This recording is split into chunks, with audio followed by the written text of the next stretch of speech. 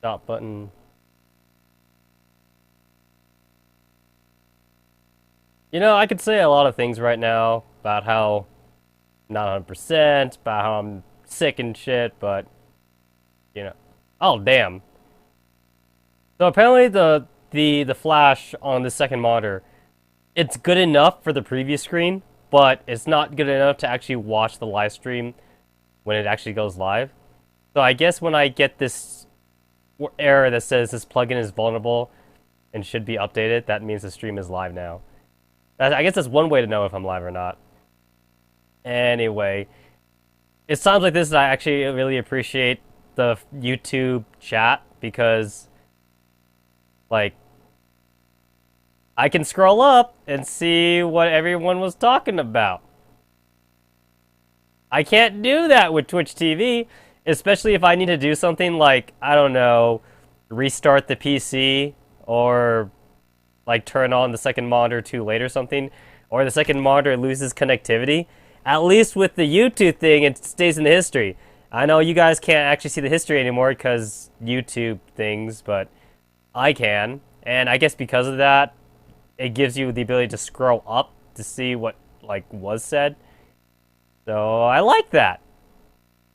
Even though gaming YouTube was a whole piece of pile of shit because I thought it was something new and it wasn't.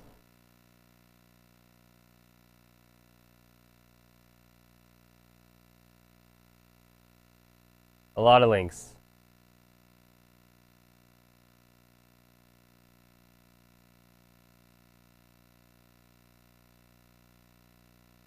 Let me see. I see Shipper is posting a lot of links. What'd you be posting?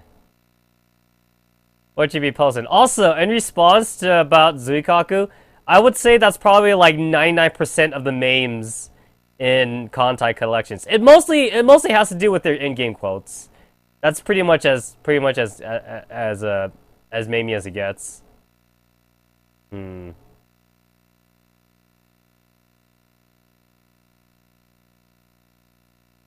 Yeah, so I said it before, and I'll say it again. I already knew that Shellcocker's Kai 2 was going to be prime for the pick for, like, you know, fan artists to, like, go wild with.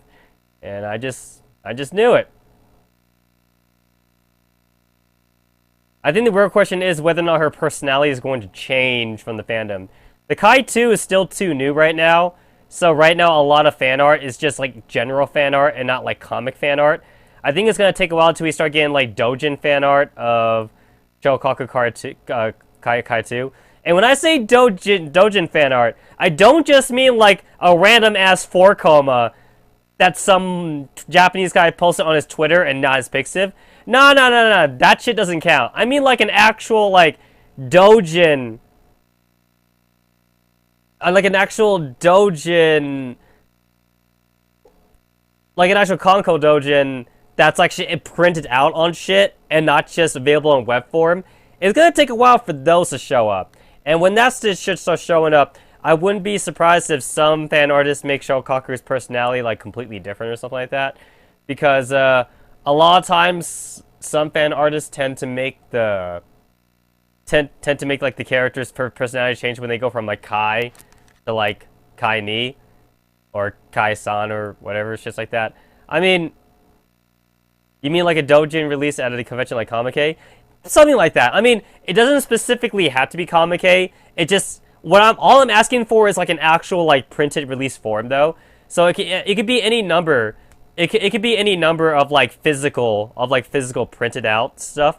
But usually like whenever this shit gets like announced by Kadokawa, either on the official Konko Twitter or like some other like website news media, is like fan artists will jump as soon as they find out something's canon, like Shellcocker's Kai Ni.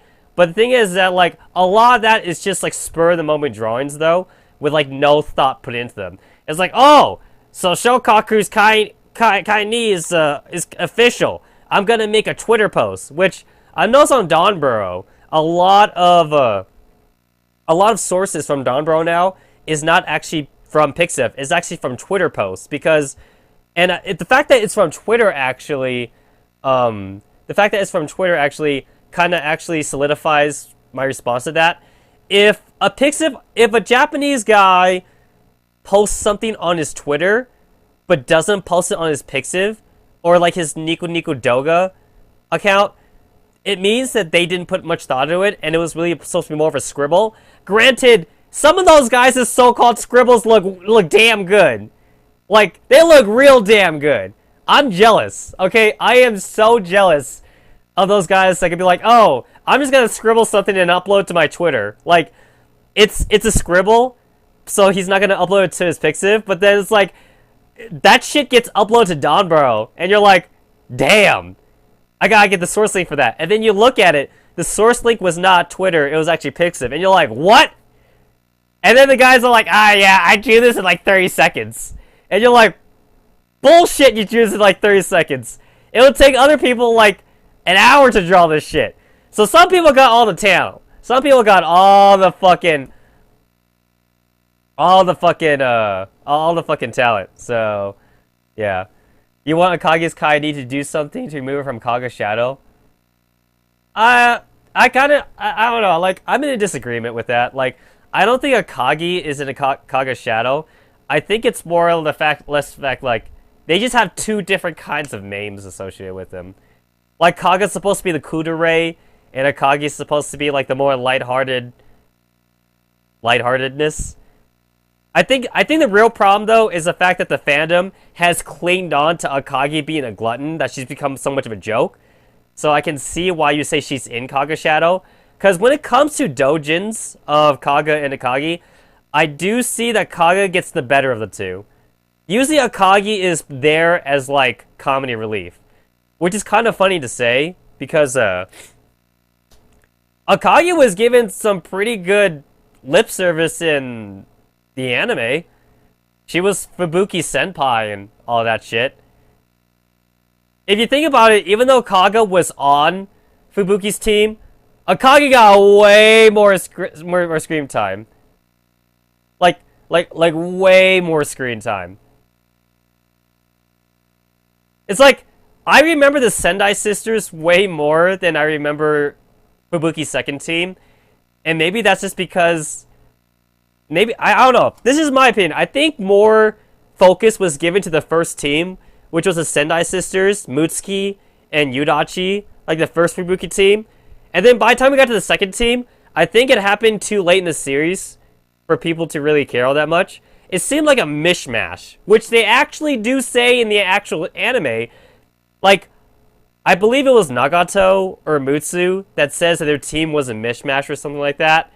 And it was like, it was Kaga and Zuikaku, Kongo, and Oi.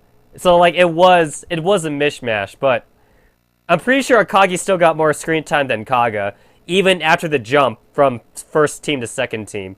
I think it's just because the Sendai sisters and Mutsuki and Yudachi got just more development than that. But then again, it was the 13th episode. It was a 13 episode short anime series.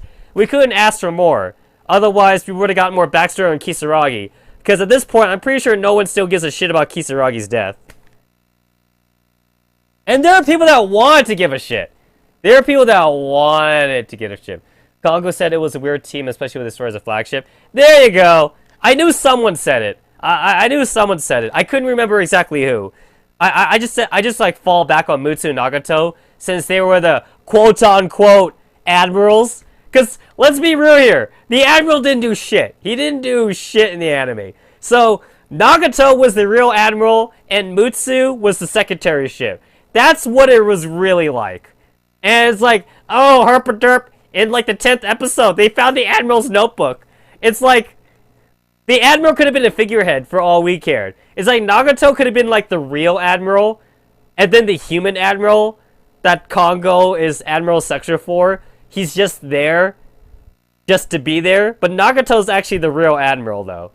And so, like, she claims that she's following the Admiral's order. She claims she's reading some kind of fancy book. It's like, I wouldn't be surprised if that book's written in Nagato's handwriting. But that's just me. Second season, Kadokawa, get your shit together. So, yeah. Get your shit together, Kadokawa. Make a fucking harem series. I don't care. If you're not gonna put the Admiral in this series, don't put him in there.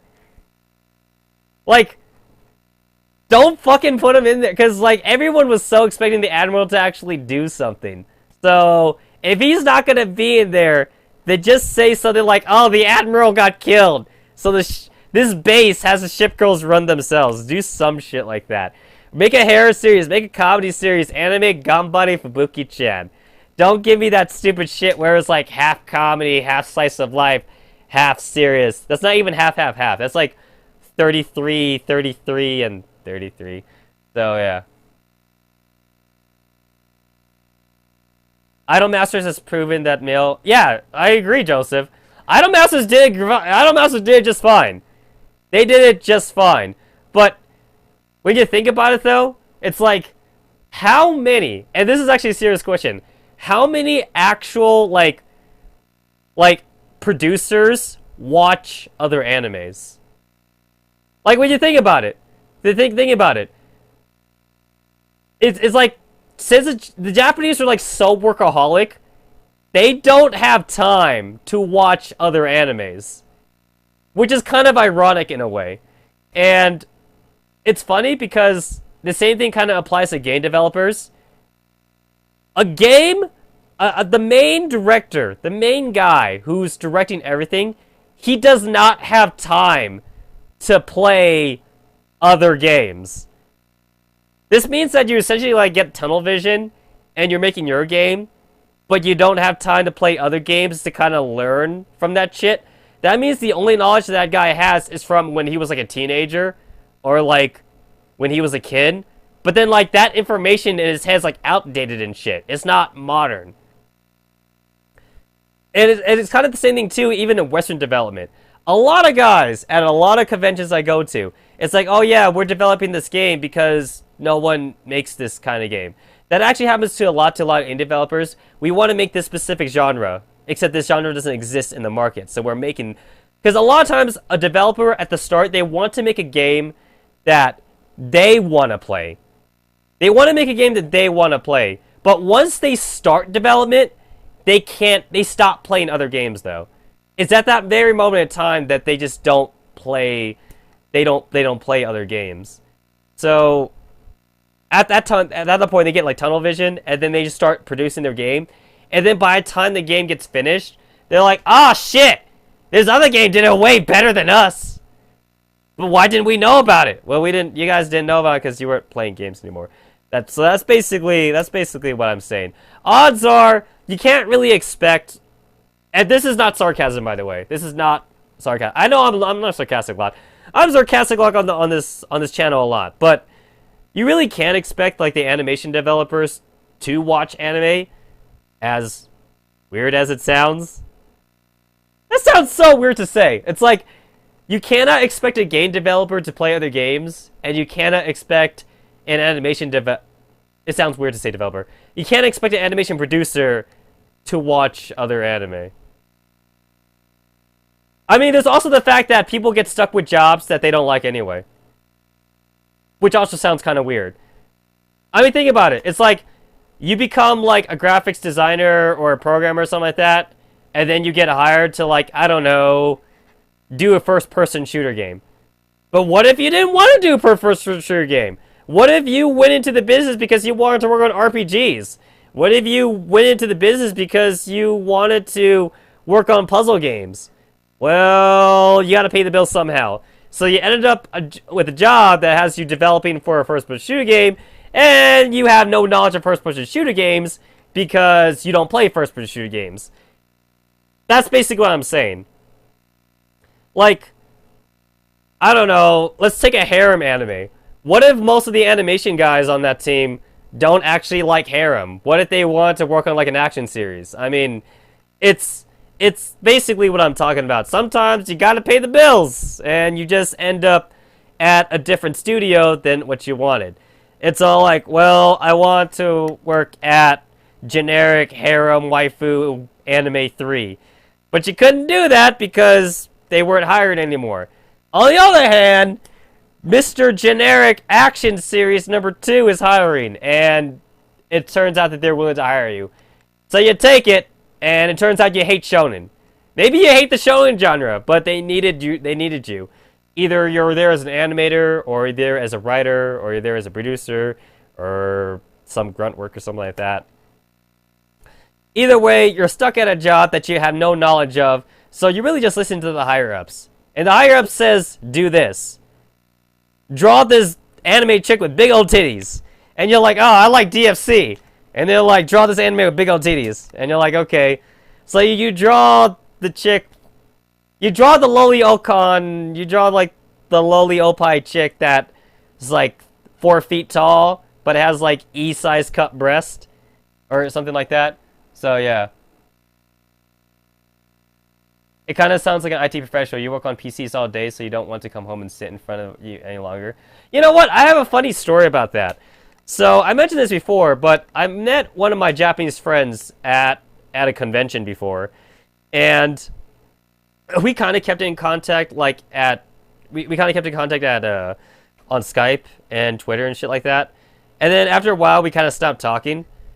And then I met him again at another convention, like, a year later. And it's like, it's not like we stopped becoming friends. I guess we started becoming acquaintances at that point, and we stopped talking. Because at that point, I guess you're not friends anymore. But I meet him again at another convention, and I'm like, oh, shit, dude, remember me? And I say that because I actually thought he didn't remember me. And it's like, oh, yeah, dude, I still have you on Skype. And I was like, yeah, so what's been up with you? And he's like, oh, yeah, so I work at Puro now. That guy, so that guy's surrounded by hentai, like, you know, for his job. He goes to work, and the first thing he sees his face is either a dick or a titty. And I mean, like, uncensored. Because obviously, Japanese hentai is censored. So, at one point, it was not censored. And that's where it is, in the actual studio. It's not censored at that point. Because it's still in, like, the development phase.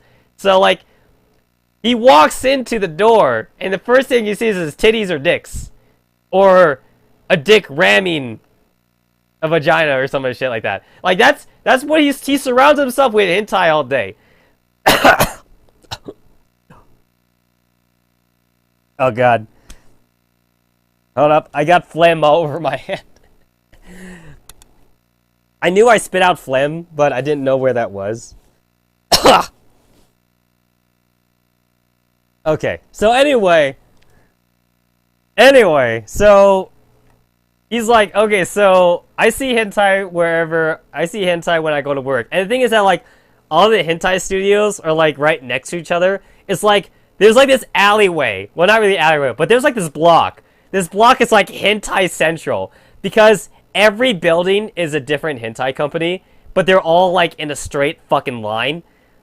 And so, like, so it's like all the hentai companies, like know each other. Surrounds itself in hentai all day. Sounds like a regular day to you.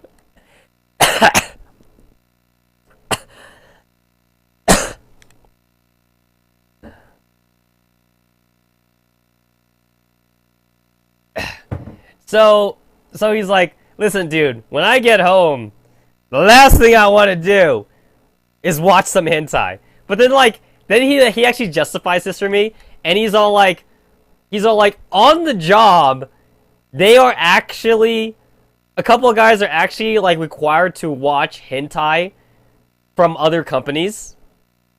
It's like, there's a guy whose job description is, like, grunt work / watch hentai.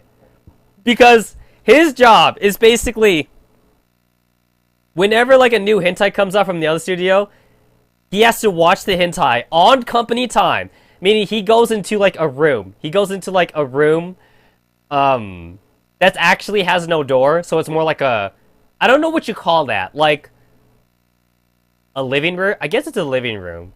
It's kind of like a living room. But, like, there's, like, this area where, like, he watches, well, I say he, a couple of people watch the hentai. Usually they get, like, one chick, at least one chick and one guy to do it, so that way the chick, they get, like, female perspective and a male perspective. So they have them watch the hentai from the other companies, and then, like, okay, these guys have done this shit, so we have to not copy that. Because the world of hentai is a very small world, so you can't afford, actually, to copy, like, other people. So, like, it's different from, like, the mainstream. Because, like, in the mainstream, you could have like 10 shonen series. Like, you got 10 shonen series, and they could all be pretty similar, but it's okay because it's mainstream. And like, you could have like 10 harem series, and it's okay because it's mainstream. But in hentai, though, you really can't afford to copy other hentai studios, even on accident. So like, there's these guys who had to actually document what hentai the other companies are doing, so they had to like not copy the other hentai companies. And it's like, okay, so these guys are doing Nitorare, we have to be sure we don't do Nitorare with like the same premise. So yeah. You tried to watch all the new hentai getting released every day once, but then work stopped you.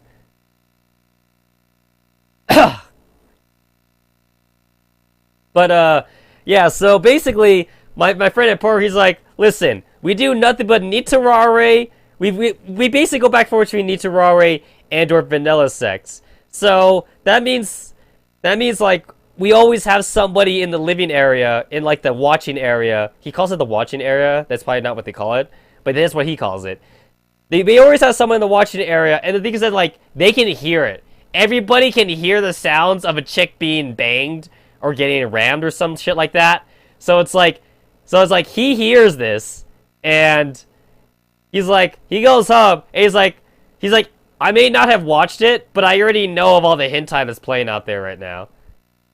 And the thing is that this is the guy that works at Poro, so he knows what's up with Nitorare. So this means that as far as what they're concerned with is, they're just concerned with what other companies are doing Nitorare and or vanilla sex. So they're actually not really all that concerned with like Lilisoft, because like Lilisoft does like tentacle and like hardcore shit. Lilisoft sometimes goes into scat territory, but most of the time it's tentacle. So Lilisoft usually does tentacles or hardcore, like super duper hardcore. And Poro doesn't really do that, so they don't have to really worry about copying Lilisoft.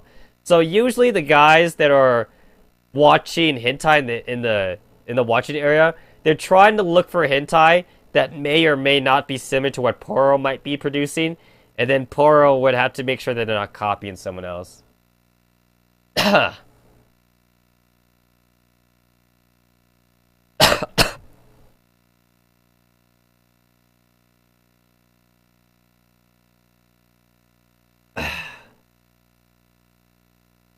So yeah, if I sound any different right now, it's because my nose is like half stuffed up, and I got like phlegm all down my throat.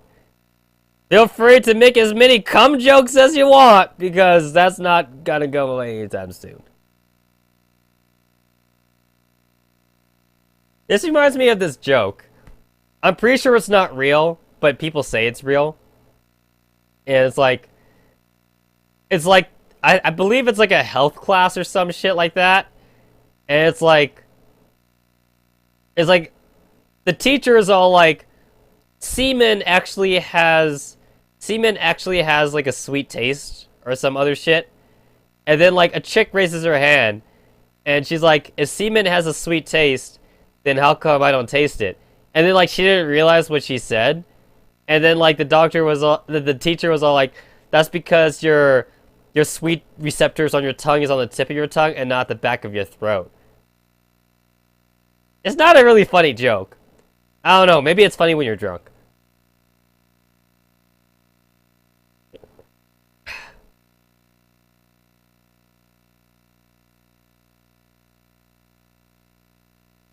Cum jokes about being stuffed up. You didn't know I was that flexible? What was it? Alright, so I was actually watching yesterday when I was sick. It's like you can't spend all day sleeping because that's actually bad for you. It's weird. It's like when you're sick, you want to do nothing but rest and sleep. But if you sleep for like 20 hours, that's actually bad for you. So like, I had to like not be asleep. So it's like I sleep for like the regular hours, which is like 8 or 9 hours. So it's like I sleep and then I have to like be awake, even though I feel like shit. So other than playing like Brave Frontier and School Out of Love Live, I was actually rewatching some Achievement Hunter videos and Rooster Teeth videos, and it's funny because like It's funny because like the Achievement Hunter guys, they know that they make a lot of dick jokes. And in an old video, Ryan was all like, "Can we go for 5 minutes without making a dick or cum joke?" And Jeff was all like, "Probably not." And I thought to myself, I'm getting to that point. I don't know if I could go for an entire live stream without talking about dicks, tits, asses, or hentai. I don't think I could do it. Impossible. It's funny because this channel started off PG. And I say that after the fact that, like, I started doing, like, Toho fan subbing. It's like, it got to a point when I was doing Toho fan subbing, I started, like, sprinkling, like, random rant videos. And then I, like, had one video where I finally showed myself on camera. And then I started doing, like, actual, like, edited videos that's not fan subbing videos. And then I delved into live streaming for the first time on Twitch TV. It's like, even at that point, I was still PG. Like, when I first started live streaming on Twitch TV, I can't even remember when I first live streamed. You know, I can't remember. And Twitch TV doesn't archive shit anymore. I think it was Tohomon? No. It was not Tohomon. I think I live streamed something generic. I think I live streamed like Nintendo games. I mean, at that point I had like 2 viewers, which I think were just random ass people. But no, wait. I think I know. I think the very first thing I live streamed was a PlayStation game. Yeah. I can't remember what it was. But I'm pretty sure it was a PlayStation game. This was way back when, but at that point, I was PG. It's like, there was a random cuss word here and there, but I actually tried not to cuss. But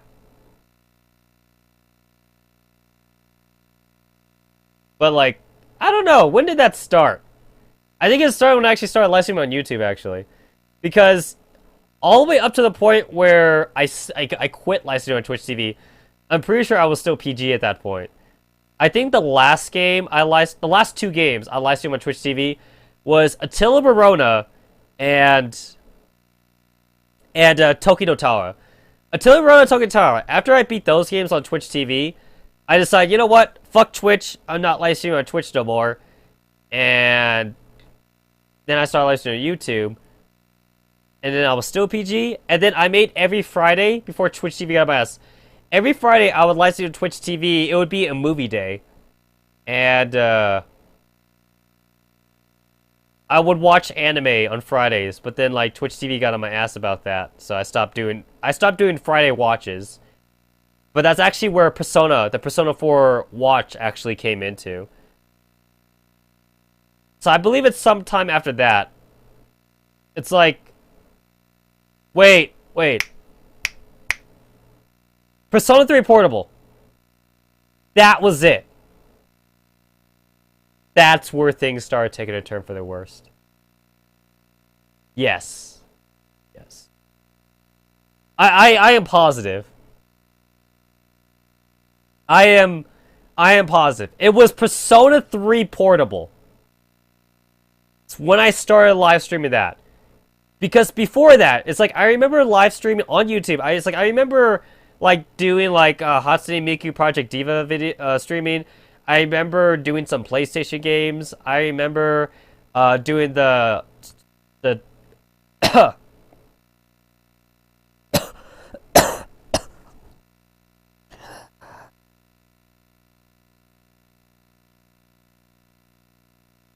I remember the Rune Factory videos. That was all PG. It was Persona 3 Portable. I believe that was the descent. That was a descent into madness. After that, we never looked back, baby. We never looked back. I'm very positive. I believe it was at that point, because I said I wanted to experiment. Because up until Persona 3 Portable, I never really live streamed RPGs. Okay, that's a lie. Twitch TV. YouTube. On YouTube, I never live stream RPGs, because Twitch TV was just for shits and giggles. YouTube is when I started getting serious, and I was like, now that I'm getting serious, I'm never going to live stream RPGs, because I don't know how I can make that fun to watch. I ate Grain Gumps, okay? I ate Game Grumps, but I decided, hey, let's experiment. So I decided that I wanted to try RPG. And I figured, why not Persona 3 Portable? I never did that, and it's got a female character.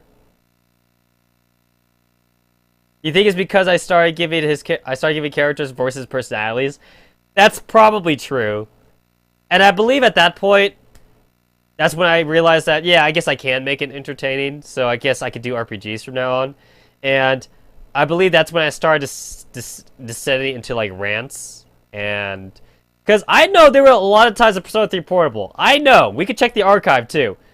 We could do a little bit of Tetsumaru watches himself play Persona 3 Portable, but it's like, there were times when I was grinding, and there were times when I was in Tartarus, because it's a fucking dungeon crawler at that point, where I had to go up and down the floors, and like, go up and down like 20, 30 levels, where I would descend to rants as I was grinding, and it's like, I'm pretty sure a few of those, like, started becoming more, like, hentai-ish at that point. So, yeah. I should write this shit down. Like, Persona 3 Portable is when that shit started happening. And then, like, we just rode with it. Like, I never tried to dial it back down. We just went with it all fully. And then we just stopped giving a shit. Because the me from 2 years ago gave a shit. The me now? I don't know. I gave no shits at that point. Because you know what? I was like, you know what? YouTube doesn't give a shit. Twitch TV gives a shit. YouTube, I like the cut of your jib. We both don't give a shit, so let's keep doing this.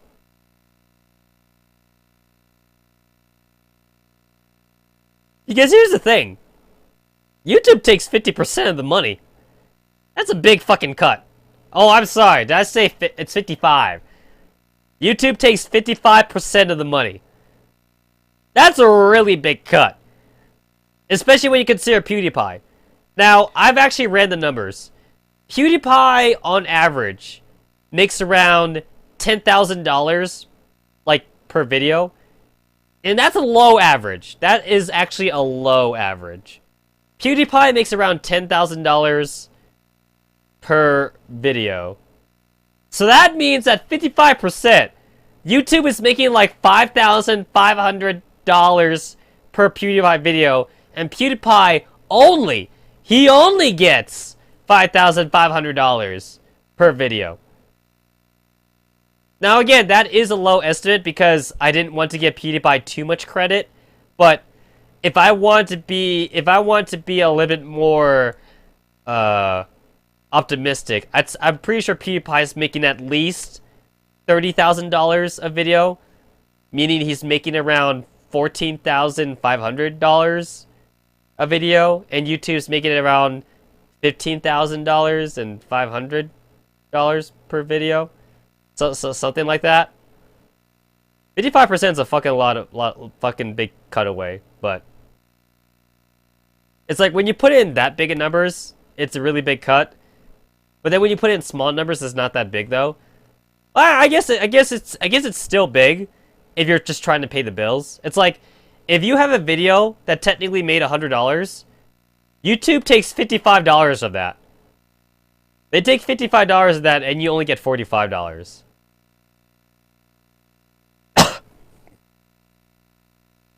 That's pretty significant if you're not trying to get to PewDiePie levels. You're just trying to pay the bills. This means that if you want to make YouTube a full-time thing, you have to do twice as good as what you estimate. So it's like, if you think you could do this good, then you need to do twice as good, because YouTube's gonna take 55% of that money. Unless you start hosting your own videos. Tetsa makes 1 million bookies per episode. Uh-huh. You couldn't even pay me in bookies. Listen, in the country of Tetsamara, bookies ain't worth shit. There's no conversion rate. There's no conversion rate for that shit. If you bring in 1 million bookies at the fucking bank, at the fucking Tetsamara bank, it'd be like the equivalent of bringing rocks. Your bookies don't mean shit here.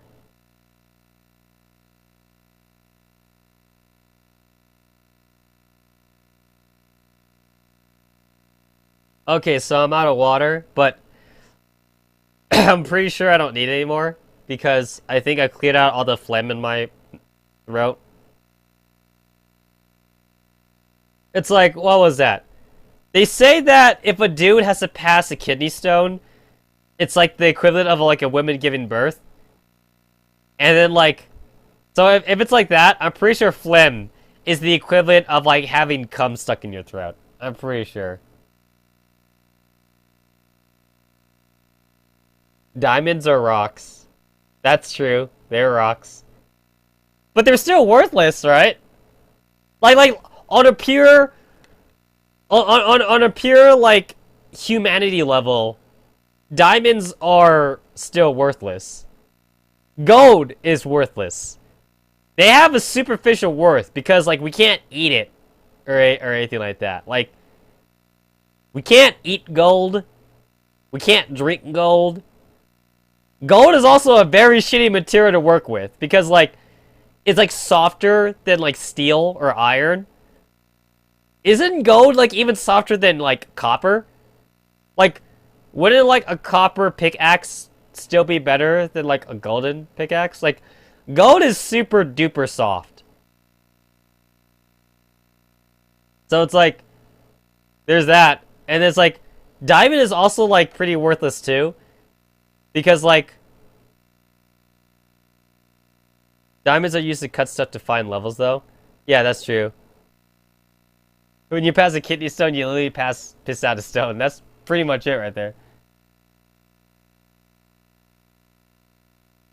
But yeah, the thing about diamonds, though, is that, like, you need tools to make tools. So it's like, as far as the caveman is concerned, diamonds are worthless. But now we're talking semantics. We could talk semantics all day long. What I'm saying here is that bookies are worthless.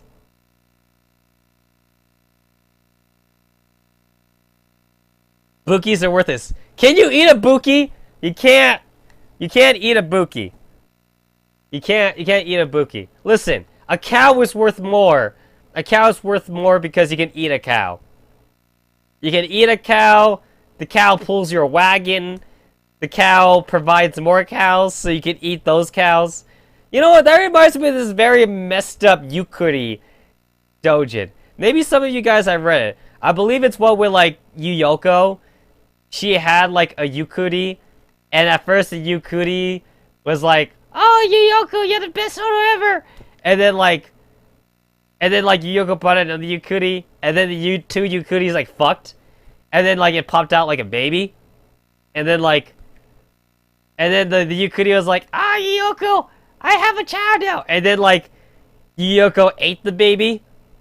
And then, like, the Yukuri was like, "Why'd you eat my baby?" And then Yuyoko was all like, "Yeah, I only have you so you can, like, pump out babies so I can eat the babies." So, like, then, like, the Yukuri is like, "No, I don't want to have babies no more."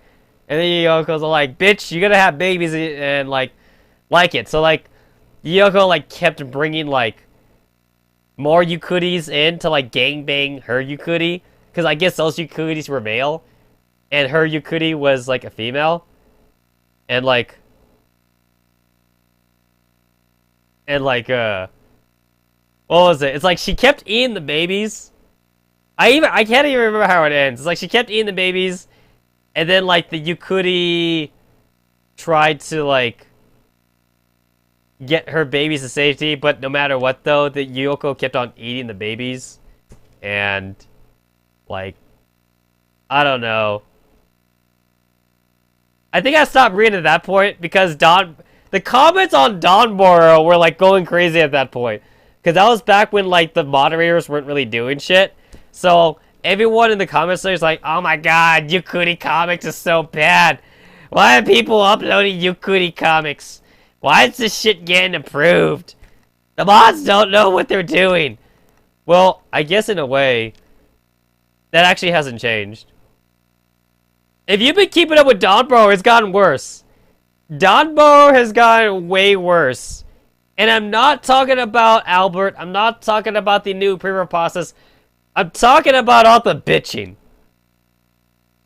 Because before people were like, oh my god, Donboro is a fucking dictatorship. The mods and admins upload whatever the fuck that they want because they pass the moderator queue. And then, now that we moved on to democracy, it's gotten even worse. Because now it tells you that the moderators aren't voting for shit. And then people are like, oh my god, Donboro's gotten even worse. Bring back the dictatorship.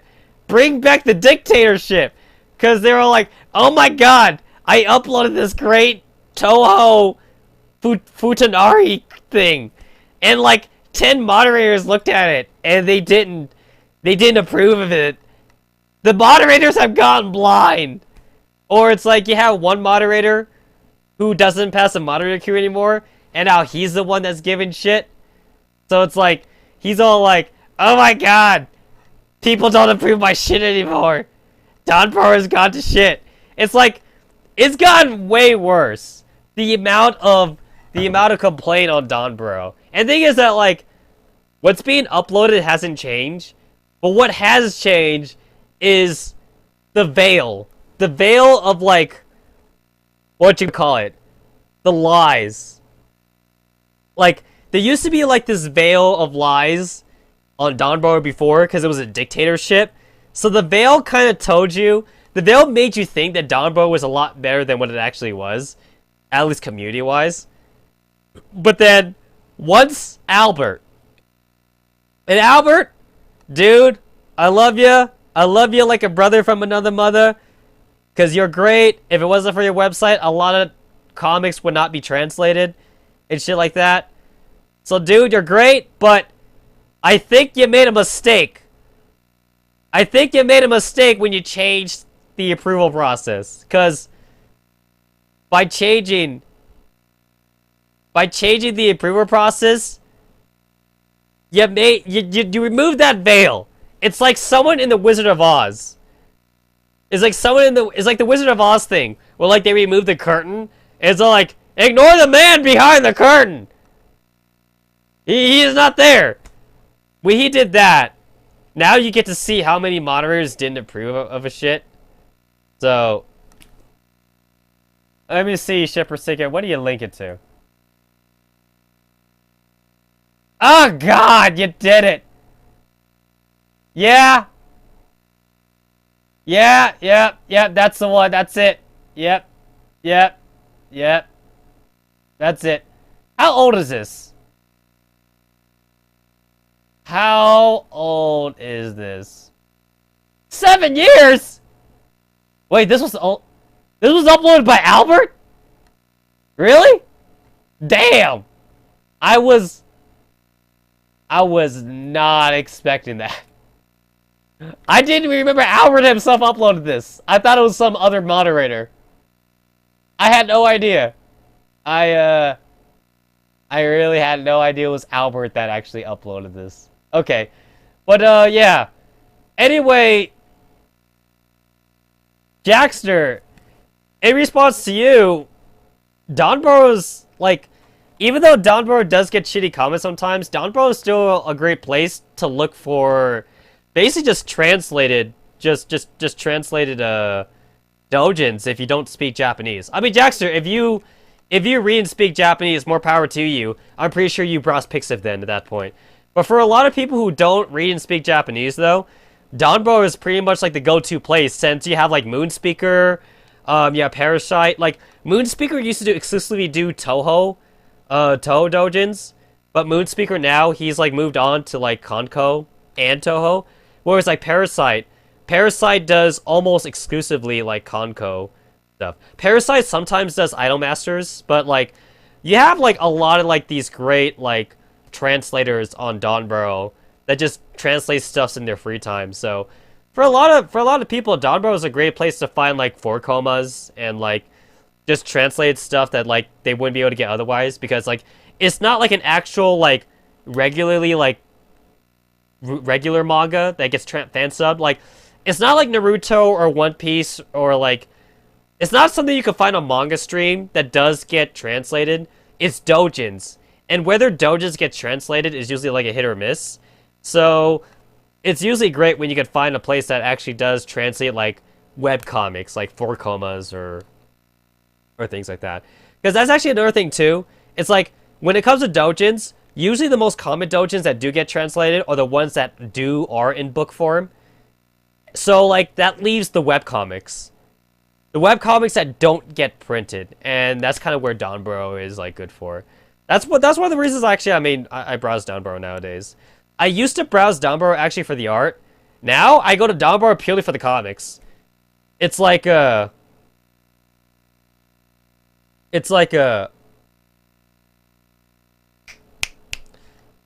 Kagasa, Ganbare Kagasa-chan. I really like that one. All the Konko doujins that have been popping up nowadays, I mean, those are really great.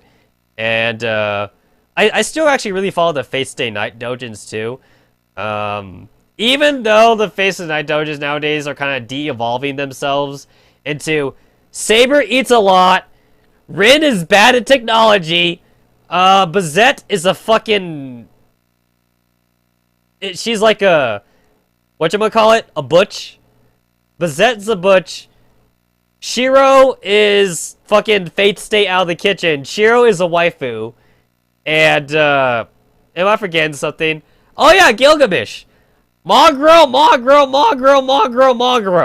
So, the Fate Stay Night doujins have kind of started de-evolving, but I still have a Fate Stay Night doujin folder, like, in my hard drive. And that doujin folder is like 20 gigabytes big. Like, yeah. A lot of doujin. You know what? Thinking of Fate Stay Night, you know who I was really... You know who I was really disappointed in Fate Stay Night that didn't get more characterization? That one chick! That one archer chick! That Shiro is friends with? That's normal? Oh, fuck, I forget her name. It's like, I wanna go to my... That's the wrong mouse. This is the second monitor mouse. It's like, I wanna look it up right now, but, yeah, it's like one of Shiro's, like, regular friends at school, and she was, like, the archer. She was, like, an archer chick. Wasn't she supposed to be a fucking childhood friend? She was a childhood friend, if I remember right. She was a childhood friend along with, like, Taiga, or Taiga, or Taiga, however you pronounce her name. Except she's a teacher, though, so I guess she's an older childhood friend. But, I've read some really good romance doujins between, Shiro and, like, his human, normal archer friend. The person in charge of Archer Club. Yes! Yes, Jackster. You know who I'm talking about. She has short hair. It's a short hair chick.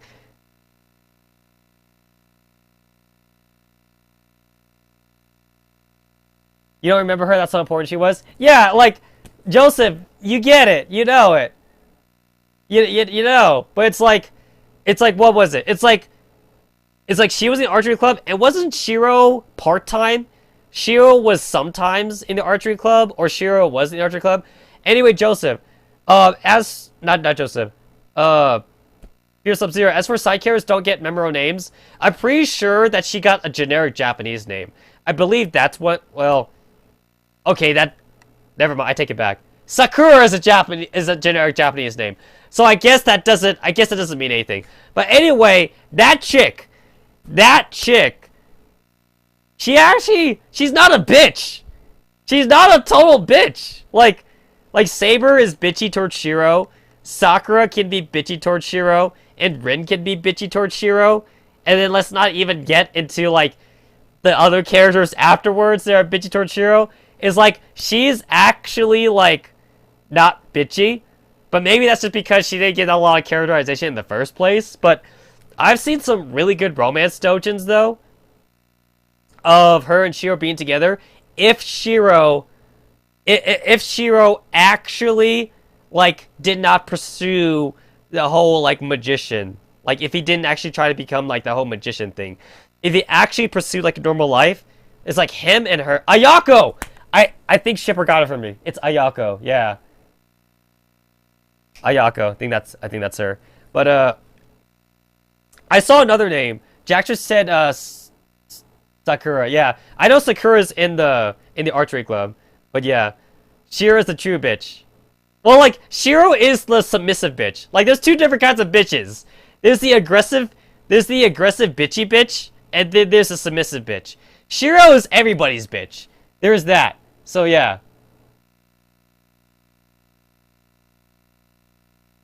But yeah, Shiro's everybody's bitch. But yeah, anyways, I was saying, Ayako, it's like, it's always interesting whenever I see doujins take on the role of trying to actually, like, bring in the side characters. Bring in the human characters. I believe that after all, like, the Saber eats a lot shit and all the Rin's better technology shit, it is interesting to see the doujins that kind of, like, take a step back and try to do something a little different. But, yeah, Shiro is totally the chick. Which totally makes sense when you think about it, because Shiro is meant to be a chick. It's like, Shiro was meant to be a chick, so maybe that's why he is the bitch. Which is funny, because it's funny because Shiro couldn't be any more different from what was it like? I forget what they call her. They call her, like, Alpha. They call her, like, Alpha Shiro or something like that. Basically, the original version of Shiro was completely different from him. Meaning everything that I just said about Shiro being a bitch because he's supposed to be a chick is complete invalidated. The chick that Shiro was supposed to be was actually supposed to be pretty tough mentally, but just weak physically, or some shit like that. And then male Saber was actually supposed to be a knight in shining armor. But, well, we all know what happened there. Female main characters don't sell well. Otakus wanna date sim, so they had to change it around because they needed the money. But yeah. Well, he could be a bitch and a slut. I mean, the two aren't like inclusive of each other. But yeah, like, usually it's always Saber ragging on Shiro to cook some shit. It's Rin slapping him upside the head for whatever tsundere reason. And then it's Sakura who's going all yandere over Shiro. And Shiro can't step to it. Speaking of yanderes. Speaking of yanderes. That's gonna be a stream. I'm just gonna say it right now. That's gonna be a stream. You guys can look forward to that. Oh man. I really wanted it to be today's live stream, actually. I'm actually being serious. Like, if I wasn't sick, because the thing is that right now, I don't feel like I could be funny right now. Because today's live stream could have gone in one or two different ways. It could have been one. Tetsumaro whips out his dick again. I'm sorry, dongle. Because dick is so inappropriate. Tetsumaro whips out his dongle again. Because I got this game that you guys are going to love. Okay? I got this game you guys are going to love. But I have to do it when I'm 100% better. I can't do it now. It was either going to be that. Or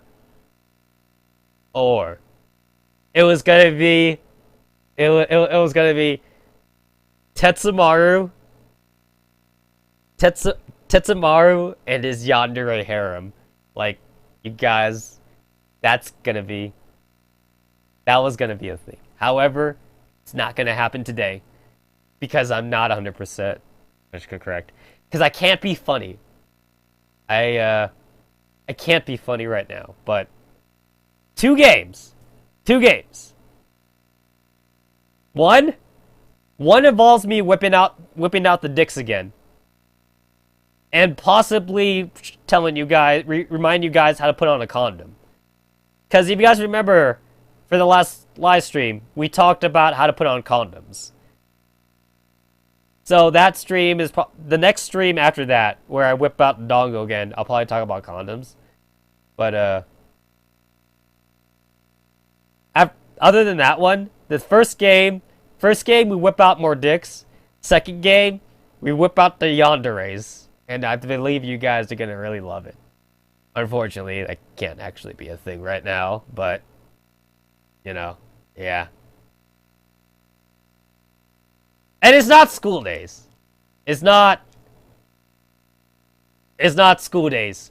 Just before any of you guys think it is. I mentioned this before, but school days without the bad endings is actually a generic date sim. It's the bad endings that propelled school days to, like, high status. If it wasn't for school days, and if it wasn't for the bad endings, school days would have just been another generic. Would have been another generic and harem dating sim. The thing is that this is what really happened with school days. It's shiny days. This is what really happened to school days. School days, on the outside, it looked like a generic dating sim. So that means no one actually bought school days at first. School days, at the very start, actually sold about as well as any other dating sim, actually. It wasn't until, like, the first couple guys that got the dating sim on, like, 4chan or something like that. They're playing through the game. It's like, guys, I got school days. And everyone else is all like, oh, you got generic dating sim number 10. Cool, tell me how it goes. So, like, these first couple guys that bought it, they played through it. And then one of them got the bad ending. And then he's all like, what the fuck just happened? What the fuck? So, that guy who got the bad ending first, he went to 4chan. And he's like, guys, I think you need to see this GIF I made. And then they're like, what the fuck is that from? And he was like, it's from school days. And everyone was like, you serious? And he's like, yeah, it's from a bad ending. And then at that point, everyone was buying school days to get the bad endings. Nobody gives a shit about the good endings for school days. Everybody gives a shit about the bad endings for school days. So much so that in the anime, they pretty much went with the bad endings for the anime. They didn't even give a shit about the good endings. So that's basically what happened with that. School days does have good endings, but didn't School Days have some extreme piracy protection on it? I don't know. I'd never heard. That's the first time I've ever heard about that, Pure Sub-Zero. I'm sure it didn't take the crackers long to decipher that piracy protection anyway, but yeah. Anyway, as far as the story goes, School Days sold normally. In fact, I would say it was below average. School Days sold below average at first. It wasn't until the first guys got the bad endings that they decided to, more people started to start buying it. So yeah.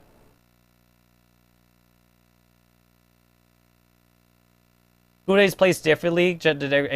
Well, the thing is that, like, as far as the anime style is concerned, School Days was not the first one to do it. So I can't even give School Days that props.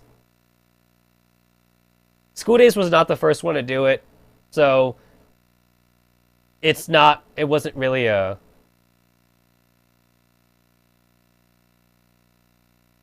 It's not really something that I can really give him points on. The thing is that I would even argue that the anime style actually gives it the uncanny valley, because you're expecting to watch rather than try and play. I think G Collections, actually. Is it G Collections? Or is it Peach Princess? No, it's G Collections. I think G Collections actually has a really good balance between animation and normal dating sim style, because G Collections does have motion, does actually have their characters move around, but it's not anime style. It's dating sim visual novel style. So I believe something like School Days. I believe something like School Days and even Tokyo Tower. Tokyo Tower was okay, but Tokyo Tower also hits the uncanny valley in that it's trying too hard to be anime. I think the Attila series, that the new Attila series, because obviously the old Attila series was 2D sprites, but I believe the new Attila series gets a pretty good gets actually a pretty good balance between actually playing between playing the game.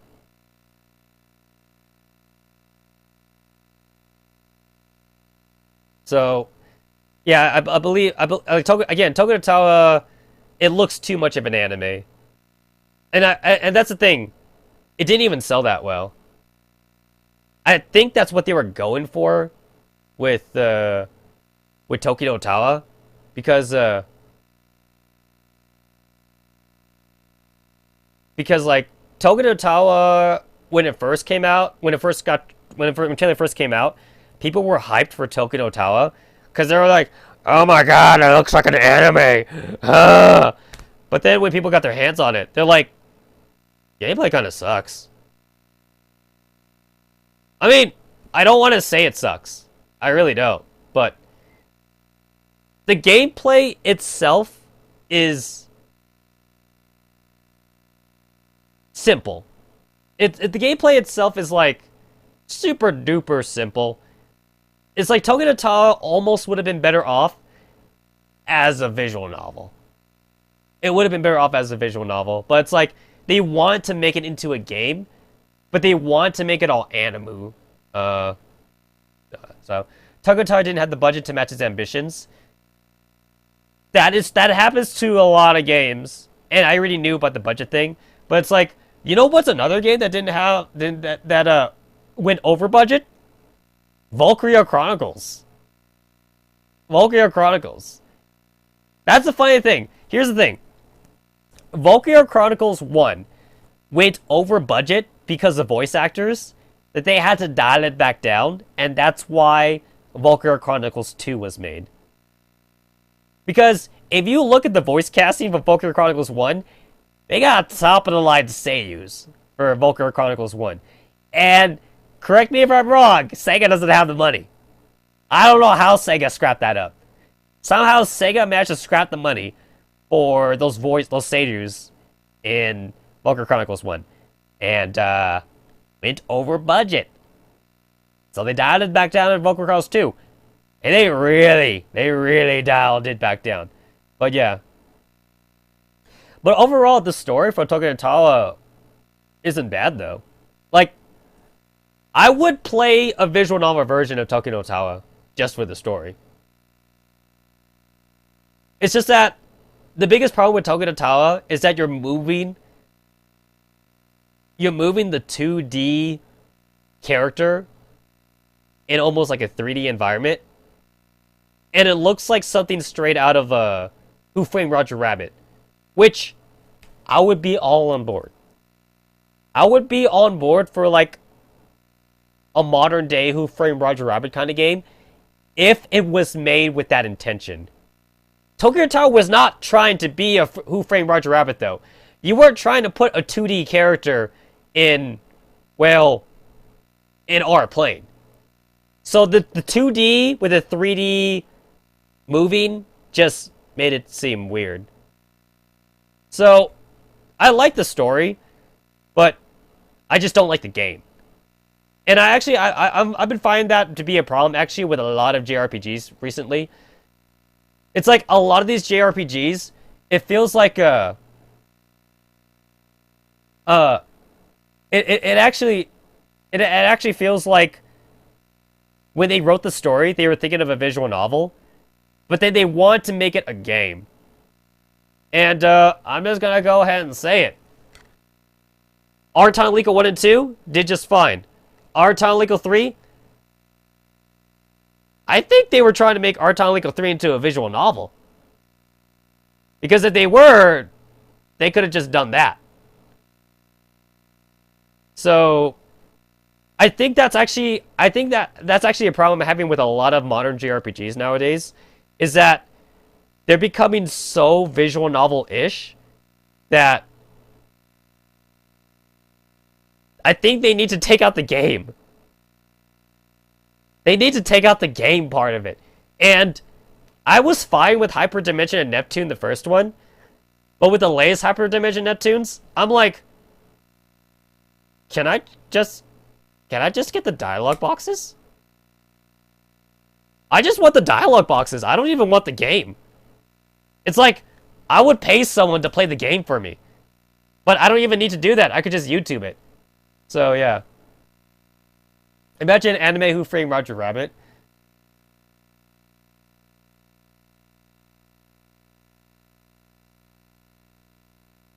Well, no, okay, Joseph, I never said I hated Art Time Legal 3. I'm just saying that, like, I think the game aspect of it was, like, not that good in comparison to, like, Art Time Legal 1 and 2.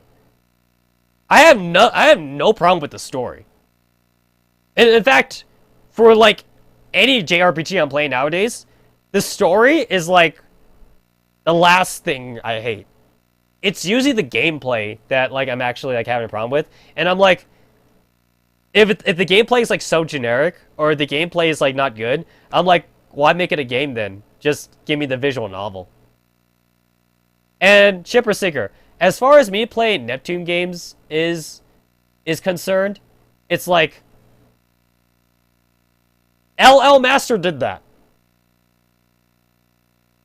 LL Master already, like, played the entirety of the Neptune games on his channel. And I've mentioned this before, but I mentioned this before, but I suck at games. I'm bad at games. LL Master writes guides. He takes games seriously.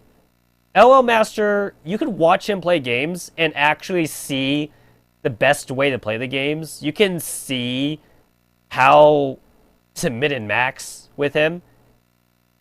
I can't do that. So I'm probably never going to play a Neptune game on live stream ever, because I already know that LL Master did it. And, like, if you go to his channel and you see his uploaded videos, like, he does that shit, like, he is on, as far as JRPG is concerned, LL Master is, like, top of the line, man. He didn't pay me for this anyway. I'm not saying this because he paid me. I'm saying this because I think he's a really great JRPG player. Like, he does shit that takes me like an hour to do. Hey, speaking of Baten Kaitos, so, for those of you that had to leave last time and didn't actually see it, so I could not actually, I actually could not find the last thingamajig for the door. It took me 2 hours to find that shit. It probably would have taken LL Master, like, a minute. So, the whole, again, like I mentioned before, the whole point of this channel is to be a general entertainment channel. I never claimed to be a gamer. I never claimed to be a min-maxer. I'm dumb. I try. Like, I literally try. Like, I'm not Gavin from Achievement Hunter. Like Gavin from Achievement Hunter and Rooster Teeth, Gavin admits that, like, Gavin admits that he acts dumb during the Let's Plays to make it more interesting. I'm not acting dumb. Gavin is way smarter than me in, like, real life. I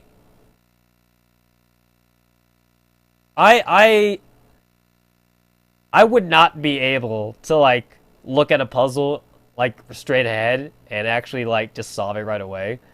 It would take me a while. Like, let's take Tales of what was it? What was it? Which Tales was it? It was that one Tales game everybody hates. Which one? It was PlayStation 2. It was not Abyss. Everybody likes Abyss. It was the other one. The one that everybody hates. Tales of... I can't remember. Because everybody hates it.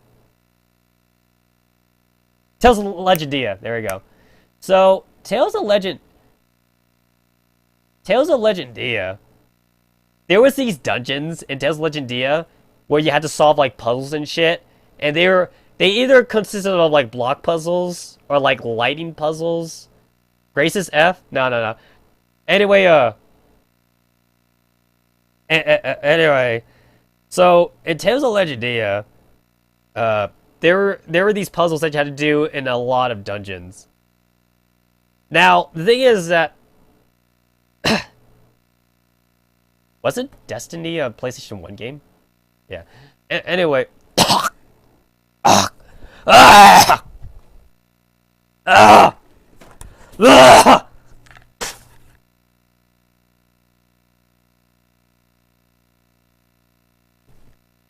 Yeah, Legendia was the one that everybody hated. Anyway, so the puzzles in that game, I was actually really glad. I was actually really glad that in Tales of Legendia, they had a fucking do the puzzle for me option. And I'm not gonna lie. I'll take it. I would take that option if it was in every game. Like, Destiny also had a PS2 remake? Oh.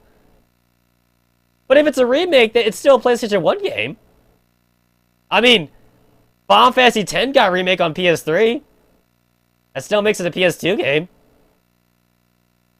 But, yeah. Anyway, as I was saying, Tales of Legendia, they had a thing where it's like, if you restart the puzzle, like, 5 or 10 times, then one of the smart-ass characters in the party, he'd be like, yeah, so, I solved it. Want me to do it for you? And it's like, I think the only thing you get for doing all the puzzles yourself is like a lousy like couple potions and like a bracelet accessory or something like that. So it actually wasn't required. And the thing is that like, I'm the type of guy who wants to ram his head on a puzzle over and over again until I literally cannot do it. And then at that point, I go online to actually try to find the answer. But the thing is that, like, I'm so prideful that, like, I still don't want to go online. So it's like, I would sooner text message someone. Like, I would literally, like, I would not go to GameFAQs. I would actually text message someone and be like, hey, you remember that one game? You remember how I beat this puzzle? Like, I would rather, like, text message, like, a real-life friend than, like, go on GameFAQs or shit like that. It's like, I go on GameFAQs for either the live stream or for like an item chart or something like that. But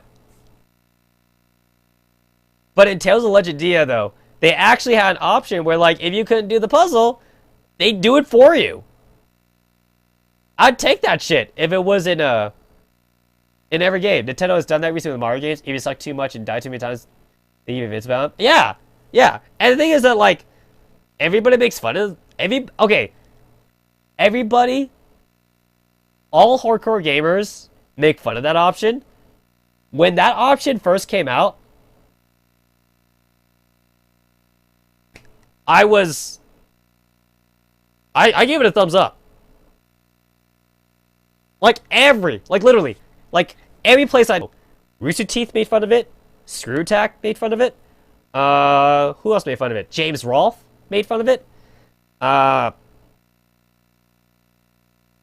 It's like everybody I watch, like, made fun of it. And I gave it a thumbs up. I gave it a thumbs up because as someone who's bad at games,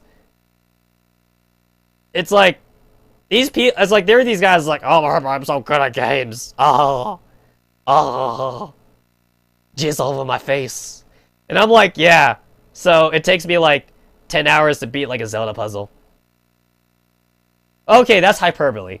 That's hyperbole, but this is also another reason why I'm never going to play Zelda games on this live stream.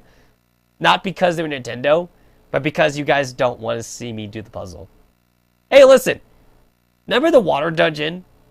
You guys remember the fucking water dungeon in Ocarina of Time or whatever?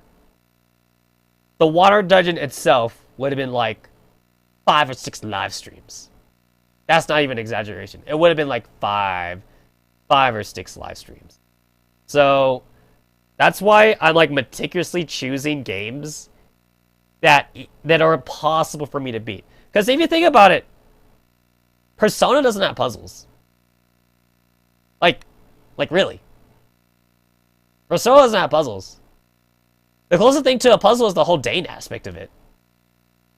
And even then, that's more like charting out your dates with like grinding for levels. Because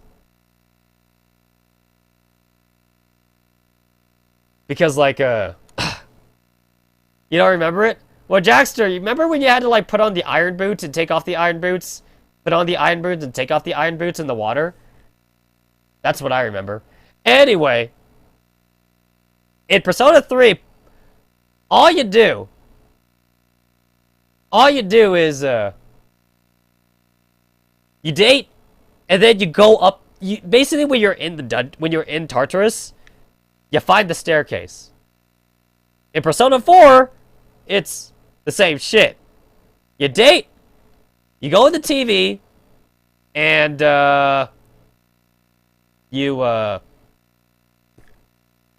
climb some stairs. In Persona Q,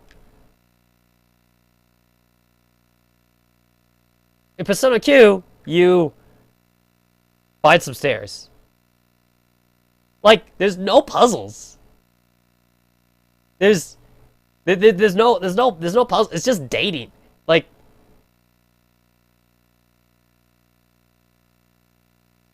oh, Jackster, you mean you're trying to repress that memory? I get you. Well, unimpressed it. Don't repress it.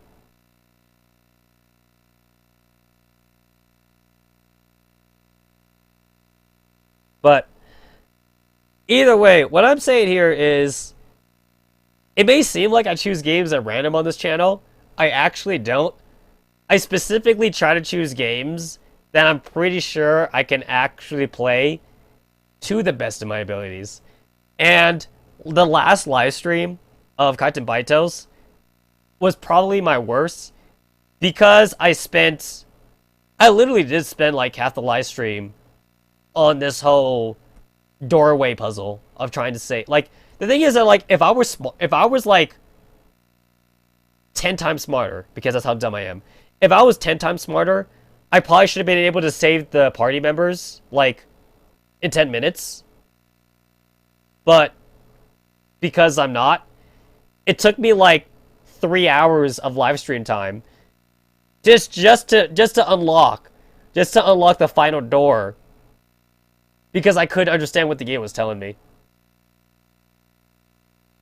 So yeah, this is not a channel for min-maxing. It's not a channel for perfect gameplay.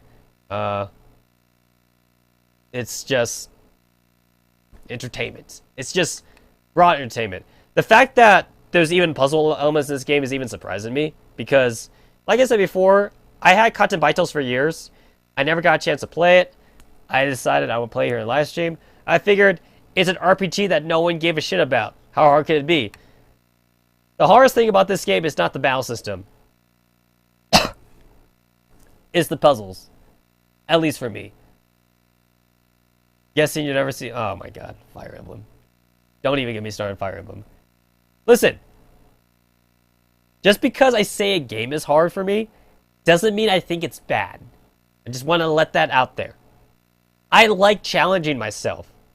And the fact that I have like a third grader mind education just makes these games so much harder. So like that's just what it's like. Like it's funny because like I was talking with Taka the other day, and it's all like a lot of hardcore gamers keep talking about how easy RPG puzzles are, but it's like, how hard do you have to make them be though? Is it because it's all like you need to make them to the point where it's like they're solvable? You know, the mirror level was crazy. Yeah, this game is an acid. This game is an acid trip. That is true. That is true. I will say this. With most puzzles, I do in fact solve them if I bash my head on the wall 100 times. I just don't want to bash my head on the wall 100 times for this live stream. So, I will play Fire Emblem on my own time. I will play Zelda games on my own time. But it's probably games I'm never going to live stream. Because if I did, it'd take me like 500 live streams. Wasn't Persona 3 Portable like 30 live streams? And Persona 3 doesn't even have puzzles. This game is longer just because it has puzzles. And the card system. I do want to mention the fact that I grinded in Persona 3 Portable livestream. No grinding. There has been zero grinding in this game because I've been avoiding grinding. And somehow I made it to the end of the game. Mostly because of how the battle system kind of works here. So, basically, levels don't mean shit in this game. Levels almost don't mean shit. It's all about your deck. And I'm purposely playing with a bad deck here because I'm not min-maxing here. I still have fucking bananas in Calus's deck. And I turned Zelha into like a food bitch. So yeah. There is that. You're not sure if Fire Emblem would be that bad. Oh. You never see me play Fire Emblem. Like, okay, when I play personally, it's like I try to make sure everyone doesn't die. If I were to live stream it, obviously we had to play for keeps. I'm pretty sure I'd get to a point in Fire Emblem where I would make the game unplayable. Because I would lose too many people.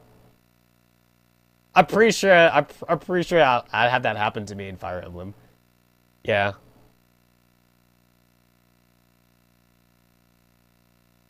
The older games? I mean, true, the older games.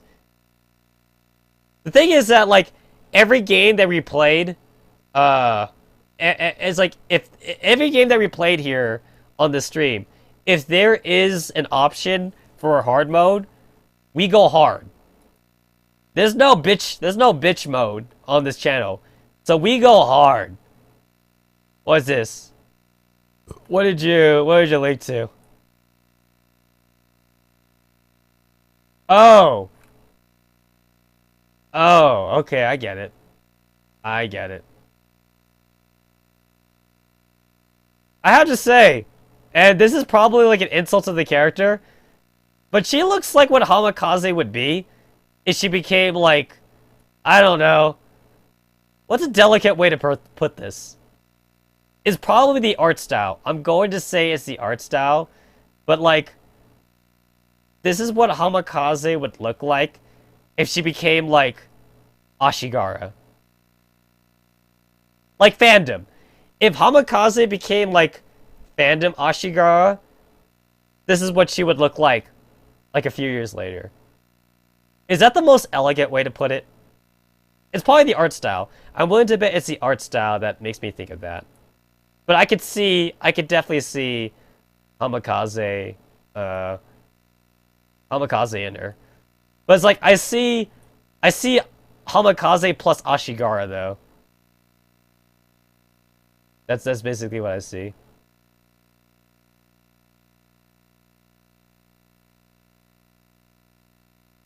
Oh, believe me, Catherine's like one fucking giant puzzle. We're not... Yeah, Catherine's never gonna be a thing. It's... The only Catherine that you guys ever got was from the the dongle live stream. That's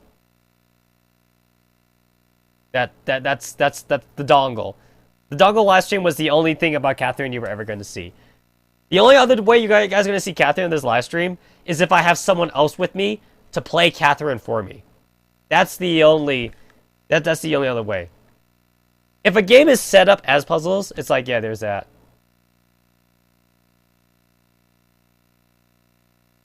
Well, that's the whole point of the live stream. The whole point of this live stream is not to grind.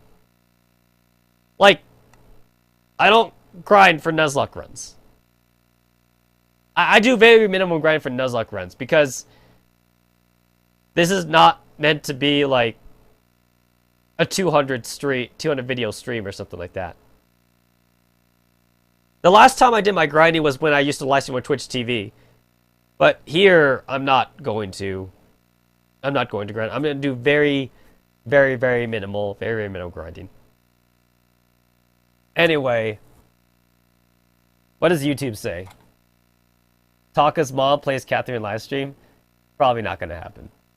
How about Taka plays Catherine live stream while Tetsumara just watches?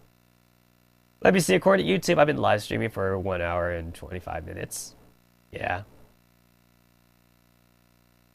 You see, the thing is that I was actually going to live stream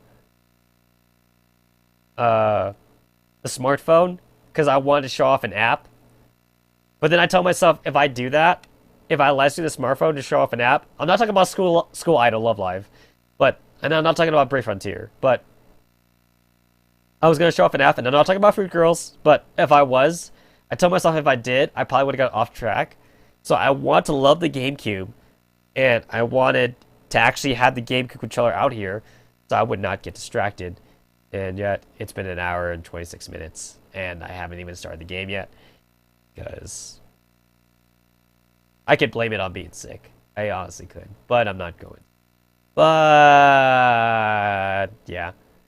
So, despite the fact that I already had the GameCube set up, despite the fact that I had the controller here, despite the fact that you mean I love pasta? Nah, not that one. But anyway, it's a new game. It's a game I've never shown on the live stream before. I was gonna show off a new game, but either way, I told myself if I did that, I was gonna get sidetracked. So that's why I wanted to start the GameCube first. So that way the stream starts off on this screen, which is what you guys are seeing. But apparently that didn't happen. I actually like that it dates this shit. I really do. Because it's like, I would love to go in my Super Nintendo and look at those save games and have it tell me when's the last time I saved on the game or some shit like that. Like, I'd love to be able to see like an old save file and have it say some shit like, save game, 1999, 1998. Like, I want to be able to see that shit. You know, that reminds me. The game time. I've always thought the game time for save files was like a worthless piece of information. But it's kind of funny. You know why it's funny? When you max out the time.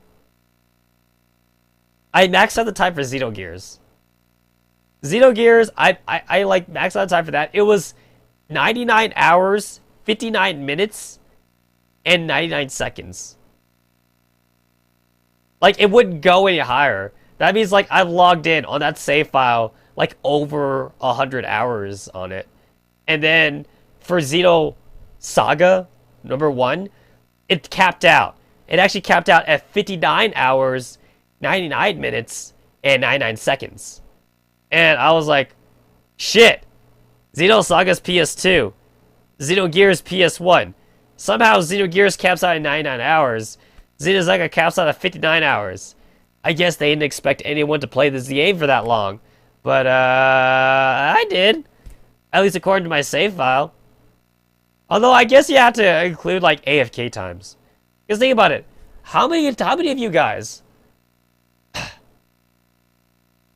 How many of you guys are playing an RPG and, like, You leave the game running, but you need to go to like the restroom.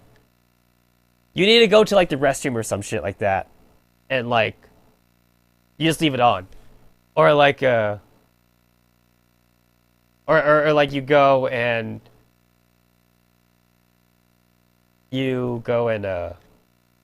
eat dinner or something, you know. But yeah, Spotted Killer. It's like this 34 hours is practically legit.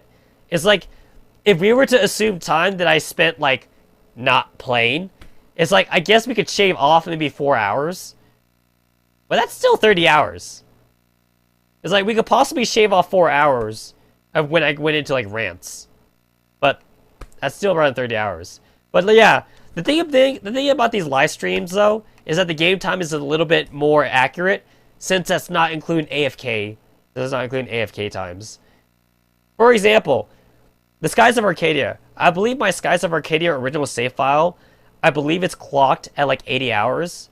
But then like the Skies of Arcadia live stream save file, it only clocks in around like 24 hours though. So that 24 hours is like legit. Like that's how long it actually took me to beat it. Whereas like my Skies of Arcadia original save file was 80 hours, but that's a lot of like AFK times though. So yeah. You left the run area when you went to family out because you can't get a save point? Yeah. Yeah. See? I know what you guys are talking about. So like it's AFK times, but when I restrict myself to playing a game to only on live stream, it's like the game time becomes so much more accurate. For example, I believe the Persona 3 portable live stream, that's only like, I believe that's actually like 30 hours on the game save file. But that was like 24 like live streams though. Whereas like this, we're only on the 10th live stream, and we're on 34 hours. But I think it's because back then, I didn't live stream as long though. I don't know. Maybe I'm wrong. I don't know. It's been a while since I looked at the save file.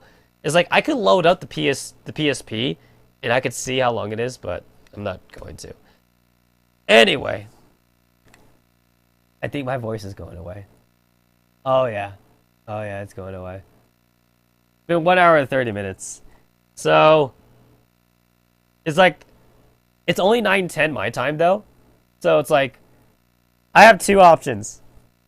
I could go into Baten Kaitos right now, or I could do what I originally set out to do and show off the new game that I kind of wanted to show off on the smartphone. Now, the game itself isn't that new. It's only around a month old, but it's pretty new. The game is actually also not available on Apple products. It's Android only. So if you have an Android device, you can actually play the game. But if you have an Apple device, you cannot play the game. So it's Android exclusive, at least for now. It's been... A lot of people have actually been talking about this game, actually, on Pixiv.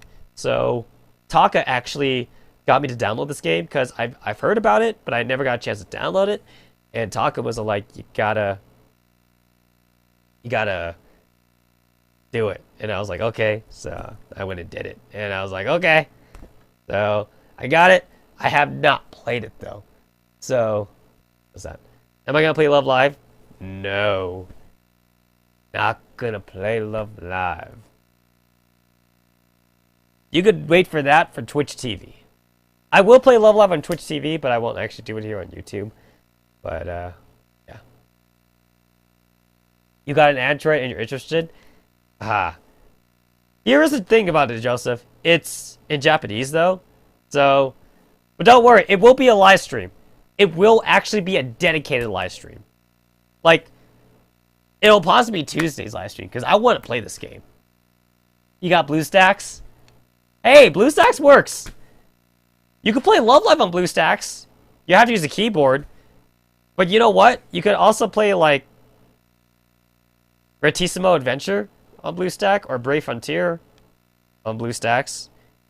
That's just clicking. But yeah. What's this? ImageGur? I see an ImageGur link.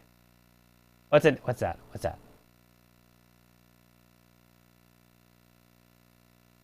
That's random. that's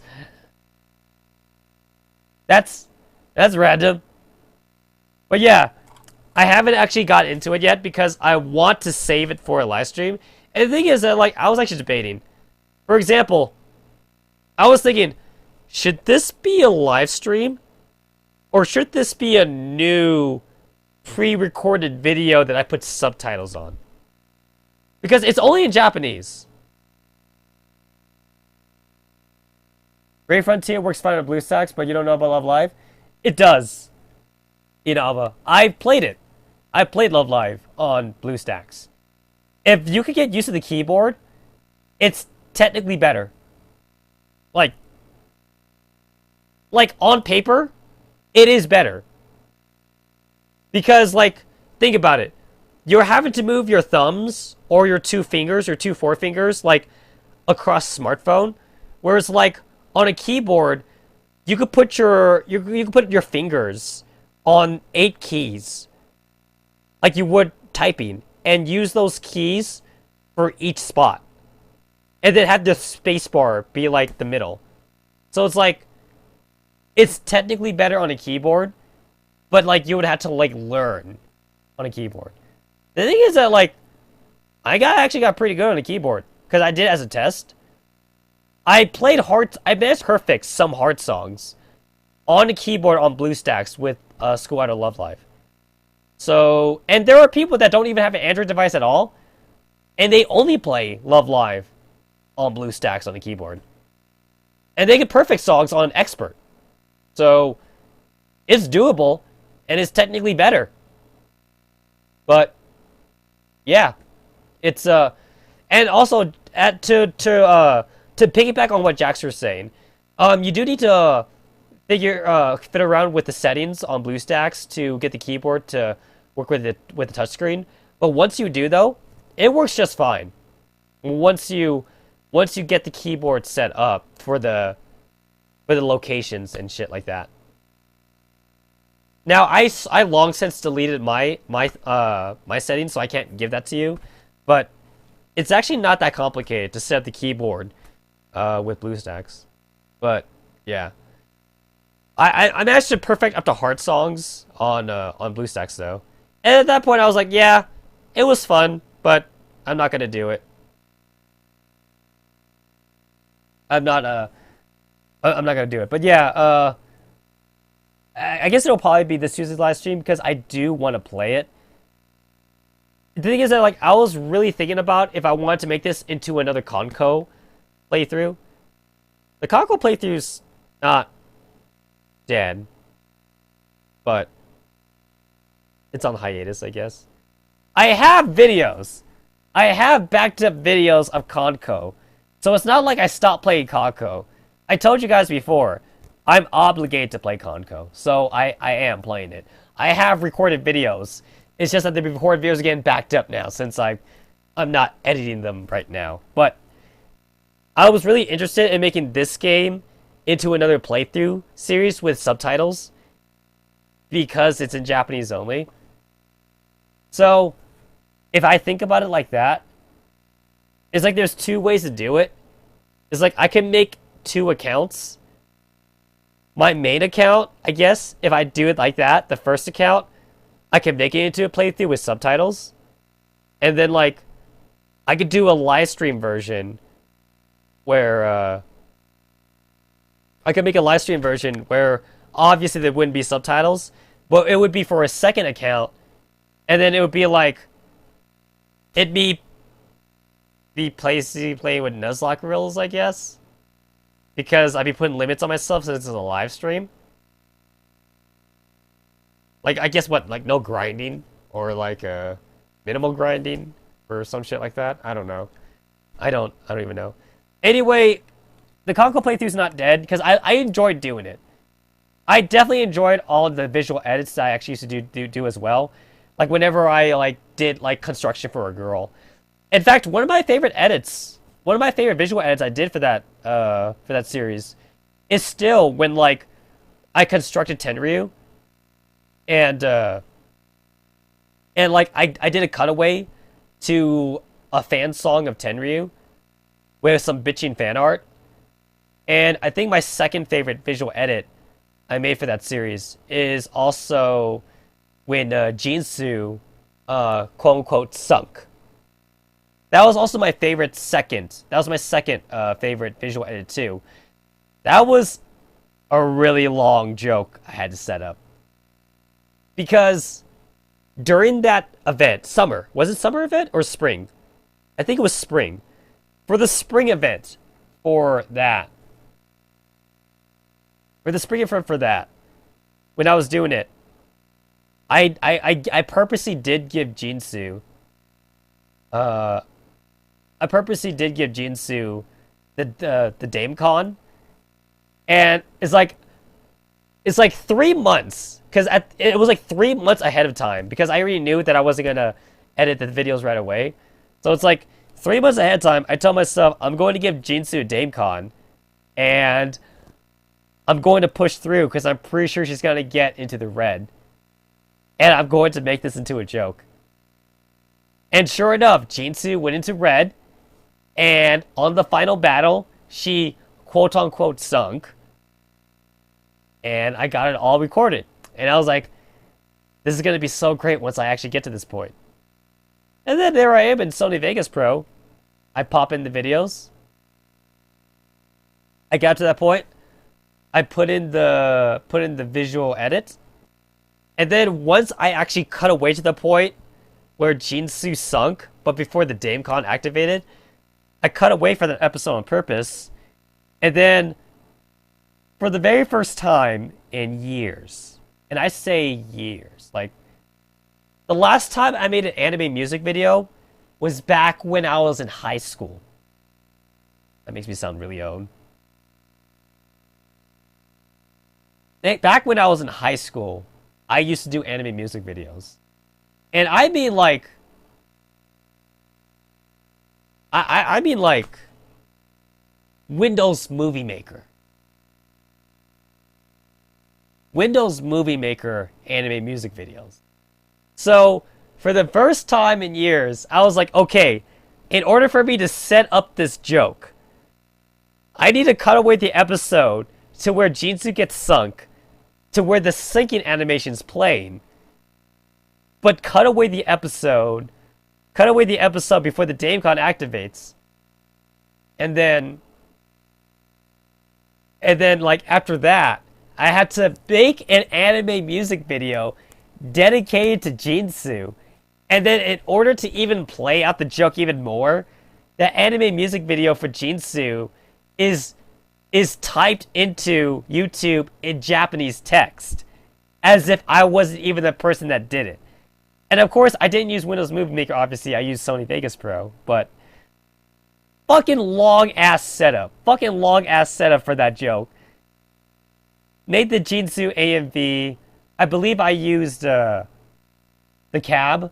I used a song from them.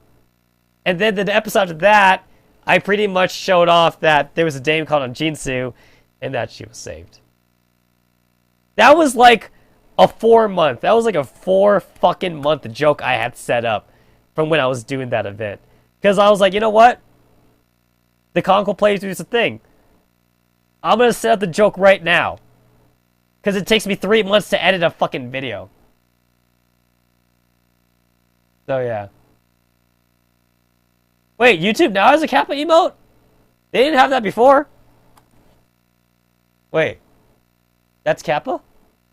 Huh. Wait, how do you know that that's Kappa? Does it say Kappa? Does it say Kappa? I don't know. Do you have to hover over it? Or are you just saying that? I just see a face. I just see a face. Is that supposed to be the Kappa face? It doesn't look like the Kappa face to me. I don't know. Where's the space bar? Backspace. Anyway.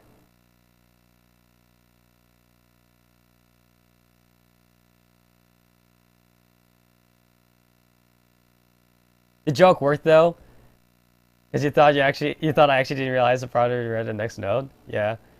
Well, the thing is that, like, here's another thing that made the joke really hard, And I don't know if a lot of people realize this, but I guess they don't. Or I guess I hit it. I guess I hit it really well. Because here's the thing. In battle, in battle, when a ship girl attacks, you see their equipment. Same thing. Same thing for the enemy ships. You see their equipment. You see their equipment. So, what I actually had to do was I actually had to try and do my best to hide the equipment for every time Jinsu attack to not spoil it. So, the fact that no one realized it means I guess I hit it pretty well. But the thing is that, like, I'm pretty sure there were some spots I missed, though, in my editing, where, like, I couldn't cover up her equipment all the way. So, like, if you check, like, if you were to check the Jinsu episodes, like, right now, I believe it's, like, I don't know, 31 or 28 or something like that. If you check the Jinsu episodes right now, I believe if you look carefully, you could probably spot the scenes where Jinsu attacks, and you should be able to see the Damecon actually equipped on it, unless I hit it well enough. Because I actually had to really try and hide her equipment from those edited scenes when she attacks. But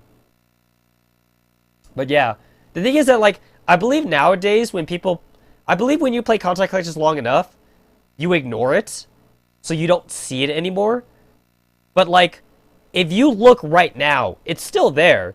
If you have a character in Contact Legends attack in battle, you could see their equipment for that brief moment.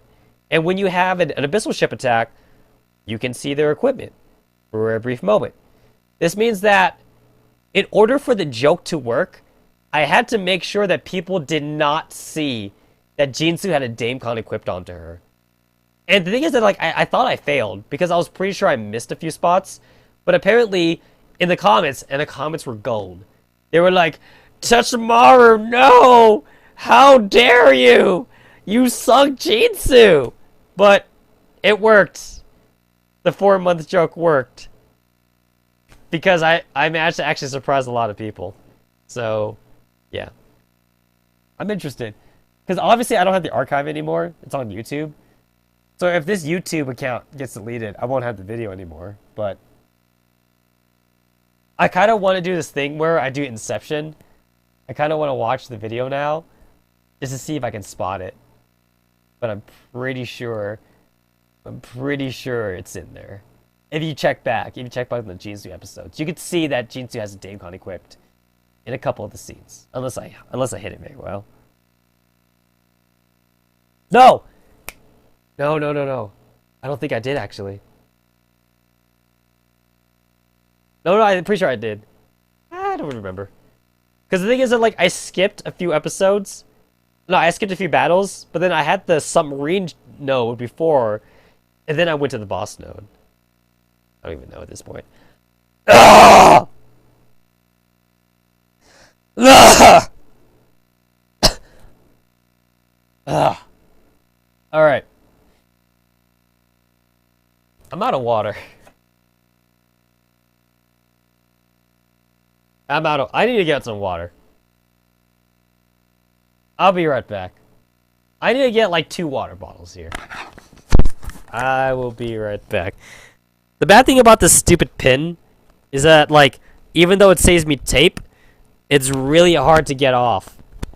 It's like if you got a condom that was like one size too small, and you're trying to get it off, but then, like, you can't. So, like, now you have a bunch of jizz on your dick.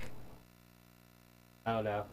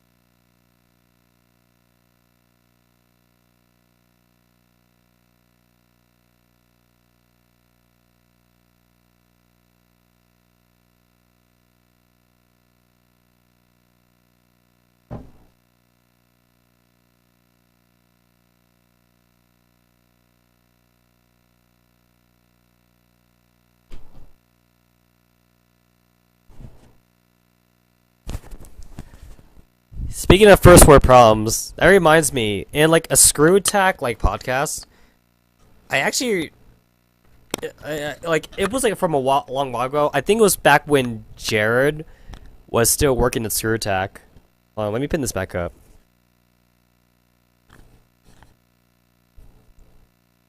Did I pin it that high?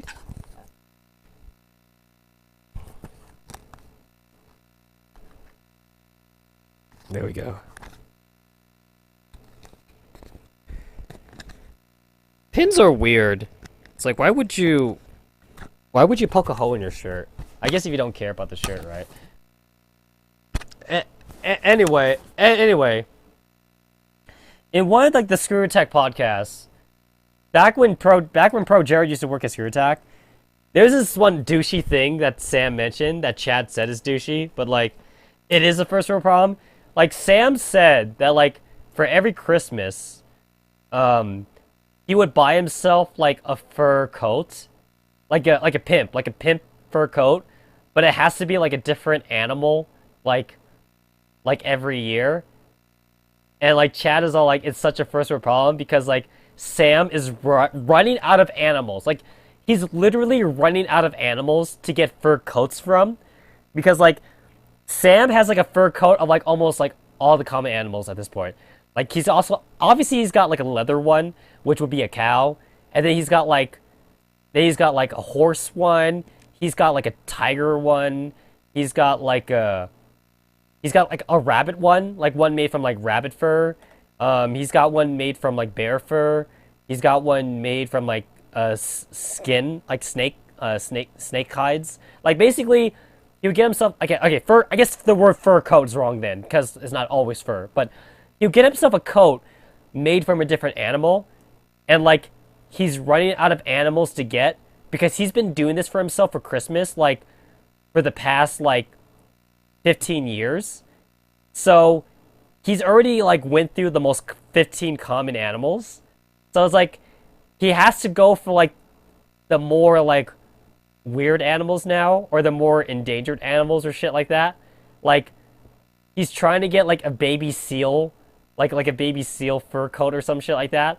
But they're super expensive because like baby seals don't give up a lot of like usable hide for a coat. So it's like you need to kill like 30 baby seals for like one fur coat or some shit like that. Like I forget, it's like rabbits are not endangered, so like that's different. But like I think it takes like 50 rabbits. Like it takes like 50 rabbits to make like one to make like one fur coat or something like that. It's like 50 rabbits, or it's like 30 baby seals or some shit like that. And like Sam is like running out of animals to kill for like his coats. Like he's got like I don't know, he's running out of endangered species at this point. Because like you can't make a coat out of everything, I guess. It's like, I guess he needs to get one made from like a lion hide or something. And lions are what? They're concerned, right? Like, the concern level is one level above endangered, but not at endangered yet. It's like, the population of a certain animal species gets low enough that it's concerned, but it's not super duper concerned. And super duper concerned would be endangered. But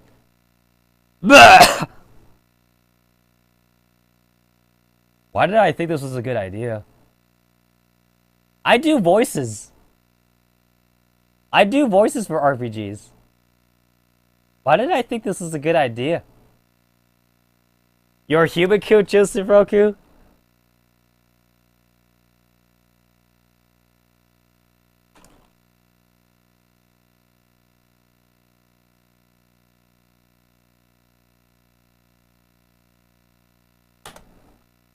I had to type that in.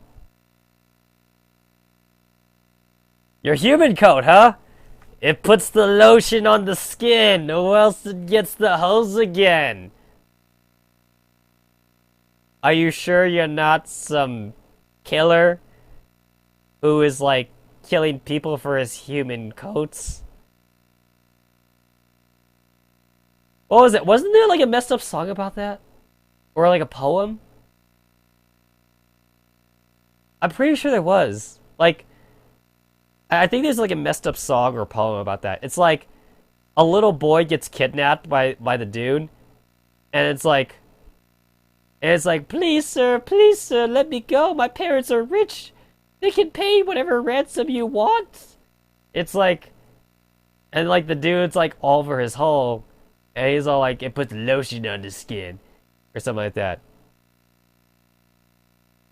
Human code would be hard to maintain, to be honest. I mean, I'm sure there were some chemicals you could put on there to do it, but yeah.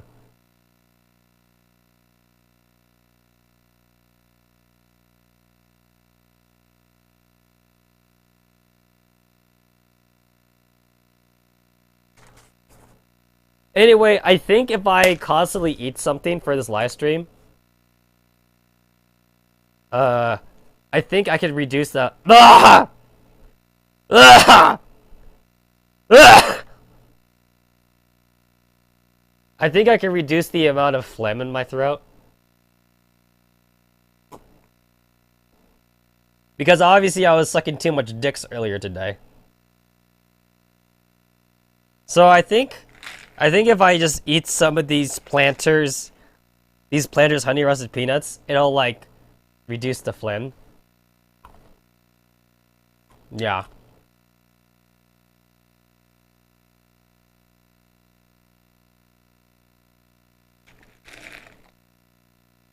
Tetris Silent of the Lambs reference.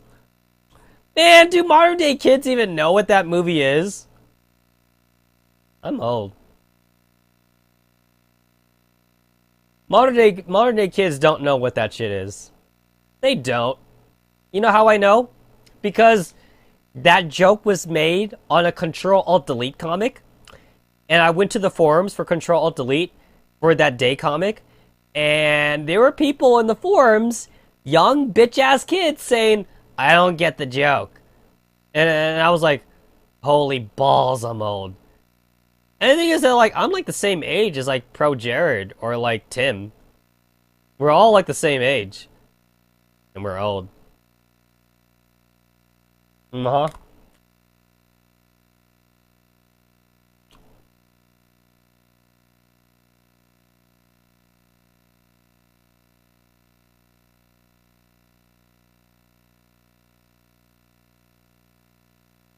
Yeah.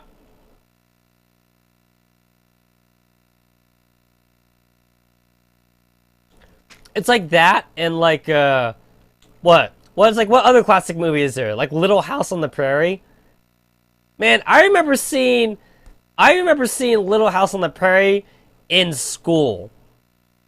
It's like that and like oh shit. You know what else is on? Lassie. No. Old Yeller. Old Yeller, man. It's like, do kids these days even get Old Yeller? Do they know? Do they know the ending? Do they even know the ending of Old Yeller? Spoiler alert! He dies! Yeah. I forget. I actually forget. Why did they have to kill him again? Like, is it because he was old? Or is it because he got rabies? I forget. I forget why they had to kill him. Because it's not like Old Yeller, like, it's not like he died, like, it's not like he died saving the kid, or it's not like he got shot. It's like they actually had to kill him. They had to put him down. It's not like he got ran over by a car or something. Like, it would have been sad if, like, Old Yeller had to push the kid out of the way of a car. So, yeah. It was rabies? Oh, there it is. Yeah. It was either rabies or old age. One of the two.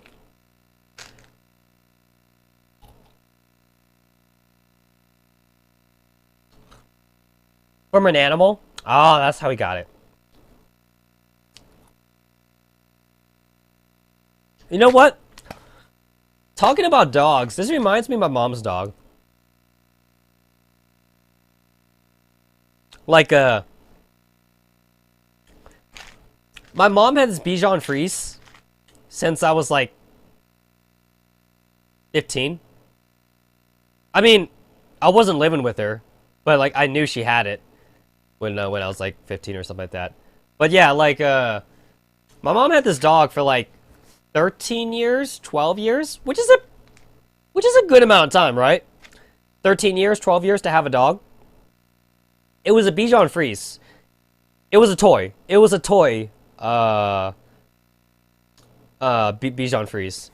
But basically, it got to the point where like he was just old, and he actually had like a heart condition.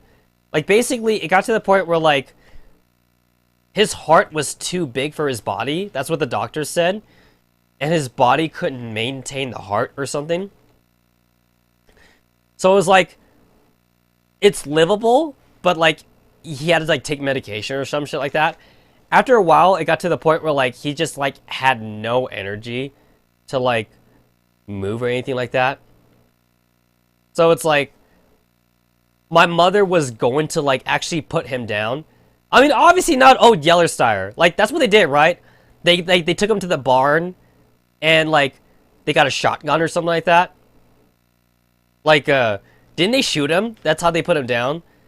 Like for what they were gonna do for my mom's dog, obviously they were gonna like inject him or whatever, like euthanasia or whatever it's called. Like it was supposed to be the one where it's like it's a painless death or whatever. But like the thing is that like on the like the thing is that like by the time they went there, like this what basically happened. Like this is what basically happened. Like she took her dog over to like the vet to get it like killed or put down or whatever, and like by the time they by the time like they put it like on like the doctor's like table or shit like that, like my mom was like saying goodbye to like her dog or something like that, and then like as she was saying goodbye, I guess maybe that's what the dog wanted or something. And the dog's like, okay, you said goodbye. And then like before the veterinarian could even like put down the dog or even like prepare her dog for the injection, he dropped dead at that point. Like before the injection even happened. And my mom's like, do I still have to pay for this?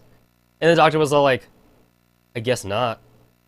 So it's like, basically, by dying himself, it's like he saved my mom like $500 because you had to pay for that shit.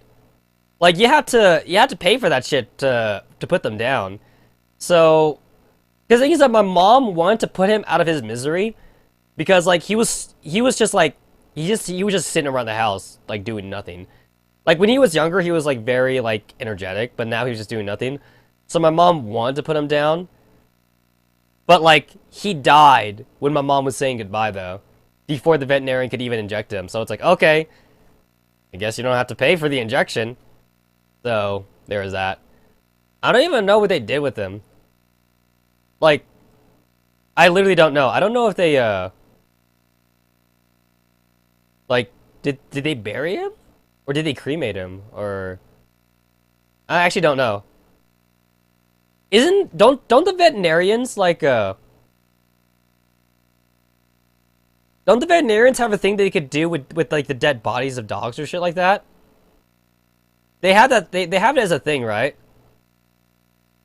Where it's like, can't you bring like a dead body of a pet to like an animal hospital? Can't they get rid of it for you? I don't know, maybe I'm thinking about how like car places work, because I know for like car places like AutoZone, you could bring them like your used car oil, and they'll take it off your hands. I don't know if animal places do that.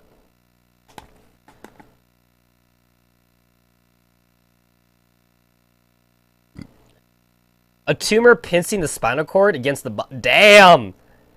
Holy crap, that sounds painful.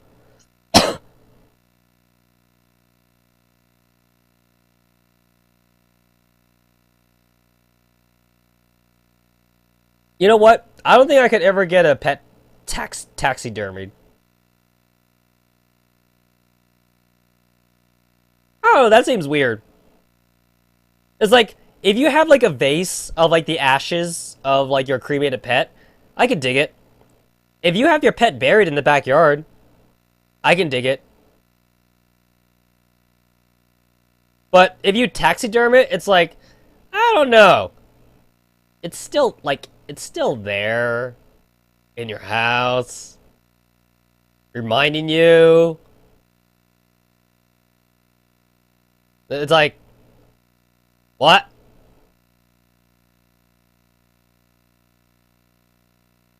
I don't know. I don't think I could like. I don't think if I had a pet, I don't think I could ever stuff it, no matter how much I loved it. Like, I don't know. Like, maybe it just depends. But like, whenever I see someone with like a taxidermied pet, and it's like a which it's basically a statue. It's basically a statue of their pet in their house. I'm like, so your dog died, huh? And they're like, yeah, my dog died like 5 years ago. But good old Butch is still here. He's with us in spirit. And I'm like, right.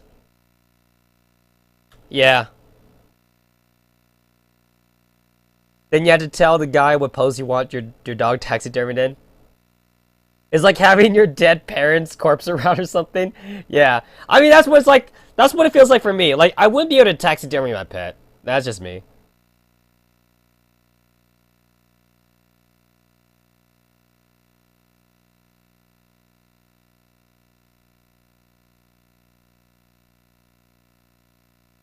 Like, if I were to have a pet, I'd probably go with cremation. Like, the thing is that, like, I wouldn't want... Okay, here's the thing. Number one, no taxidermy. Because I don't want, like, the dead body of my pet around the house. And number two, no bury. I'm not gonna bury my pet. It's gotta be cremated. Do you know why? Because, like, I always had this fear that, like, if I bury my pet, the dead body's just going to rise out from its grave and, like, attack me for whatever reason. It's all like, I took care of you! I loved you! And it's all like, kill, kill, kill. So, like, yeah, I wouldn't be able to handle, like, I wouldn't be able to handle, like, the thought of, like, the zombified pet just trying to, like, kill me and shit like that. I blame Resident Evil. Because, like, Resident Evil had, like, they had, like, zombie dogs and, like, zombie crows and shit like that. I wouldn't be able to, I wouldn't be able to do that shit. That's assuming zombies ever become a thing, but... Pet Cemetery much? You know what? I find pet cemeteries more creepy than a human cemetery. Like, I don't know, maybe it's just because of what they represent, but it's like, to me, if you're going to bury your pet, don't bury it in the backyard, and don't do it at a pet cemetery. Bury it with the family. If your family buries people in the first place. Like it's all like, oh, here's grandpa's tombstone. Here's grandma's tombstone. Here's great grandma's tombstone. Here's great grandpa's tombstone. And this tombstone is for our dog. Like, to me, if you're gonna do the whole bury thing, might as well bury it with the family and not in a pet cemetery. I mean, that's just the way I see it.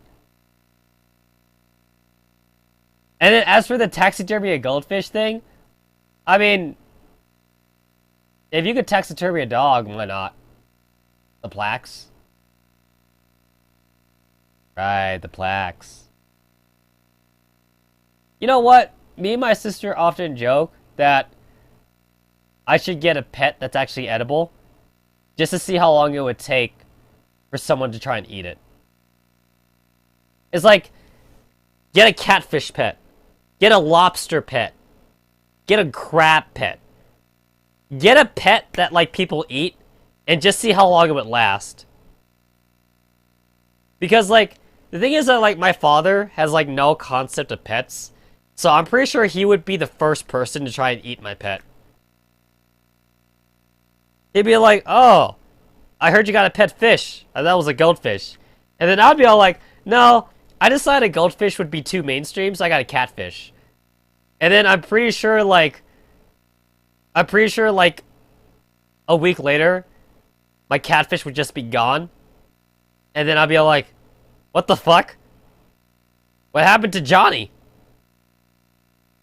A pet chicken. Yeah, there we go. Yeah, a pet chicken. Or like a pet pig. A pet pig, yeah.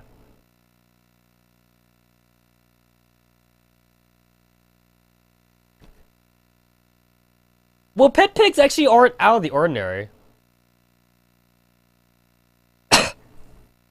Like, I want to say pet pigs have gone almost mainstream. Almost. Like, pet pigs are, like, not that mainstream, but I want to say they're at the edge. Because a lot of people seem to have pet pigs. So, it's up there. It's up there. Pet rabbits are really common, though. And, like, not everyone eats rabbit meat. I don't think rabbit meat's up there as, like, common meats people eat.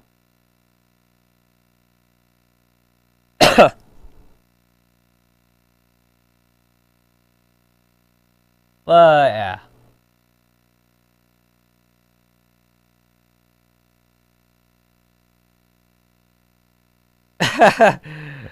I thought goldfish would be too mainstream, so I got a catfish. That's a Mario 2015.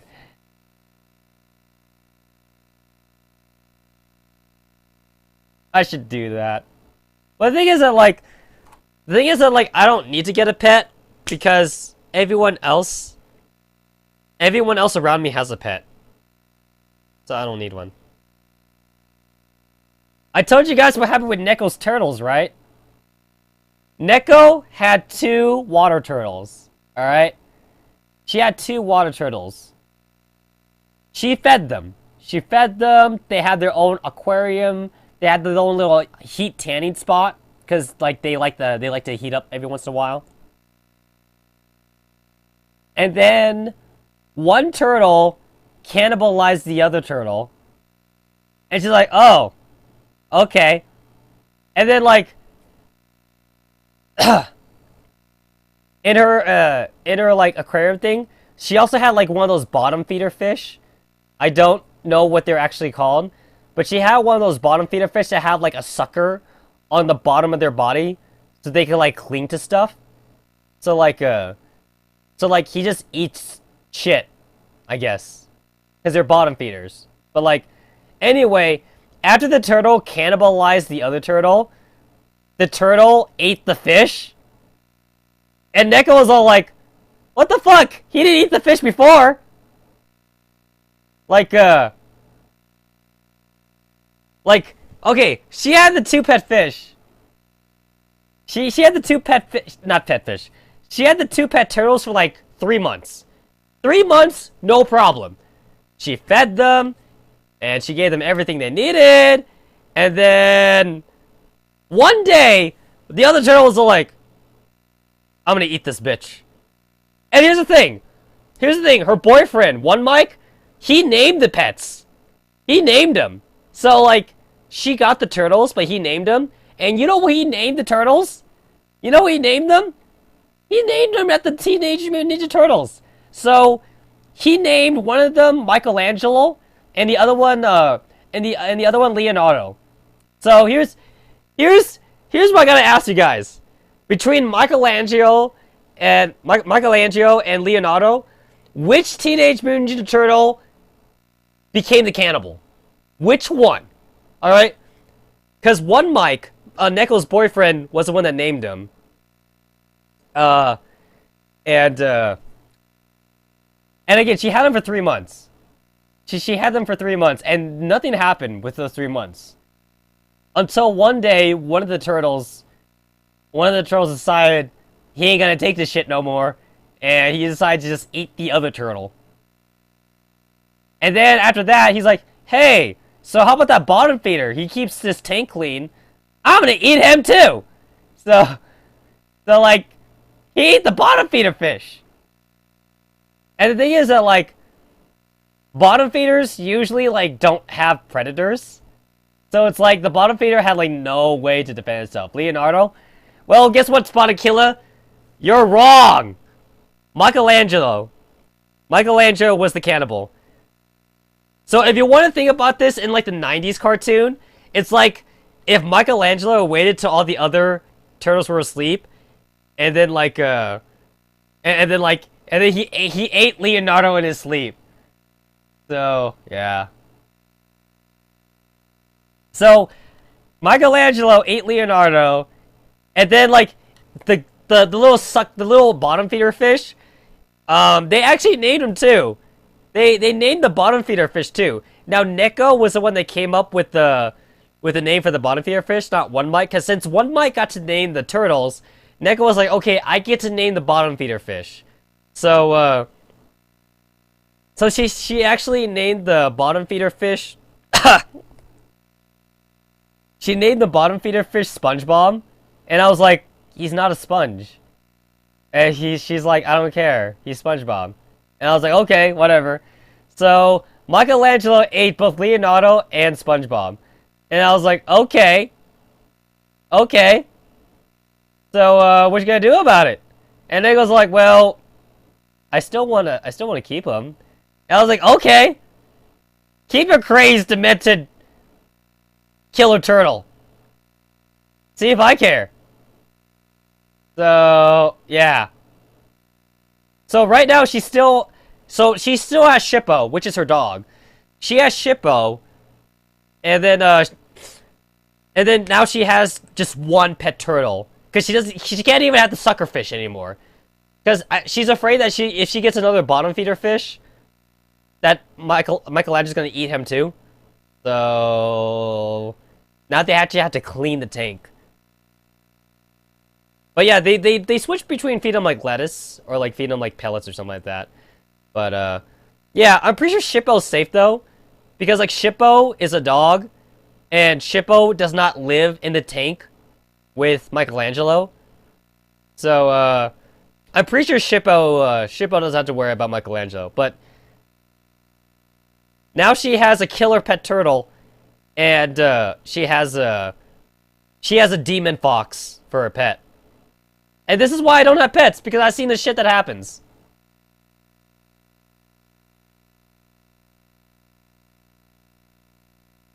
I've seen the shit that happens to other people.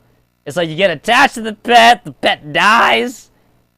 You gotta put it down. Yeah. The truth is that SpongeBob ate Leonardo and Mikey got revenge. That's a fanfiction waiting to happen, right? Fanfiction.net. The crossover between SpongeBob SquarePants and Teenage Mutant Ninja Turtles.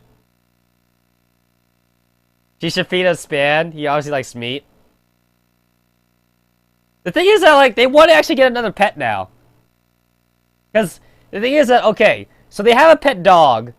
They have a pet killer turtle. They want to get another pet that eats bugs. Because they're like, well, think about it. We have a lot of bugs at this apartment. So it's like, if they get a pet that eats bugs, then like, the pet would be like self-maintenance. Because the pet would go around eating bugs. And I'll be like, that can't end horribly. So you actually want to put a carnivore in your house, in your apartment. Right. Because you got one killer turtle already. Adding in something that eats bugs, that's just gonna make it better. Feed them goldfish, they're cheap and dispensable. Well, so are crickets. Like, you could get crickets, like at the pet market too. The thing is that, like, as far as like pets that eat like bugs or go, it's like, what do you get? Do you get like Get a Venus flytrap? But the thing is that Venus flytraps, they don't chase bugs.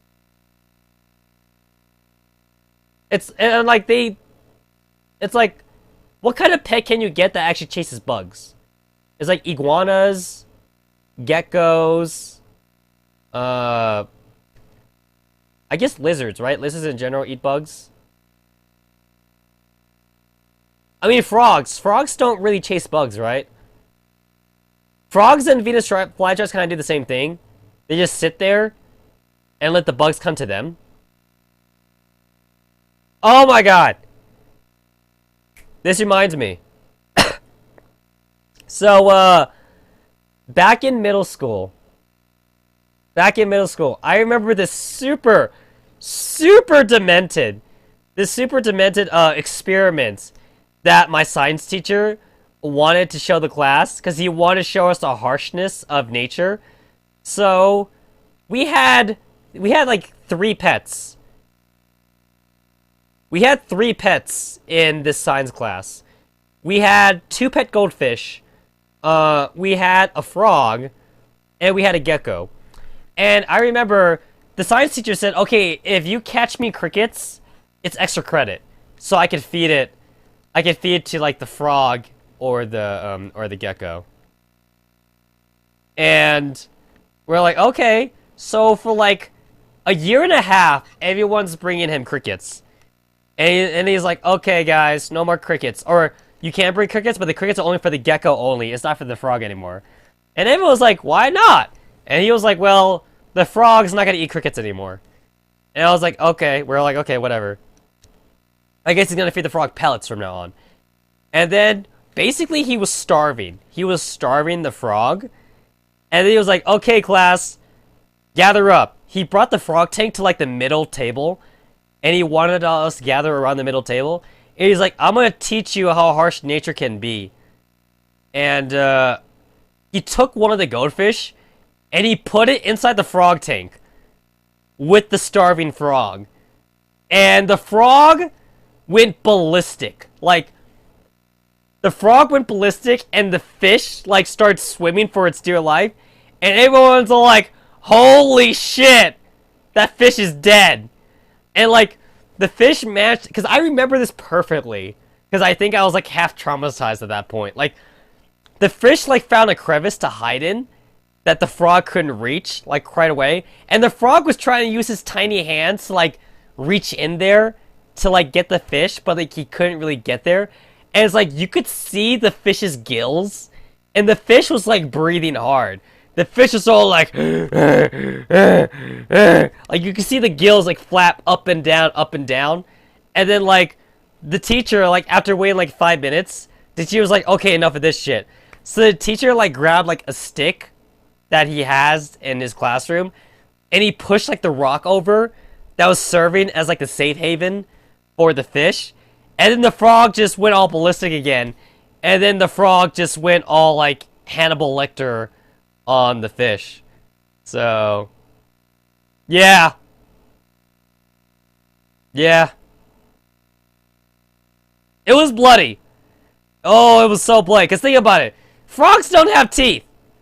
So, the frog had to, like, beat the fish. The frog had to, like...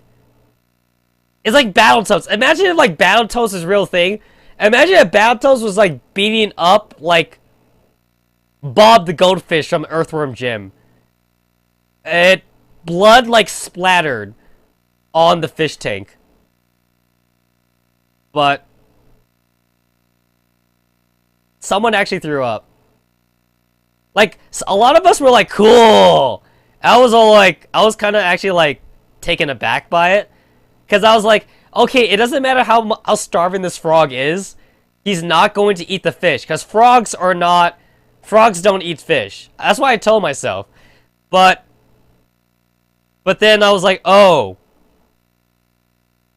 The frog, like, teared the fish apart. Like, the frog was, like, using his, like, mouth and his hands. And, like, he put one of his hands in the gill. And, like, he started ripping the goldfish from the skin. And I was like... I guess when you're starving, you'll do anything for food. And then, like, all the girls in the classroom are like, ew, gross, gross, gross. And then they all, like, move up to the side, but all the guys are like, cool. And then, like, this one guy next to me, he turned over to the trash can, and then he just started throwing up. And I was like, oh, right, that's a thing. Someone's throwing up in the classroom now. And then the science teacher, he's looking at all of us. Like, he's looking at us, looking back at the tank, and he's like, see that, everyone? This is what happens in nature. This is what happens when there's not enough food to go around. Frogs eat fish, huh? He's like, yeah, this is what happens. And we're like, ah, right. Right. And then, like, after that, the classroom was pretty traumatized. And then, like, around a week later, he tells us to stop bringing crickets for the gecko. And we're like, no. It's happening again. Because before, he told us to bring crickets for the gecko and for the frog. And then he tells us to stop bringing it for the frog. And then he did that inhumane experiment where he fed the fish to the frog. And then he tells us to stop bringing crickets for the gecko. And we're like, oh shit. Oh shit. What's he gonna do about the gecko? So, he starved the gecko as well. Because I guess he wanted to teach us another harsh lesson about starvation. And, at first we thought he was gonna feed the goldfish to the gecko. But then, like, wait. In the frog's tank there was water. There's no water in, like, the gecko's tank, so, like, the fish wouldn't be able to put up a fight? No! No, that's not what happened! You know what happened?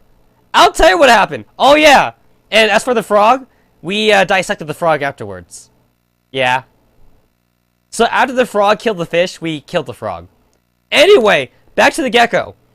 He starved the gecko.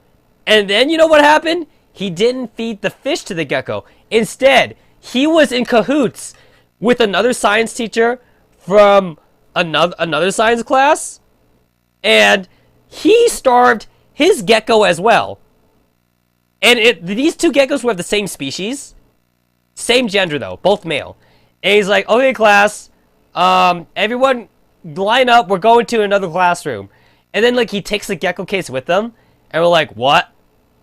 So, you go to the other classroom.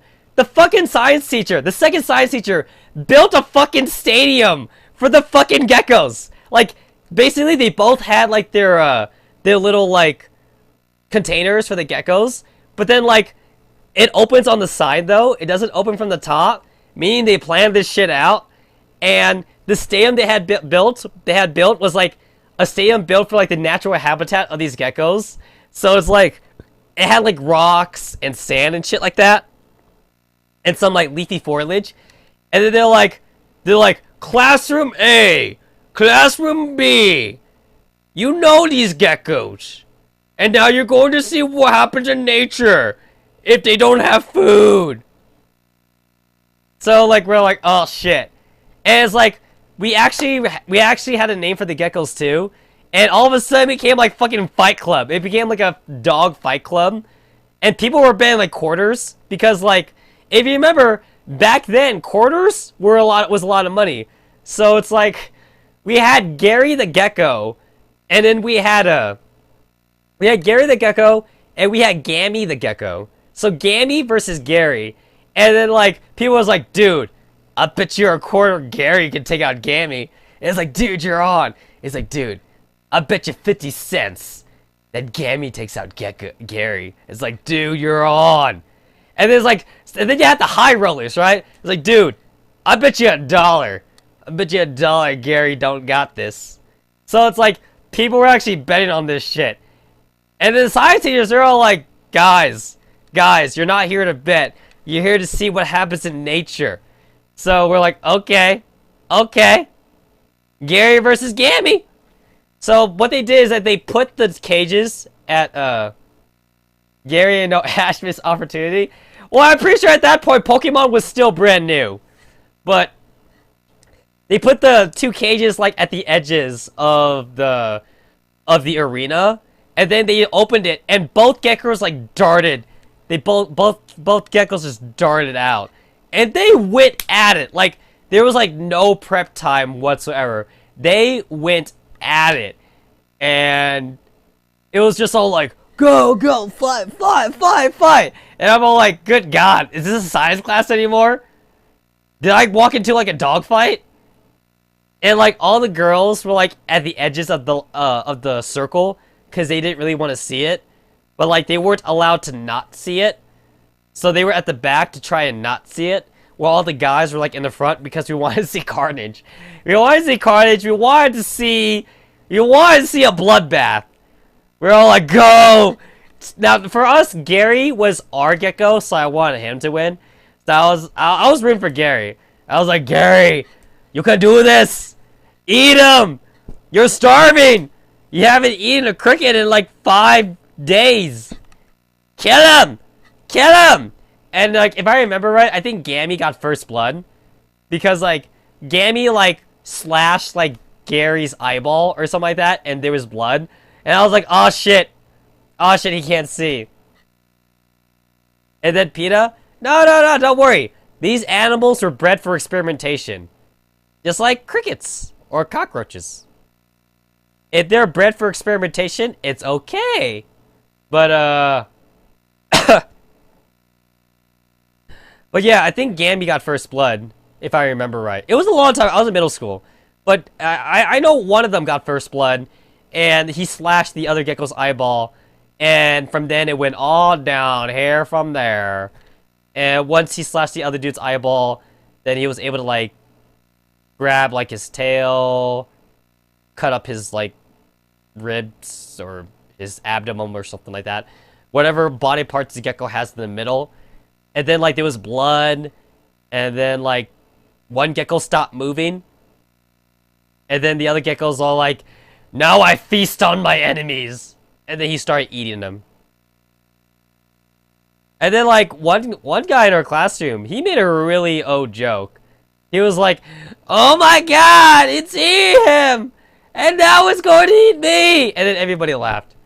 So yeah. Did the eyeball ooze like gelatin masses? I don't remember if it did. I don't remember if it did, but all I know is that there was blood. There was blood, and the winner feasted on the remains of the loser. Is gecko blood red or blue? It depends on the species. It actually really does depend on the species. Like, there is certain species that have like green, blue, or yellow blood. So I really think it just depends. But for this one, I believe it was actually like a reddish pinkish blood. Like not red, not human blood. Like not human red. I want to say is like a light colored pink or something like that, but yeah. And then afterwards, we were forced to watch the gecko eat the other gecko. Like, at first I thought we were there for the fight. And the teacher was like, no, you must watch. And they're like, the fight's over. And the teacher was all like, it's not over. It's not over until the victor has claimed his spoils. We're like, are you serious? So, we had to watch. We had to watch one gecko eat the other gecko. And he ate all of him. Nothing but bones left. He ate all of them. And then after that, we went back to our classroom, and then,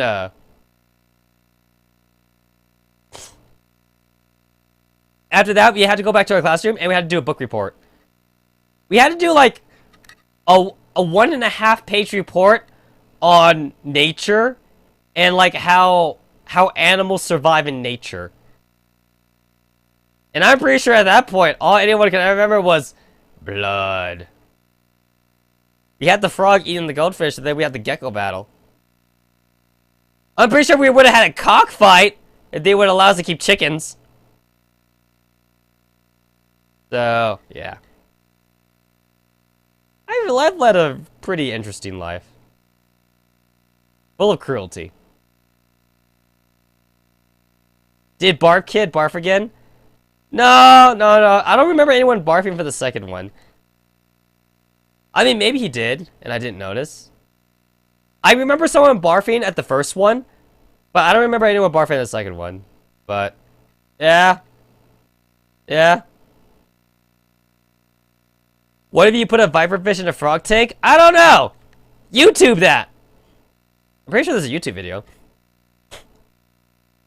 I mean, there's YouTube videos of cockfights, right? I'm pretty sure there are.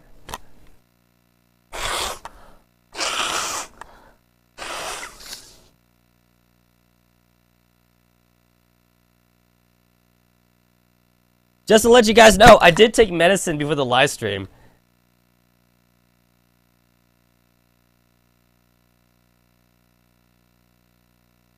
You don't need chickens for a cockfight?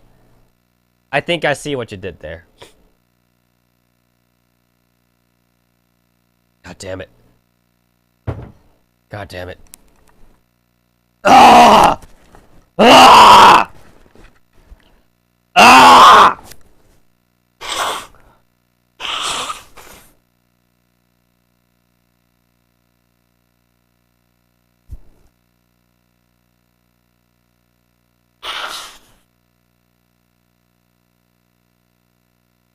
Ah!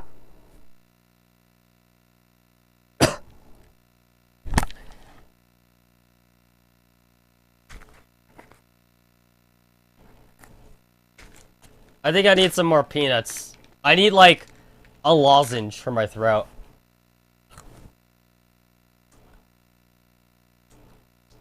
That's what lozenges are for, right?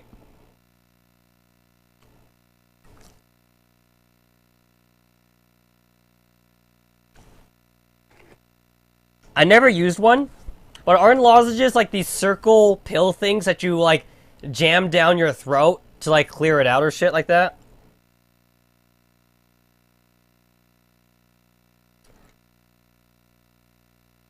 Like, can't you choke on a lozenge? Or, like, is it not made for that? Like, is it impossible to choke? I don't know. I've always felt like every time I see someone use a lozenge, I always thought you could choke on that shit.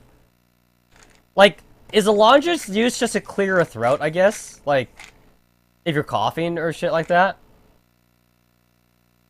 I've seen people use it, but I've never used it myself, though. But it's like, you always, like, jam it down your throat, or you, like, you shoot it. Like, you shoot it, like, in your throat with a gun or some shit like that. Because, like, the lozenges I've seen are, like, these disc things.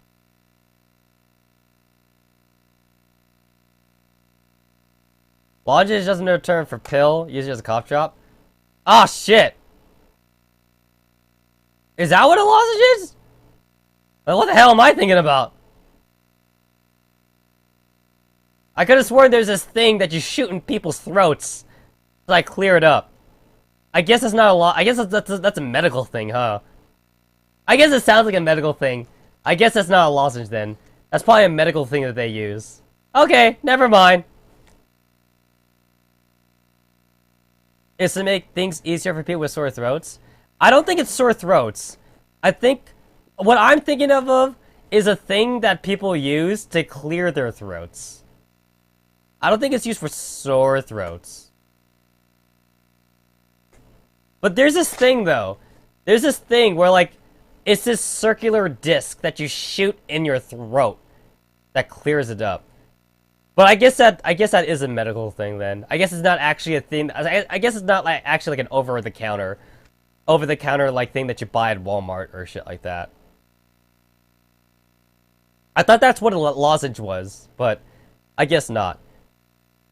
Because I seen people use this thing where they have like a gun, or they just have this thing, and they just jam it in their throat.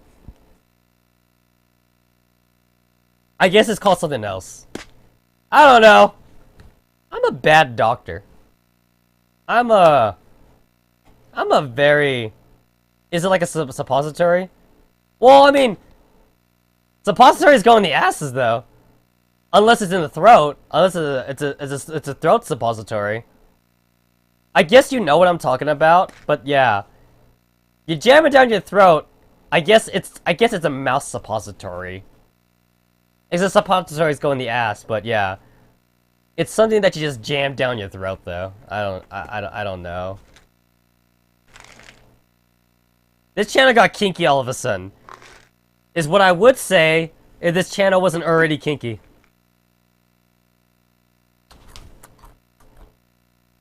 I mean, I was obviously sucking too many dicks before this stream. That's why my throat is full of phlegm. And now we're talking about jamming stuff in people's throats. Oh yeah. This channel's hot, yo! This channel's hot!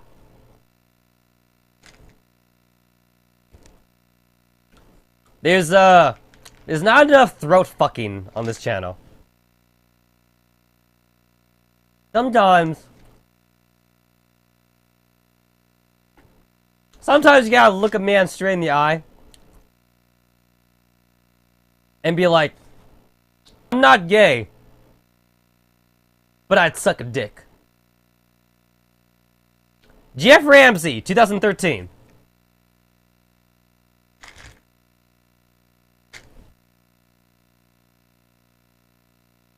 But right now, I'm using these peanuts to kind of clear my throat.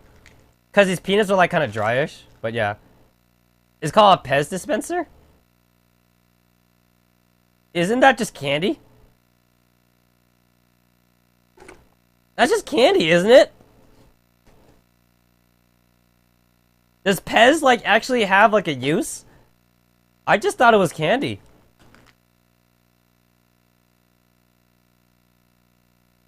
Are you supposed to jam Pez down your throat? I don't think that's the right way to eat Pez. I mean, I've seen Pez in candy stores. And then they sell like those gigantic Pez that looks like a dildo. I'm pretty sure someone's masturbated to a Pez dispenser before. I'm so sure that there's like a porn video of that somewhere along there. That reminds me, speaking of porn, on Achievement Hunter during a Minecraft video, Michael was saying like how he once saw porn of a dude fucking a chair for 5 minutes and then climaxing. I don't know, dude. I've masturbated to a lot of shit, but a chair ain't one of them. How do you masturbate with the chair? And it's like, Michael was saying basically, it's like he like cut a hole in the chair, so he like banged the chair or shit like that. And like Gavin thought that he like was folding up the chair so he could like put his dick in between the folds. And I was like, I don't know, that sounds dangerous. I would not put my dick in something that like claps. No. Would you put your dick, even if it's for masturbating, would you put your dick in something that claps like this? No way. No way. My dick ain't going near anything that could like fold or clap or shit like that. How does one fuck a chair? Yeah. So Michael said that like he saw like this 5-minute porn video of a guy fucking a chair and he climaxed, yeah. You gotta give that a chair yokai height? You know what? A chair yokai doesn't even sound that bad. Cause like, she would want you to get on top of her, I guess. I guess like, she would want you to put it on top of her, or like a ladder yokai. It's like, get on top of me, get on me. Like she'd be all up into that, I guess. I don't know. How about the latest Monster Musume episode? What the fuck am I even talking about? I need a drink of water.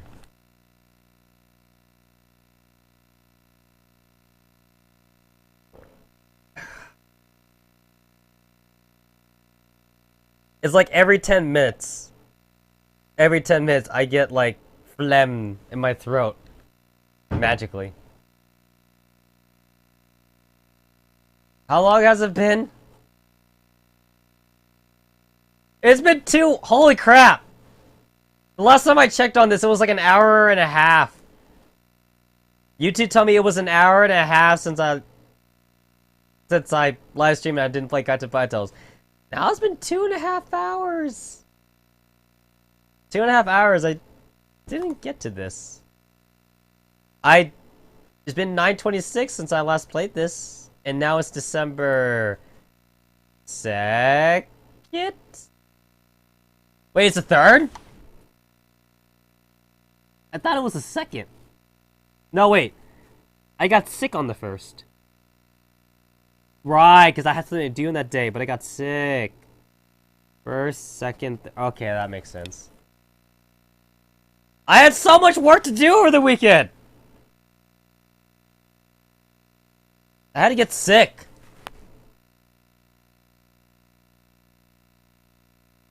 You imagine that she wants to be on top, she's always doing the bottom?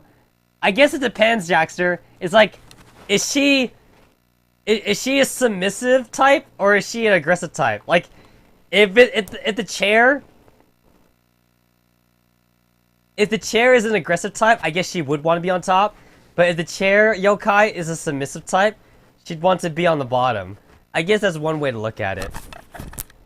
Which is every girl ever. So that actually doesn't matter on the yokai.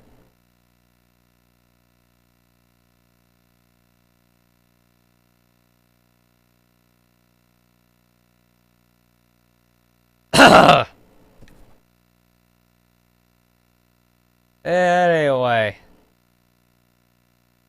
So, how about that Baten Kaitos? So let me see. Iwafuka, Shalik, the Castle Town. Diadem, Land of the Clouds. 2015, 9/26. 34 hours. Or, yeah, 34 hours, 1 minute, and 49 seconds. What's the point of the seconds? What's... Seconds don't mean anything. You might as well have, like, minutes, hours, and, like, 3-digit hours. I don't know. Is there a... What's after hours? Days? I guess days, right? Days is after hours? The seconds is useless, so... I guess for game time, I guess I wanted it telling me in days, hours, and minutes. So, like, I wanted to tell me, like, 4 days and, like, 5 hours. Or, like, 17 days and, like, 22 hours. Or something. Ah!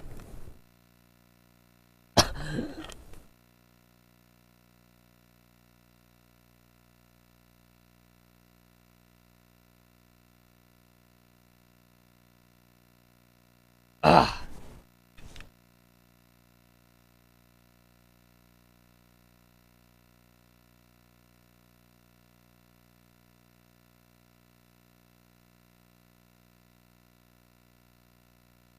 Maybe the seconds there are for speedrunners. How do you speedrun an art? I guess you can. I guess you can speedrun an RPG. Without glitches. Without glitches. I feel like a lot of speedruns of old games just abuse glitches. I feel like it's not legit. It's not legit if they use... Like, for example, the Mario 64, like, speedrunners, they use the fucking, like, staircase glitch. I feel like it's not legit. You gotta, like, beat the game. Which someone did. What someone did do. I don't even know how many hours it was, but...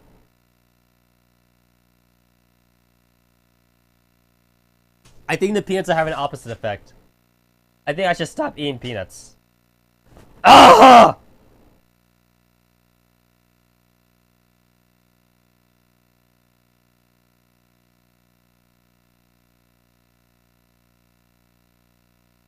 Ugh.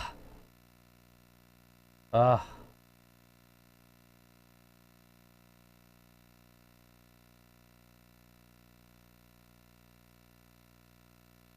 Okay. think I'm done. I think there's 100% runs. That's true. That's true. 100% runs is just the fastest time it takes 100%, right?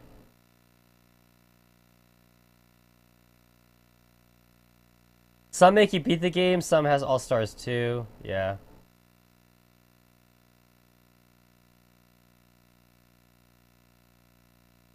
Like, what was it? There's like two different kinds of speedruns for like Mario Brothers. There's one that uses like the pipes, the warp pipes, and one that doesn't use the warp pipes. I guess there's that. You know what's funny? You know what's funny about Mario Brothers? The whole warp pipe thing? People say, I can beat the game. But then, like, you see them beat the game, and they beat it with warp pipes, and then you ask them to actually, like, legitimately beat the game, and they can't do it. Because when you think about it, how many stages do you need to beat if you go through warp pipes? Like, you only need to beat, like, 5 stages, right? So it's like, as long as you got those 5 stages down, you never had to beat any other stage again. In a way, it makes those 5 stages easy. So, there is, like, there is that. That's also another thing, too, like Super Mario Bros. 3. Like, speedrunners, is like, Super Mario Bros. 3 speedrunners, like, it's like, if someone says they can beat the game, and then, like, they beat it with the warp pipes, but then, like, they can't actually, like, beat it normally. Because a lot of those stages are fucking bullshit. You know what's my most hated level in Super Mario Bros. 3? I actually remember what my most hated level in Super Mario Bros. 3 is. And stop me if you guys have heard this one before. It's a level, I can't even remember what world it is, so I hope I can actually explain it right. It's a level where the level starts off, you have to go down this pipe. So you go down this pipe, and the rest of the level is underground. After that, the only way to exit out of the level is to fly up, take those blue blocks that let you grab them, fly up, take those blue blocks, and smash a bunch of other yellow blocks to get to a pipe up top that leads you to the end. Now, that doesn't sound like it's hard, except for the fact that you need the leaf power in order to beat the level, and that you need like 12 or 14 freaking blue blocks to actually break all the yellow blocks, because there's a fucking barrier. There's a fucking yellow ass barrier, like breaking off, like blocking off the pipe. Now the thing is that like the level is actually nice. The level does give you unlimited leaves, if I remember. Like, there's a pipe you go in on the bottom, where it's like, when you go in there, it gives you a mushroom. You exit out, you go back in there, and it gives you a leaf. So, if I remember right, the level is designed to give you a leaf all the time. So that way you could keep flying your ass up there and bring in the blue blocks to smash the fucking barrier that's blocking the pipe so you could exit the level.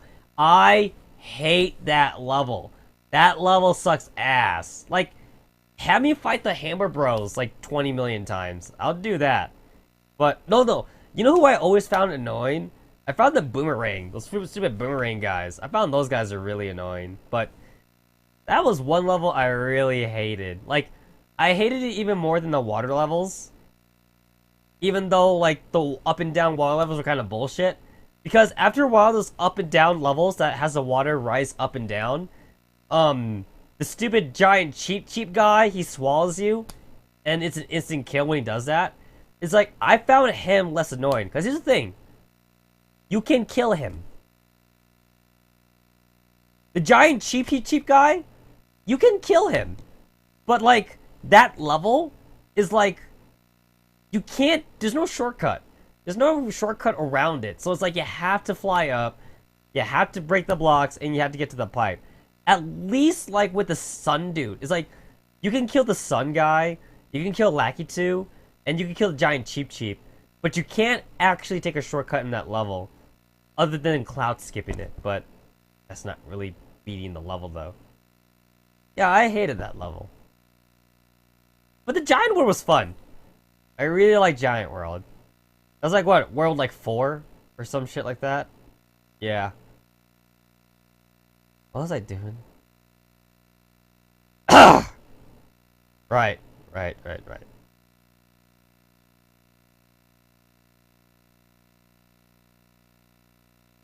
This. I feel myself, like, zoning out. Like, I'm staring at the screen.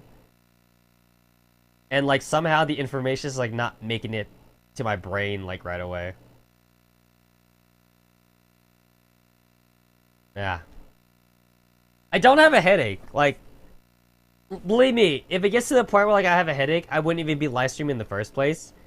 I don't have a headache. I just feel like I have really slow reflexes right now. Which is a good thing that I'm not playing a platformer. And that I usually don't play platformers on this live stream. Because the thing is that, like, I'm bad enough at games, even when I'm 100%. So right now, I would be super bad at games.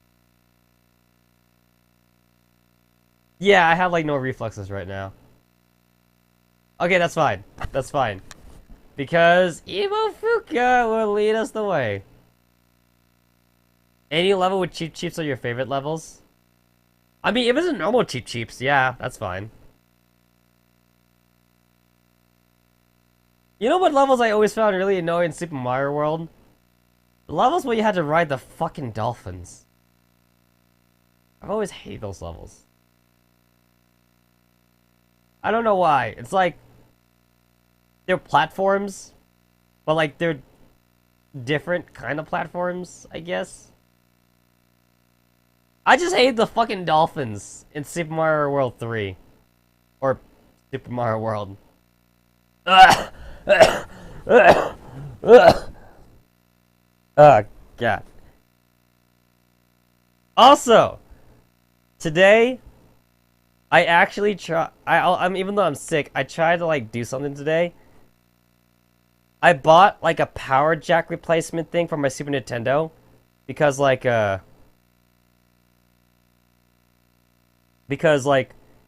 power jack on my on the back of my input is like fucked up. So I bought the replacement thing, and I remember when I bought it, it like had a suggestion to buy screwdrivers, and I didn't buy it. But I didn't get it because I thought I was regular screwdrivers. Turns out there's special screwdrivers made for the Super Nintendo. So I need to order it. What the fuck? Why does Nintendo always gotta like make their own shit? Nintendo makes their own screws and shit like that. Like, what the fuck? Like, I flipped over the Super Nintendo, and I tried to get, like, a regular screwdriver, and then I looked at it, I'm like, oh, it's not normal. Okay, never mind. Because, like, I remember one time I had to unscrew, like, the DS. Or was it the Wii? I think it's the DS. If I remember right, the DS, it has triangle screws. And I'm like, what? Like, Nintendo had to make fucking triangle screws for their system so no one would mess with it. I mean, at least Microsoft used normal screws. Like, I remember one time I disassembled an Xbox, and it just used like a normal like 8-pin torque screw. That's a normal screwdriver you could get at the store. But it's like, these specialty screwdrivers, it's like, you gotta buy them online because no regular store is gonna have that shit. Even the PSP uses a normal screw. I mean, you could use like a normal like glass case like screwdriver or something like that, but Nintendo always gotta make their own proprietary shit for their systems. Like the screws for like a Super Nintendo is like some sort of like backwards hex nut. If that makes any sense. And then like I believe it's the Wii also. Both the Wii and the Nintendo DS, they have triangular screws. Like, why? Do you really not want people messing with your shit? People are going to mess with, especially hackers. Hackers gonna mess with that shit too. Another thing too is that, like, I don't see a reason, because like, if someone's at that point where they're trying to get a screwdriver to open up your case anyway, they're one, either a hacker, or two, like, they were gonna mess with this shit anyway. Or three, they're an idiot. I guess they're making their thing idiot-proof, right? I guess that's the thing. Can you use a knife? No, I can't use a knife. Because it's too narrow. It's too narrow and it's too oddly shaped, basically.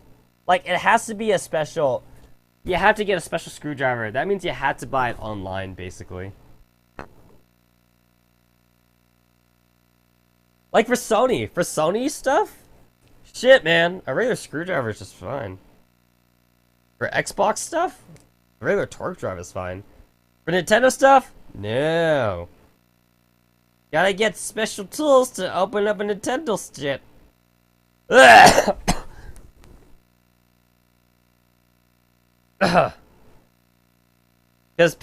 Nintendo's so afraid of people hacking their shit. Even though the Nintendo Wii was so much easier to hack than the PS3 and Xbox. Yeah, Nintendo, really gotta work on your game there. Ugh. Ugh. Ah. Where am I?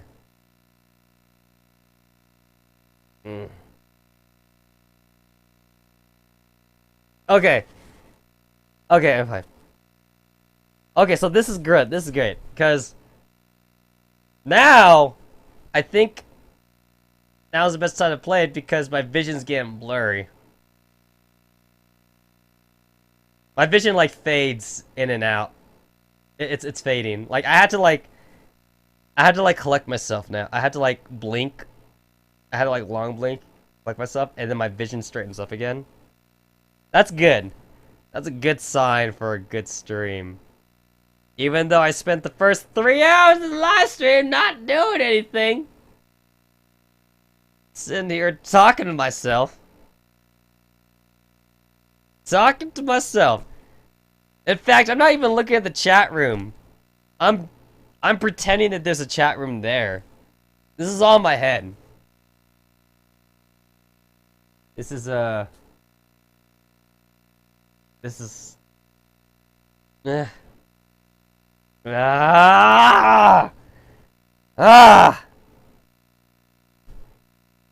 Everything that's happening right now is not real.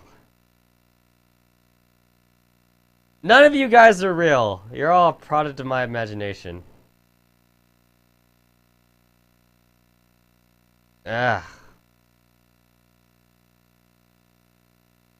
Sega? Well, we did do Skies of Arcadia. That's where Bitchy Fina comes in. And before someone reminds me, don't worry. The airship Musume's will be a thing. Except I'm saving the airship Musume livestream drawing for after I beat Baten Kaitos. So yeah. I'm missing all the Great Fubuki posts. Well, now that you tell me, I'll need to see them. So, yeah.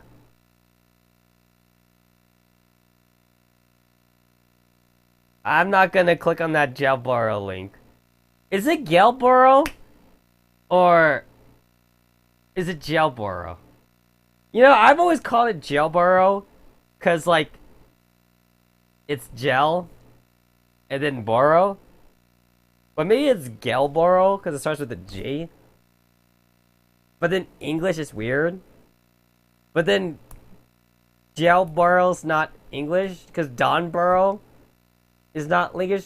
Like the Boro is like box, or some shit like that. So, I've always called it Gelboro because of gel. The G part. Yeah. I don't know. The thing is, if I remember right, Jailboro is like an unfiltered version of Downboro.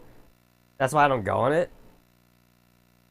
I prefer the filter system on Downboro. If that means I had to see a couple of negative comments, then that's okay. But I prefer Downboro over Gearboro or Jailboro. Yeah.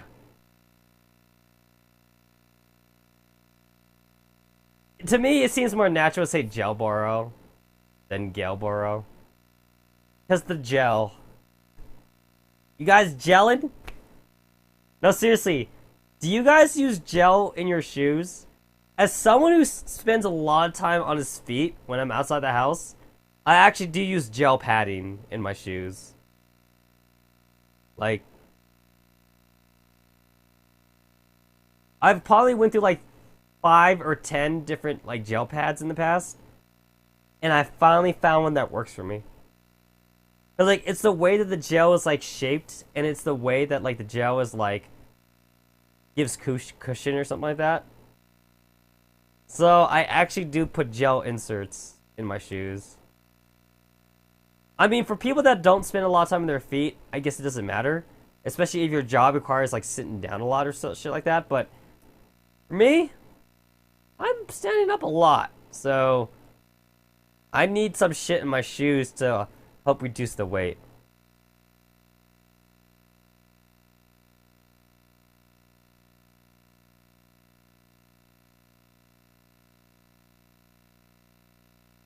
You actually say buru?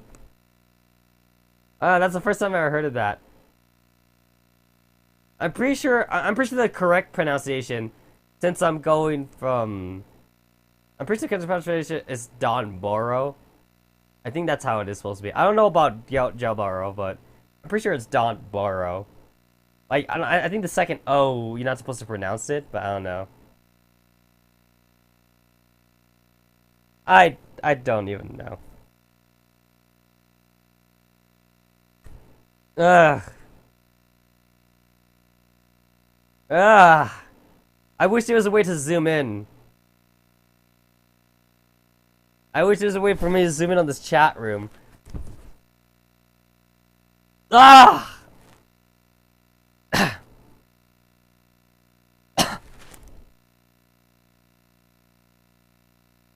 I have so many games in here that I can't play in my current state.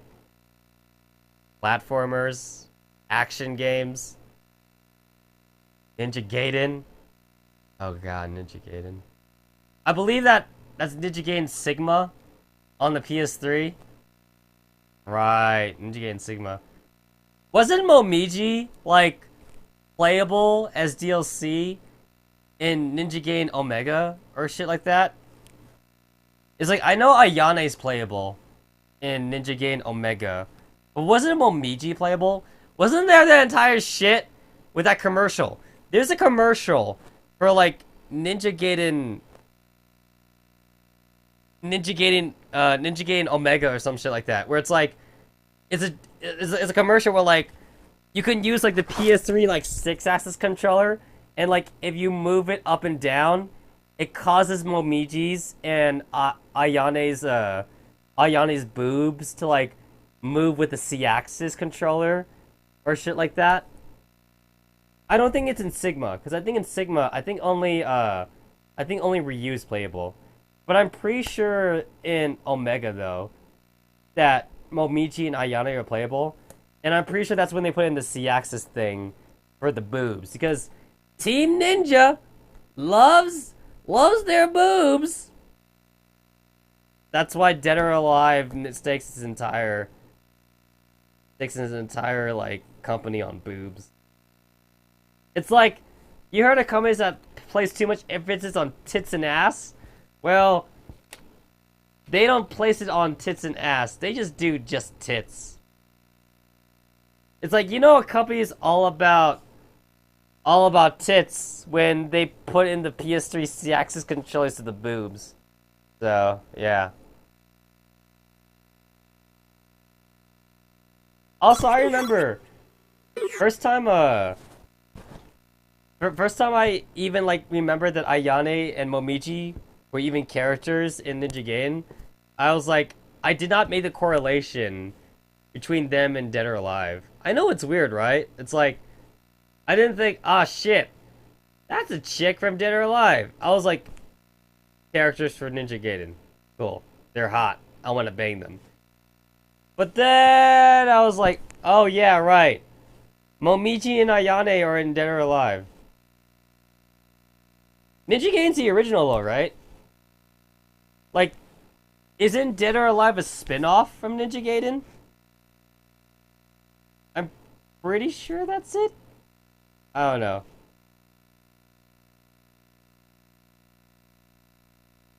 Ugh. Ugh.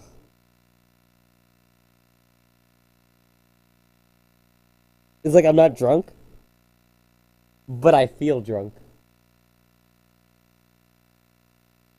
I feel like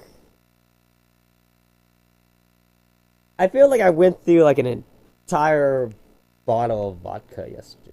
I feel like I went through like 10 or so bottles of wines. I know I didn't. I feel like this is how I feel whenever I do a drinking live stream. Like, my reaction time gets slower. I stop paying attention to the game. The controller gets heavy. Like, I don't know. I don't know if you guys have ever held a controller when you're drunk, but when I'm drunk, the controller weighs like 20 pounds. Guys, am I the only one? No? Never felt that? Fuck you guys.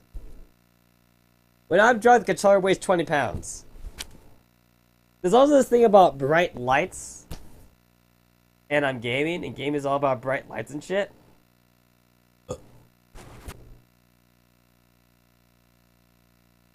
I forget. Oh, shit. I didn't realize that my microphone was hanging down, but I guess it doesn't matter. Because there's nothing of value in this live stream anyway.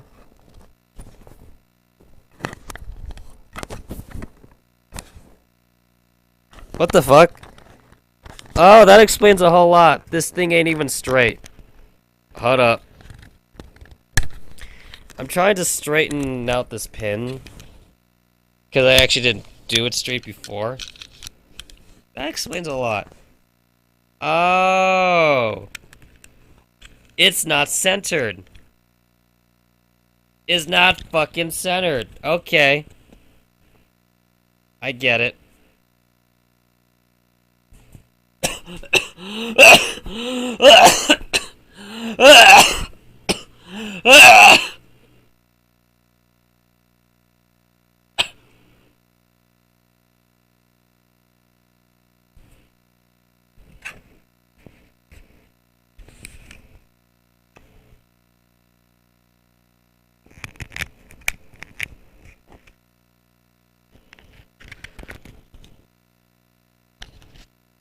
Come on.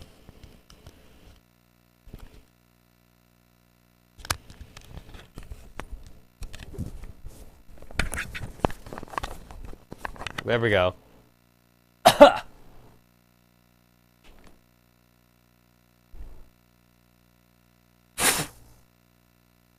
Oh, that was a fuck up.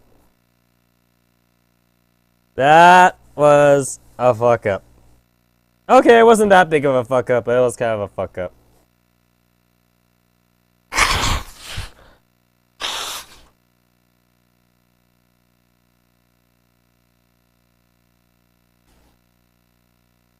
Oh shit! So I yawned, and like now I hear everything like 10 times better. I think my head was pressurized. I think my ears just popped. That's the thing that happens, right? When like you change elevations, like you change elevations, or like you're driving and like you drive up a mountain and like your ears pop, because like I think my ears just popped, And, like, I hear everything in my room now. I literally hear everything. Like, before, I wasn't even hearing, like, the fans of my PC. For some reason. But now that my ears popped, I hear it. It's so loud. My voice is loud. Was I always talking this loud?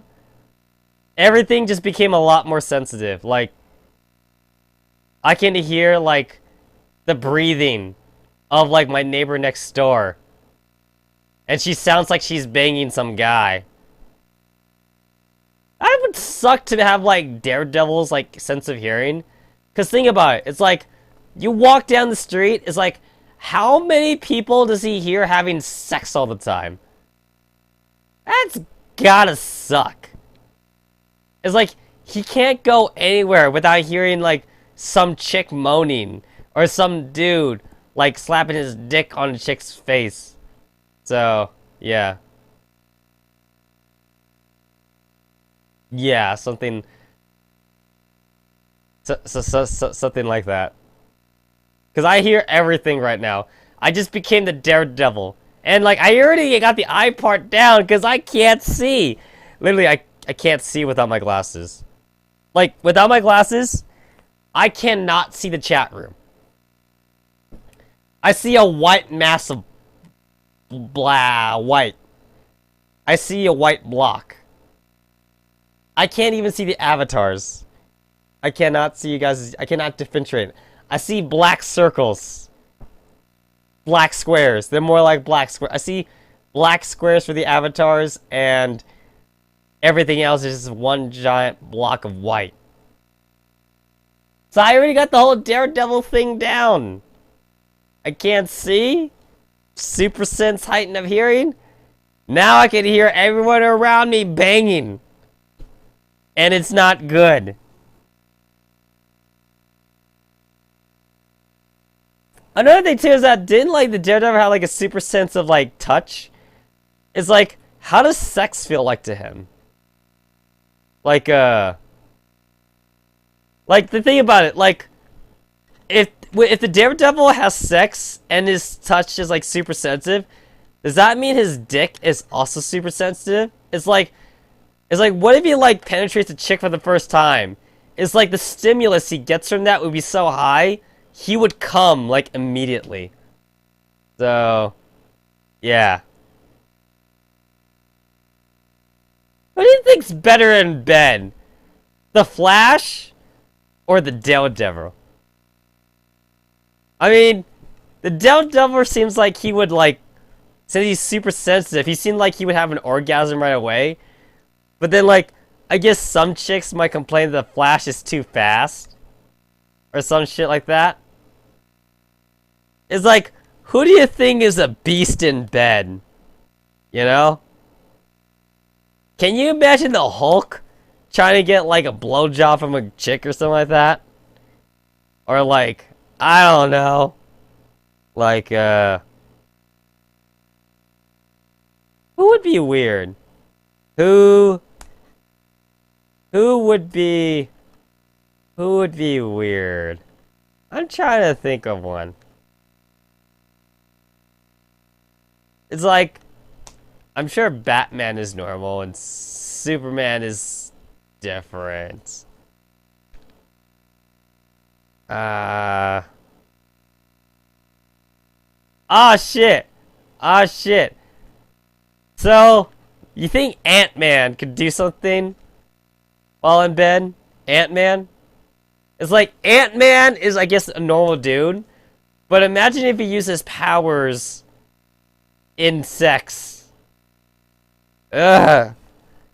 Ugh. That's just weird. That's just nasty. Oh. So, what if you're into, like, bestiality? It's like, what if you bang, like, Birdman? I mean, he's a man. What about Hawk Girl? What do you bang Hawk Girl? I mean, is that bestiality? It's not really, right? I mean, she's not really a bird. She's just a chick with wings, right? Yeah, she's not really a bird. Okay, wait. Serious question. Do you think Mia is actually the best lay in Monster Musume? Because I don't think so. I don't think so. If we were to like quantify this based on like a pure number scale, I think Slime Girl's got it best. I mean, Snake Girl's got that whole tongue thing going for them, and I guess that's pretty cool if you're into tongue action. But I think Slime Girls are the best. Like on a number scale. I mean, obviously we're not taking their personalities into account. So I was like, oh shit, I really like. I don't know. I guess I really like Mia, even though she's a snake. But it's like, I don't know. It's like yeah, like Centaura. It's like it's really hard for me. It's really hard for me to imagine like, quote unquote, sleeping with Centaura, because like, she's like a horse chick. Like doppels are the best. Like it's like, how do you bang her? Do you need like a chair? Do you need like a stool? That makes it seem awkward. That makes it seem really awkward. Cause like Centaur's like 5 times bigger than you. And it's like, would a human penis even satisfy her? Because like the horse vagina is huge. At least the other girls are somewhat more humanoid, is what I'm saying. I guess. I don't know, it's like, for most of the girls that don't have humanoid bodies, it's like, I can't imagine sex with them. It's like, how do you bang Mia? Is it just oral sex and paizuri? I mean, there's gotta be more to it than that, right? I mean, like, if you've ever seen snake sex, which you can YouTube, by the way, it's an orgy. Like, it's like 100... It's like 100... It's like 100 snakes getting together in a big orgy, and it's a bunch of dudes. It's literally a bunch of guy snakes, like, rubbing their dicks on the girl snakes. Wait until someone finds a hole. What? It's like, okay guys, find the hole. Find the hole. It's like, I don't get it. It's like, why do they gotta do it that way? Like, they're making it super complicated. Because like,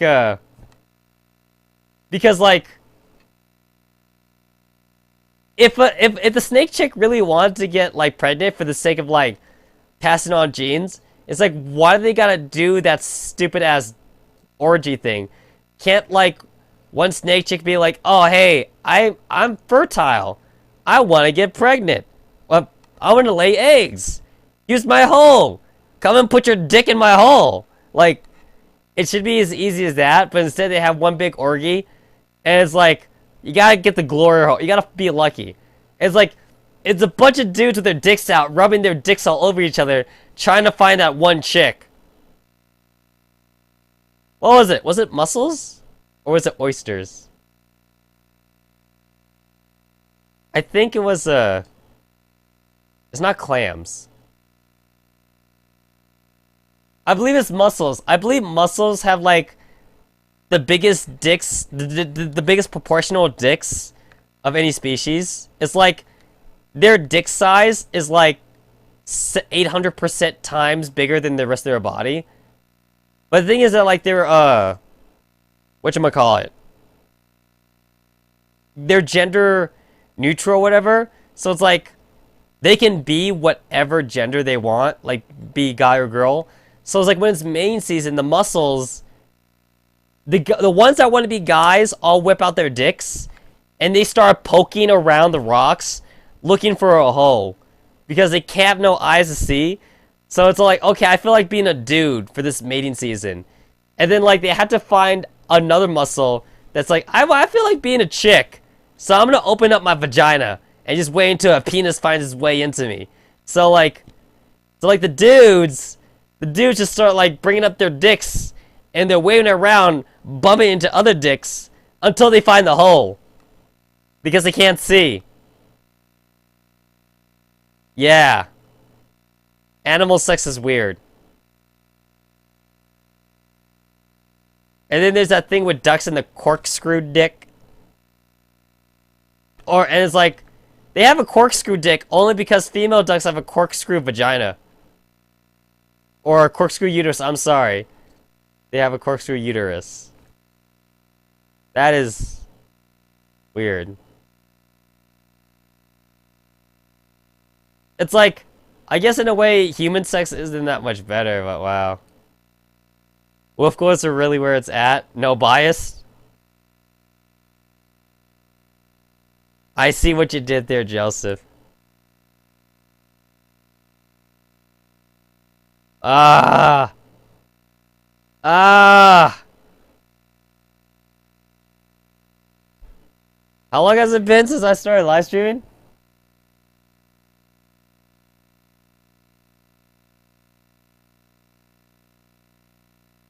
Three and a half hours.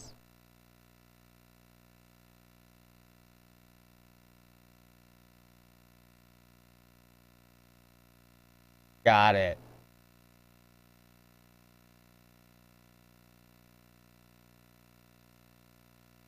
I'm going to go ahead and restart the live stream just because I think YouTube is telling me I'm having problems.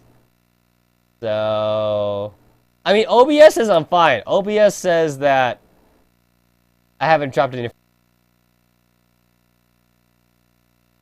Okay, I believe I'm back. I only do it because, like, freaking, like, YouTube keeps telling me that I have problems. Even though, like, OBS says I don't have problems. And I don't know why.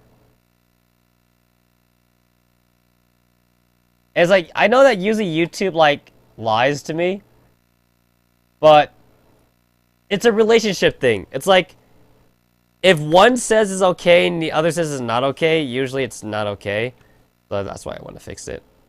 Fuck. Ah. I can't check the status.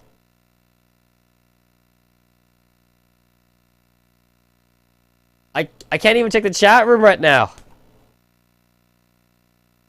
My second monitor has froze.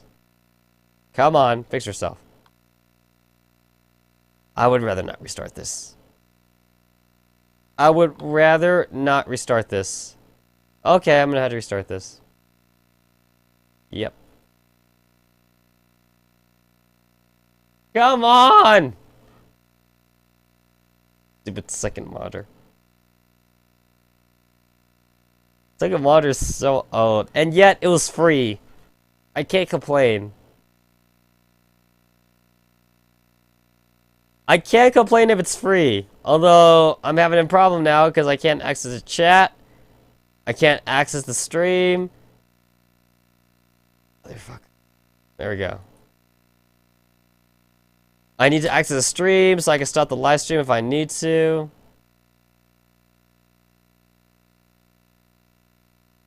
God, this is old. Man, do you guys remember when wallpapers used to be like 4x3? Damn! You guys remember when your resolution used to be 800 by 600? Or 600 by 400? Damn! Oh my god, are you serious? Load!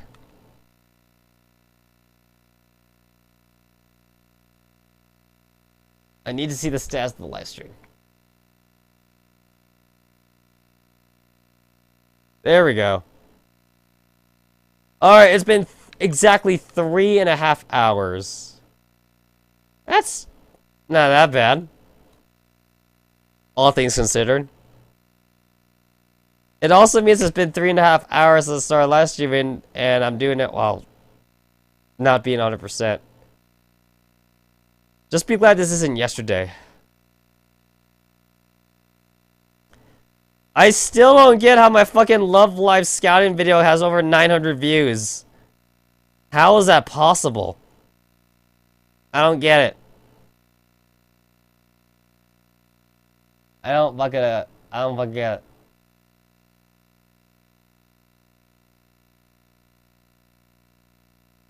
Bro.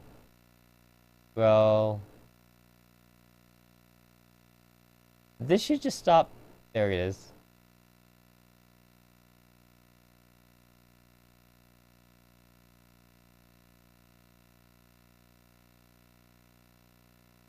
That one.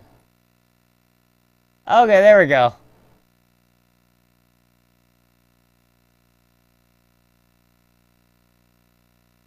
Are we not playing Baten Kaitos today? No, we are! I said we wouldn't get distracted. We are not getting distracted. It's only been 3 hours. We can salvage this live stream. We can totally salvage this live stream.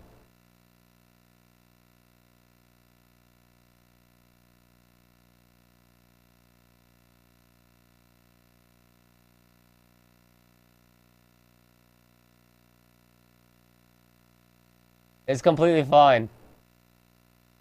I'm just being slightly distracted by something right now. Holy crap! Konko Abyssal Hentai.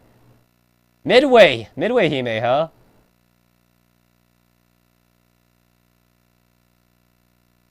This is Nitorare? There's something about, like, Abyssal ship...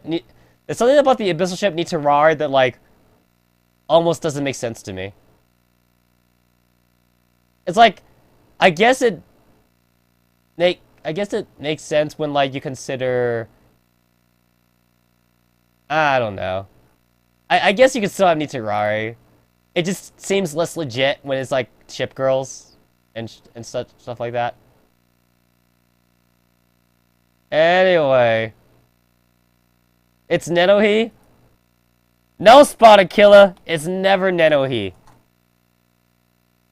Fuck Nenohi. Screw her.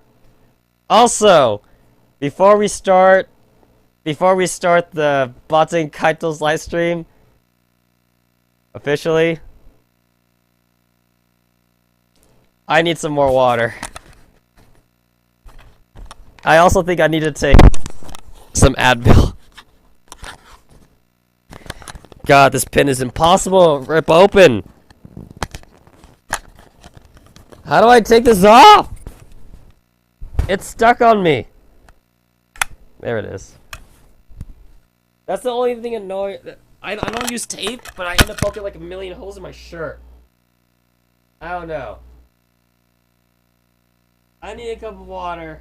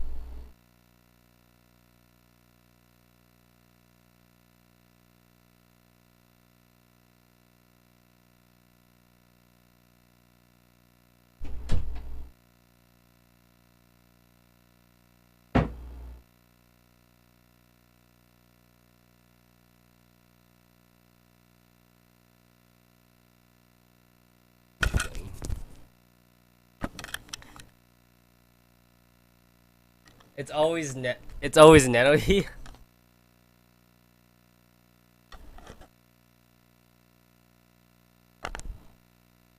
If I edit anything that's not Baten Kaitos, it should be a short vid. Nah. Nah. It'll be long by YouTube standards. What was it again? It was like the prime length of a YouTube video to get the maximum amount of views should be like 5 minutes. Not even 5 minutes. It should be like 2 minutes long. Anything longer than 2 minutes and you start losing viewers.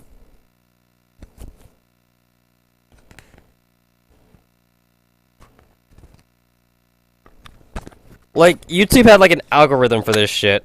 Fuck.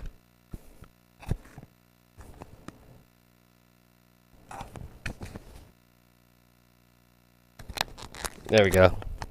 It's easier to get in than it is to get out. But it's like any video over like 15 minutes and like that's considered like too long for like the average viewer.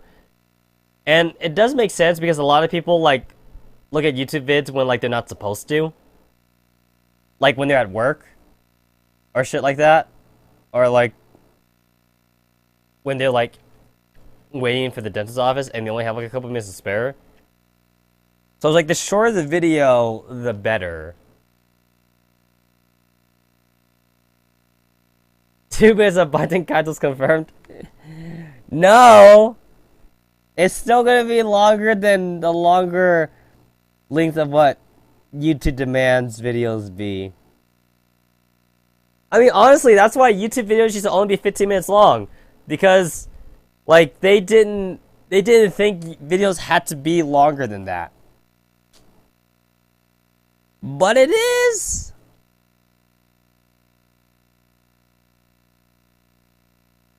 Today's Saturday, right? What day is it? It's Saturday. Yeah, it's Saturday. Alright. I'm gonna push the A button. And nothing you guys can do will stop me from doing that. Well, hold up. Let me click on this thingamajig. But I pushed the A button. Oh, the fuck? It's Nenohi.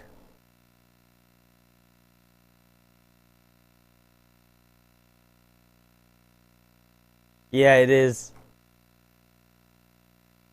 It is Nenohi.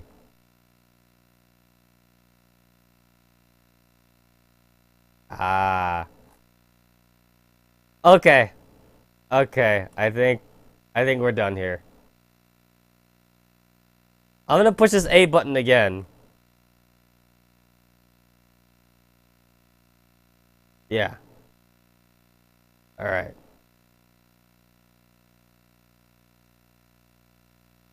Hold up. I'm trying to scroll down the chat room.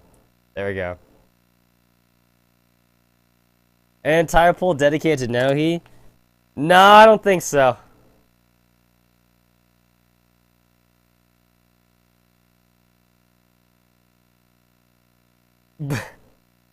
Bookie porn on Galboro? You had to see them all over started? No, I don't think so. I don't think so. Holy crap! I could use a directional button? The D-pad? Who the fuck uses the D-pad? Nobody uses the D-pad anymore. You know why? Because it's the dick pad. That's why it's the D-pad. It's the D-bag.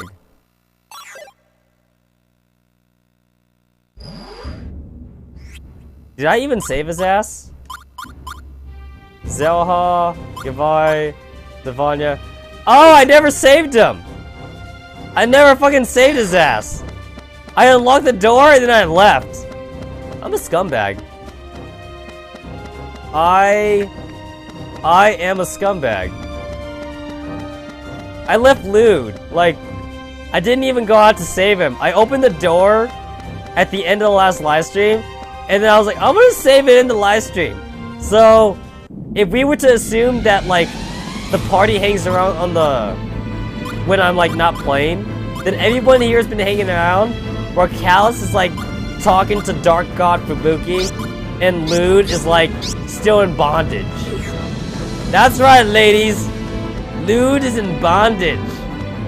Contain your panties. Yeah.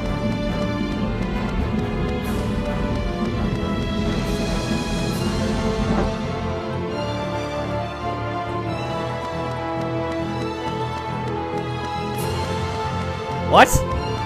Dragon Quest is a great series.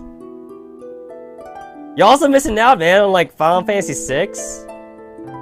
Man, Final Fantasy VI was damn good. Chrono Trigger, man, you gotta say Chrono Trigger was also damn pretty good too. You're missing out on a lot of good arms. The Wild Arms! Wild Arms was greatly underappreciated.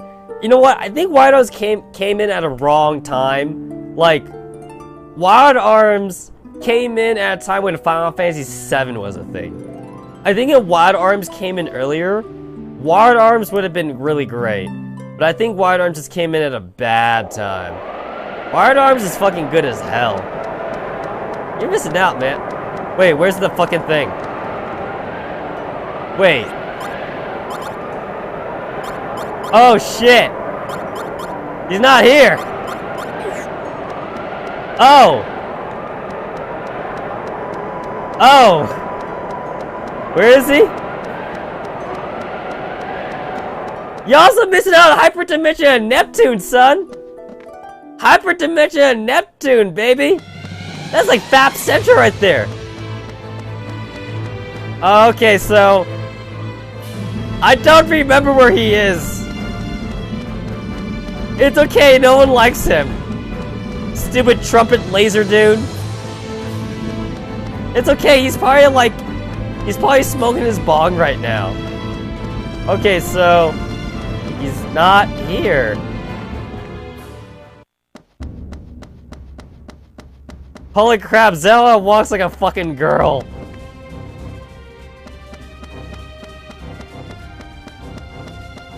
She rocks around like she has a vagina in her... Yeah. I was gonna go somewhere with that joke, but I could come out of the way.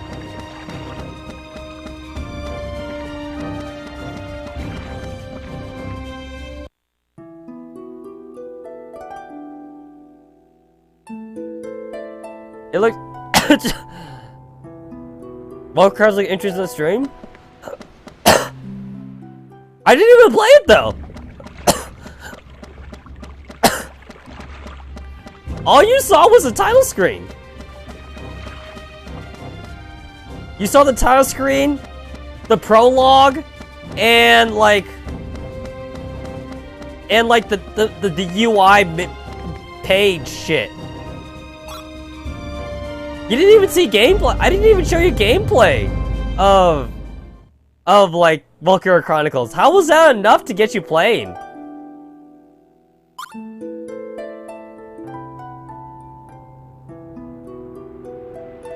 Oh! Oh, that's right here. Right. I never came here. The intro was enough to make you curious. Ah. It's a good game. Like, I'm not being sarcastic. It's a good game.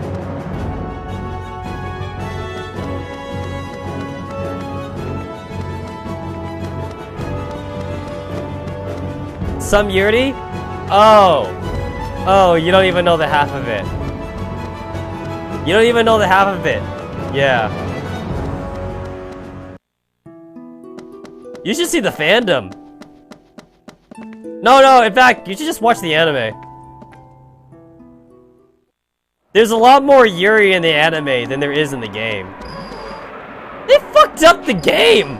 I mean, the anime. Like, they basically took the game story, and they're like, how do we turn this into a harem series? And then some guy was like, nah, forget the harem. Let's just concentrate on the secondary characters. So, yeah. Yeah. Believe me when I say the anime is completely different from the game. So, you should do both. play the game and watch the anime. Because they are different. They are really different.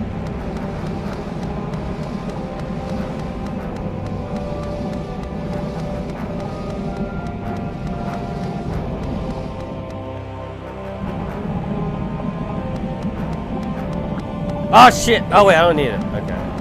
Ah shit! Ah, I should probably get the ice. I'm probably going to need it.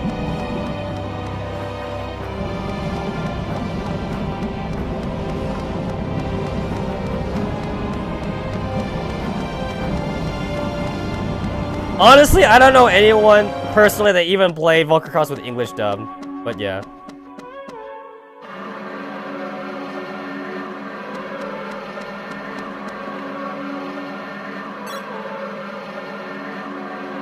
There we go. I'm gonna be so pissed if I don't need this ice.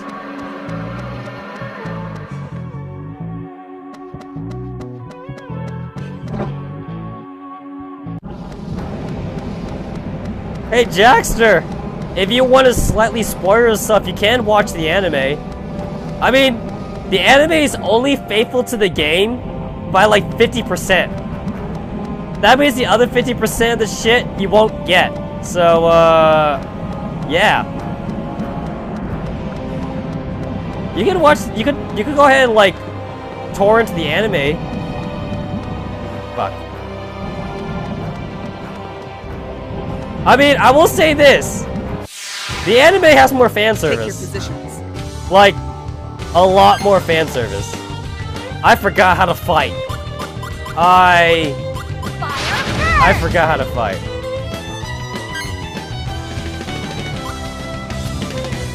How do you fight?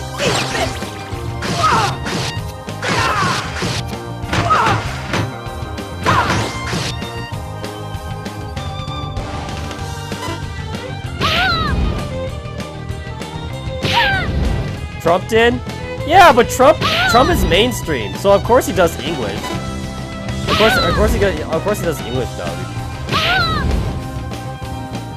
I mean, like Game Grumps does it too. Game Grumps is also mainstream, so of course they do English dubbing. But not on this channel, baby. Not on this channel.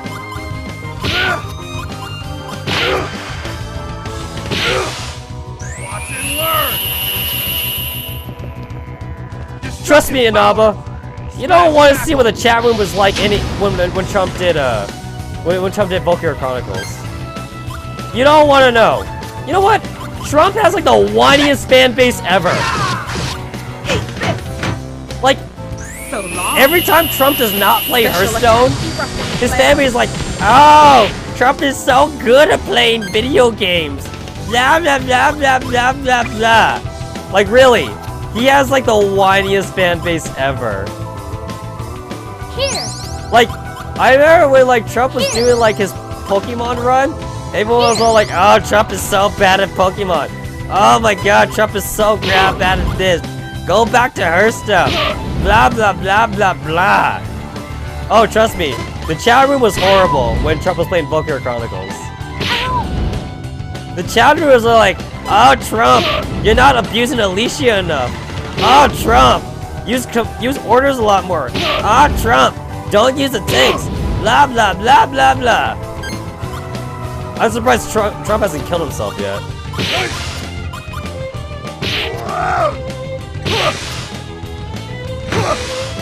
Simmer down. If I want to see a whitey fan base, see a big fandom. Come to think of it, isn't a whitey fan base kind of an oxymoron? Cause like, it's a fan base when you think about it. Like, it's kind of weird. Like, they're supposed to be fans. And it's like, they keep coming back to watch your shit. Like, that's the thing. Like, it's kind of funny how that works out. It's like, no matter how whiny they get, they always come back. So it's all like, do they really hate him?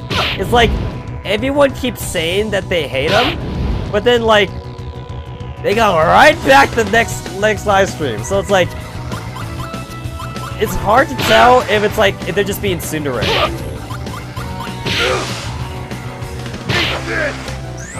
Like, I think they're just being tsundere. Because that's the thing, like, another battle fought. If I'm watching someone that I just generally don't like, I ain't gonna watch him no more. So he is making money playing video games. Jackster, you're really oversimplifying things. You are greatly oversimplifying things a lot. That's like saying the achievement hunter gets paid to play video games. That's like saying Rooster Teeth gets paid to play. That's like saying Pro Jared gets paid to play video. It's not what they're doing. It's like their job entails that they play video games, but they're not really. That's a really oversimplification of what they're doing to earn the living. That's like saying a game reviewer is getting paid to play video games. Game reviewer is a shitty job. You don't want to be a game reviewer. Like, being a game tester or being a game reviewer, you couldn't pay me for that. You could not pay me enough money. It's like, I would rather like work at McDonald's than be like a game reviewer. Because like, because at least with that, it's like I have an hourly shift at McDonald's. And it's like, I do my hourly work shift and then I'm done. When you're like a game reviewer, or when you're a game tester, it's like you are required to know everything that's going on. So, yeah. Yeah. So, believe me, Trump is not just playing video games to make a living. There's a lot of things that go into that. How do I get in here? There it is.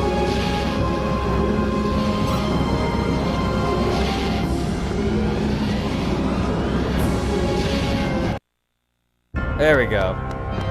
Okay, it better be the ice.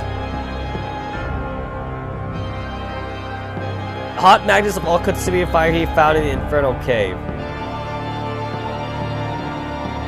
Hot Magnus? Please tell me that's an ironic way of saying ice.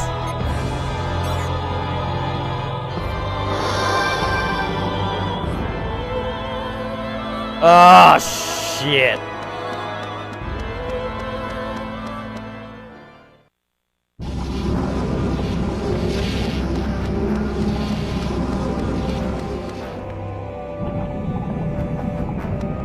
Hot Mac? What? What am I missing? Oh, what the fuck is this? Oh, I never noticed that part. Solar Saber, that would have been great if I had cows in the party still. Okay, wait, what?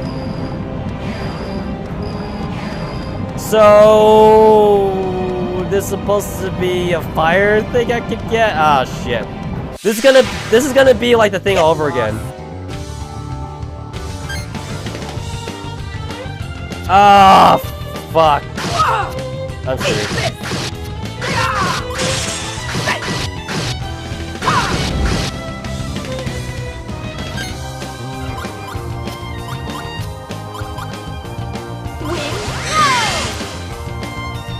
God, this is gonna be like the next 2 hours of live stream. Mighty wings, caress my wings and blow forth. Magic, whispering wind.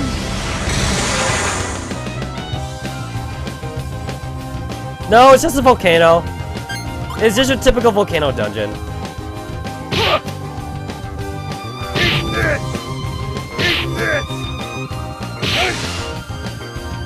Oh, he only has 5 combos.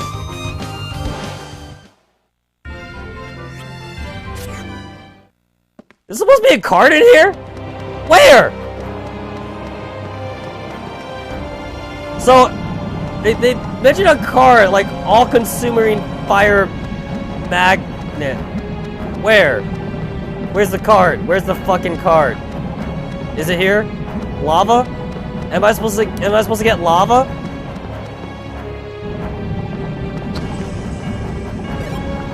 Was the lava useful for anything?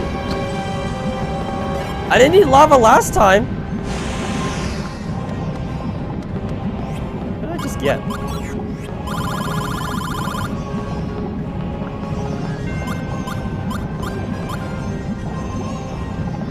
My loot, catfish whiskers, spike from someone's class up. What the fuck?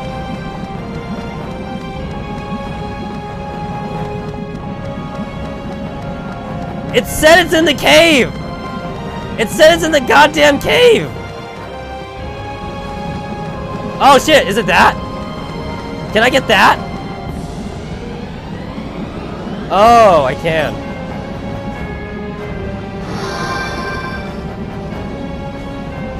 I never needed this though. I never needed this.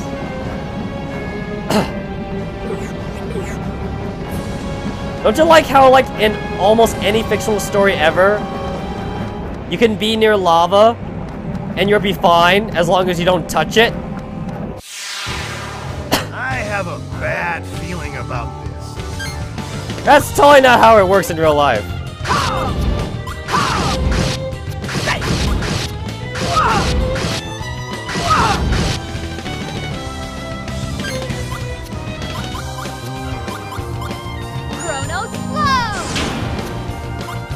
I can't believe I had to backtrack for this shit.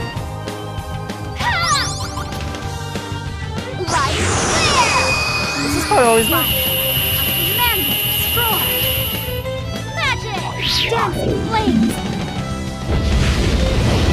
I think like every 2 minutes my vision goes blurry, and I had to like shake my head to like get my vision back. That's a good sign. Your history. It means I'm primed for live streaming, baby. I got all worried for nothing.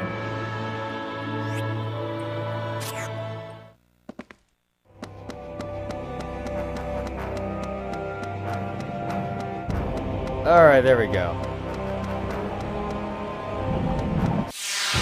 Friggin' camping bitches! Odds make it all the more fun.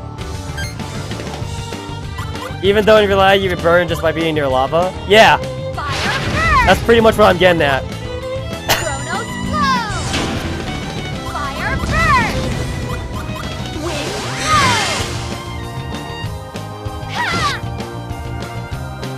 blow. Light clear. That's what makes it funny. Why do I never get the water cards when I want them?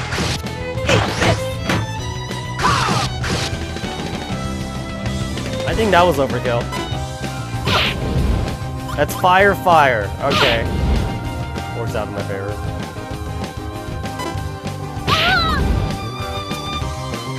Apples have a chance of curing headaches! Man, somebody on this development team must have been really hungry. Like, they didn't even want to use generic potions.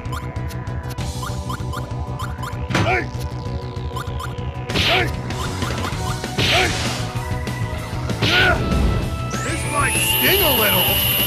Destructive power. This game never mentioned that, like, if you attack with the same element, it does less damage. So I'm going to assume it does neutral damage. Because they never said it does.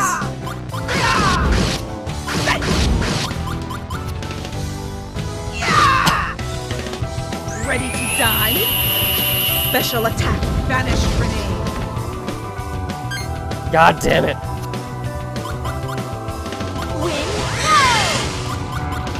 Let's take it. You know, I'm sure Zelha is actually a lot tougher, but I just made her healing bitch anyway.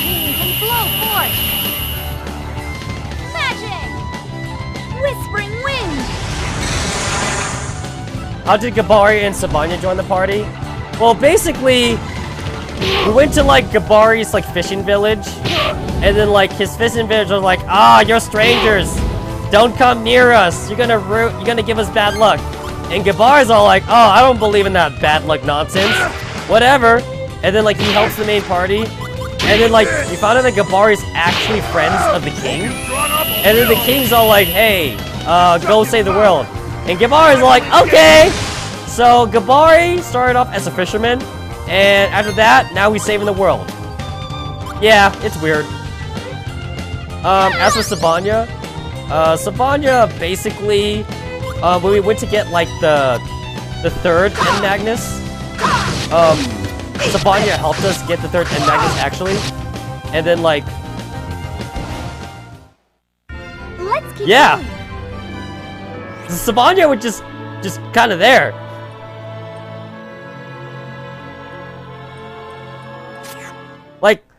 Like Savanya, like we find out Savanya's backstory later on, as like she used to be part of the Empire. But as far as how Savanya joined at the start, it's more like Savanya joined because reasons. Like basically, they were like, oh, we need to get the End Magnus. And Savanya's like, I'll help. And everyone's like, okay. Whereas Gabari's all like, oh, hey, you guys are having a tough time. I can use my ship to help you get over the river. And they're like, okay, but we actually need his help, though. So, yeah. It's like, technically, the party didn't need Savanya's help, but, like, Savanya offered help. Like, Gabari was actually needed. Because, like, the rest of the village wouldn't give us any time of the day. Since Gabari's village, his fisherman village was being assholes to us. Savanya was a loner, though.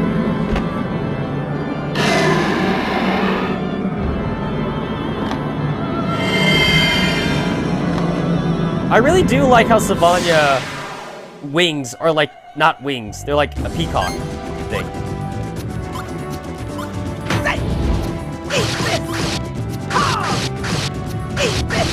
I hate how Vanish Grenade does more damage than the other thing, because it's not Special as flat. attack. Vanish grenade. Fire, that. Why does Zella have the cock again? I forget. I gave her the cock for a reason. Chronos flow. Light clear. Light clear. I am the darkness, dispeller of light. Demons of darkness. Wow, that didn't do shit. Well, that's the thing. There is storytelling here. The game just kind of doesn't go about it the right direction. The thing is that I actually like this battle system. I just think the battle system can be improved upon, though. Like, I don't think this battle system is actually bad. I think it's actually good, even. It's just... It could be better. This might sting a little. There's a lot of things about this battle system that doesn't work. Before it does work, I like it, actually. It's different. It's different from what I'm used to. Use It just this. needs a few tweaks. Hope this helps. Take this. Like right now, in this battle system, you could totally abuse healing items. Because like, they're practically infinite with every battle. But then like, my biggest complaint is that like, I don't think I've ever played an RPG where you could not revive your characters in battle, and in this one you can't. So I'm a little salty over that one. This means that like, if someone goes unconscious during battle, you're fucked. Like yeah, you gotta go YOLO. You have to go all YOLO when someone like falls in battle.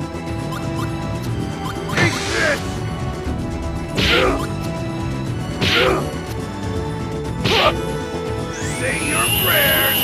Gabar's entire like deck is all like Destructive fishing power. oars. Smash tackle. It's like it's trying to remind you that Gabar is a fisherman, but we've never seen him fish like ever. It's like I used to be a fisherman. It's like sure you were. Fuck. That was 5.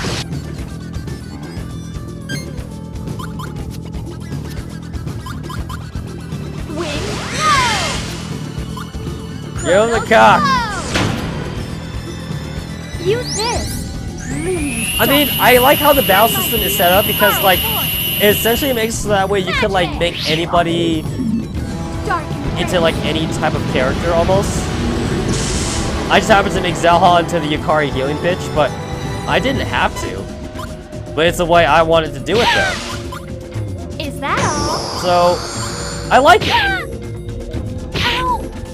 In fact, that's my biggest praise. Like, that's my biggest praise about this game actually. It's the combat. It just needs to be a little tweaking. It's not quite up there. It needs a little something.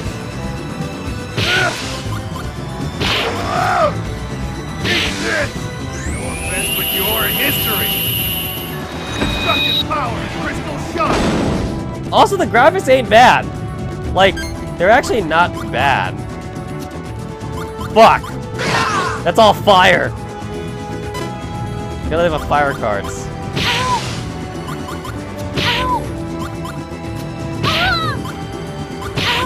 That's a pretty Delha. I think she's dead. Holy crap! How is she not dead?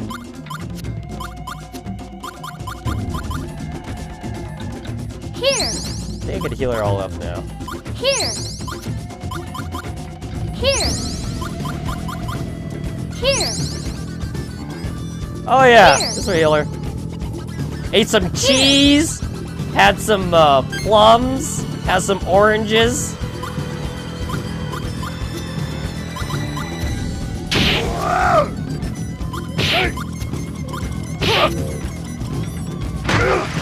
Hope you've drawn up a will. Would you like some cheese to go with that wine? Spiraling gas. I still don't think cheese and wine makes a good combination. But that's just me. Where's the fucking fire finisher?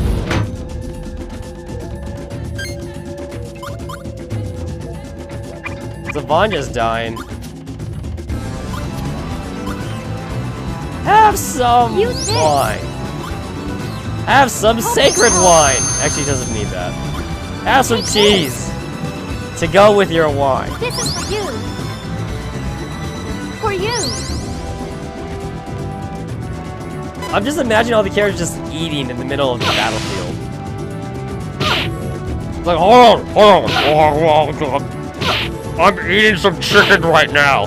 I'm trying to heal.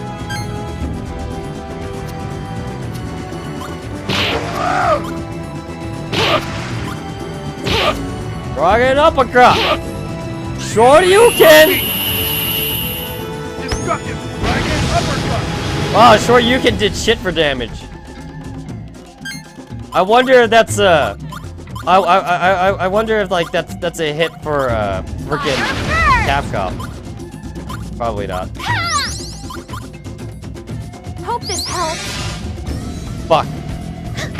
Mighty fire. I command you to destroy. Magic. Dancing flames. I forgot that Zell's combo goes to 6 now. 18? What? Oh. I didn't do shit.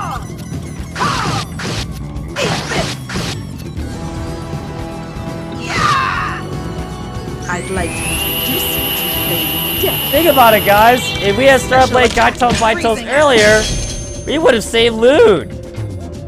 Instead, he's getting butt raped with no loot. That rhymes. That was so unintentional. Yeah, this guy's like, oh, he is close to death. Eat this. Eat this. Where's my fucking fishy moves? God damn it.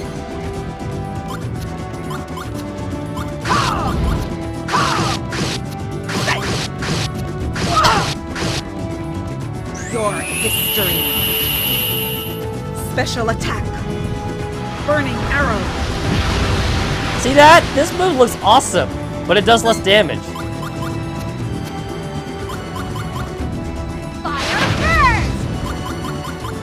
Fire burst. Chronos flow. did it again! I keep forgetting! Magic!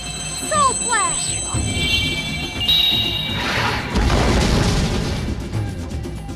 Gotta! You know, I actually wasn't in any danger of dying for that entire battle. He, like, didn't do anything. That was way too close. But a win's a win. I said, all this shit's for loot, which I'm never going to use. Hey guys, what you wanted? Loot bondage! Yeah! Giggity! Giggity, giggity, giggity, giggity. Hey Loot, how you doing, buddy? How you doing?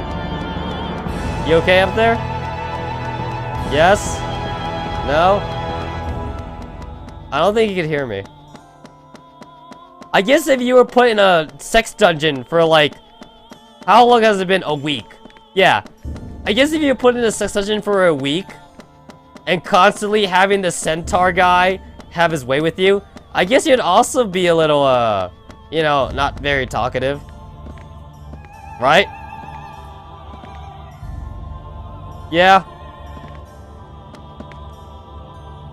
I mean, think about it. How long would you guys last in a sex dungeon? If you were to take hentai as any consideration, most chicks in a hentai don't even last for more than 5 pages until like they get like mind broken, and then all of a sudden it's like, oh my god, I crave dick. I crave dick so much. Because at the very start, it's all like, ah, yamate, yamate, hide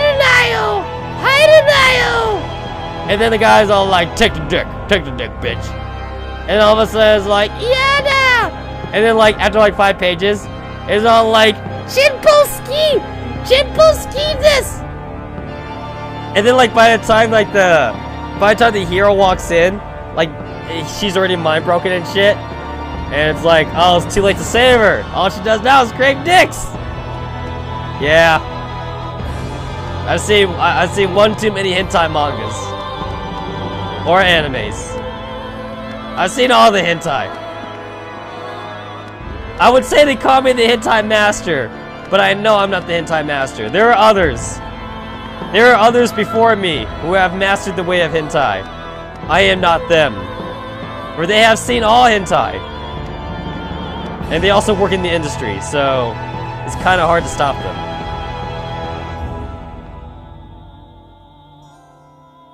You came to save me now. Look at that surprised face. Look at him. Like, doesn't he look super surprised? He does. You know why? Because he knows. He looked at the game clock.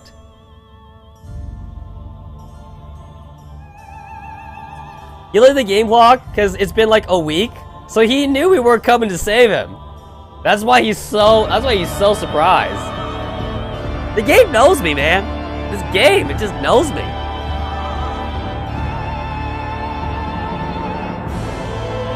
Of course, Lewin. I never give up on my friends. I fight for my friends.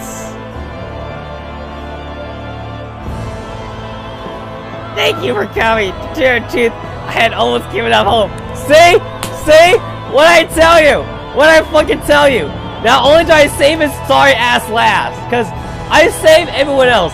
First, I save the great Mitati, and then I save Savanya, and then I save Gabari, and then like I left Lude's ass to rot for like a week before I came back because I skipped a day of live stream, and it's been 9:26 since I came back, so it's been around 7 days actually. So it has been about a week, and I wanted to save him last. So yeah, I ditched your sorry ass because I already know you're not useful to this team. He was actually right to give up hope. Because the thing is that, like, if you have too much hope, and then that hope never manifests itself, you end up falling into deeper despair. So take it from Lude! Take it from Lude! You give up hope. That's what Lude's telling you all. I thought I was done for. That all efforts were in vain. I can't thank you enough.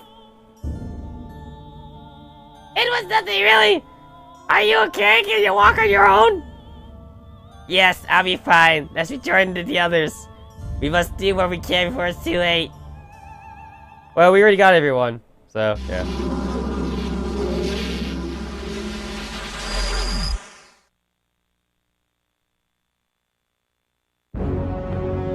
Woo! We got everyone! See Gabari? Gabari looks like he's happy. You know, Gabari's always having a good time. But we're missing someone. That's because we lost Callus. We lost Callus, the fucking great...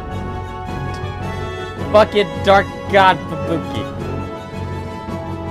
You didn't hear nothing. Yeah. It's great to see everyone back together. Yes, finally, I still believe they were all safe.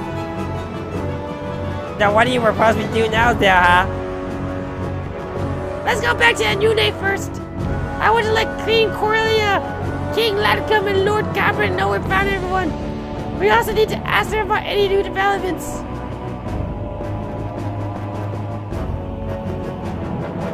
Yeah, right, let's move out. Time to kick some out-of-dimensional butt. Yeah.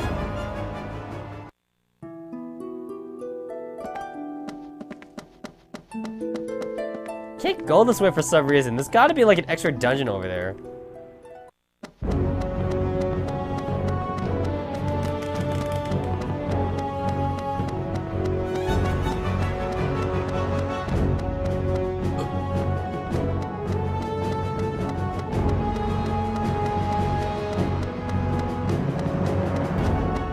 Let's get on the Mindir!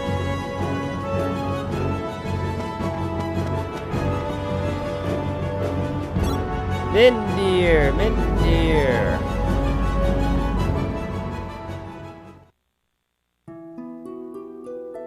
Anune, Anune, that's the one with the double rainbow.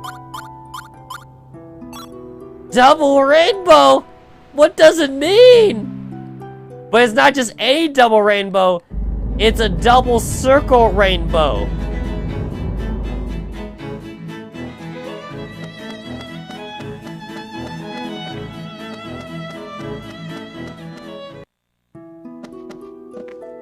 Check that out. Check that double rainbow out. There's a song. There's a song in that somewhere. Double rainbow.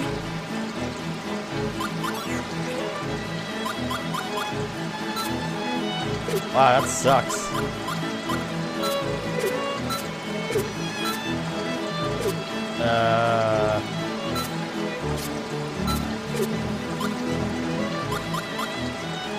54, 30, 30.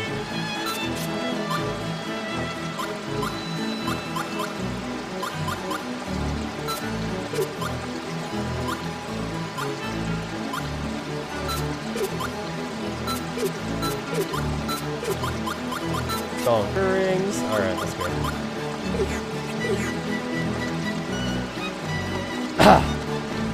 Because lollies grow up? Not in Takoro-chan! In Takoro-chan, the main character finds a way to keep lollies lollies. Go watch Takoro-chan. He finds a way to keep lollies lollies forever. And then God gets pissed at him. And then sends an angel. Sends an angel to go and beat his ass. Yeah. That's not the whole title. I think it's called like Benksho Takoro-chan or something like that, or a Benkatasho. I know there's like a B. There's like a B word in there somewhere. But I actually can't remember the entire title. All I know is that if you're looking for a character, look for a twin-tailed, short-haired angel chick with a giant mace. Like a bat mace. Look for that. Then you'll find what I'm talking about. That entire series is about the main character and how he loves his lolies. Loves it so much he finds a way to keep them that way forever. Except by forever, I mean forever, forever. He accidentally finds a way for like eternal life or some shit like that. And that's why God got pissed. You see, God wasn't pissed that he found a way to keep the girls lowly. God got pissed because he found a way to keep for people to live forever. Bukutatsu Tenshi Dokoro-chan. Oh, the Tenshi. Yeah, Tenshi means angel. Yeah, that's it. That's it. You got me, man. You got me.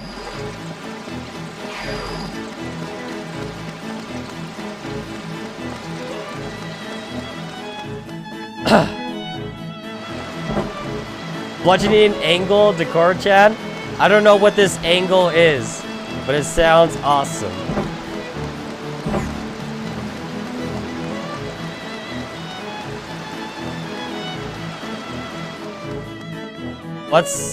Hold up. I need to click on the link that I see. What is this? What is this? What is this link? Where is it sending me to?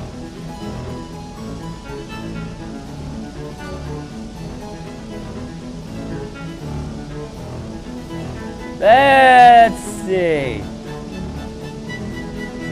Oh! Oh, I've seen this one. Yeah, I've seen this one. Right. I was super excited that was a link I never saw before, but I have.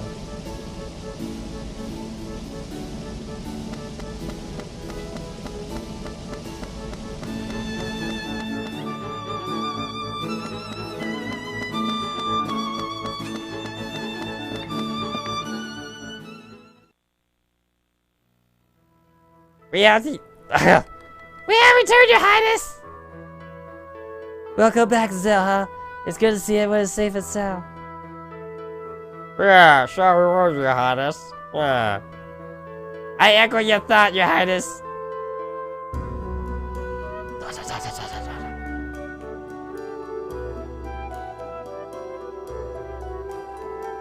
You must be the great Mizuti. I am Corellia. Though we can't offer much in the way of hospitality, I welcome you to our new day. Hello! The great Mizuti bids everyone be at ease. Forget not to call me the great Mizuti. I am also only 14 years old. Chuckles! It's truly a pleasure to meet you. You've done well, Zaha. Emo Fuka. Alright! I'm still here. Yeah, so after Callus, like, you know, cunt kicked me to the curb, and like, he falls at the evil Fubuki god. I'm now with Zelha, Yukari bitch. Yeah. It was the least I could do! Yeah. Your Highness! How are you things going? The core Hydra has yet to break its silence. Releasing the Endmagnus is not easy of a task. The Empire Army and the Forces of Darkness, both under Melodia's command, have been launching attacks on each island. Duke Carbon and King Laudicum on the front lines leading our forces. Somehow we managed to hold our ground, but the soldiers are showing signs of exhaustion. That doesn't sound too good. We can't continue like this. Fatigue is bound to take its toll on the men sooner or later. We must do something quickly. Yes, but what? I wish I knew. We have no choice but to sneak into the Empire again and try to recover the Endmagnus. If you did, you would likely fall prey to Melodia and Callus. We need a miracle. With some breakthrough, it would be furthest to infiltrate the Empire. Yeah, we need some kind of plan here, people. I ain't going down without a fight.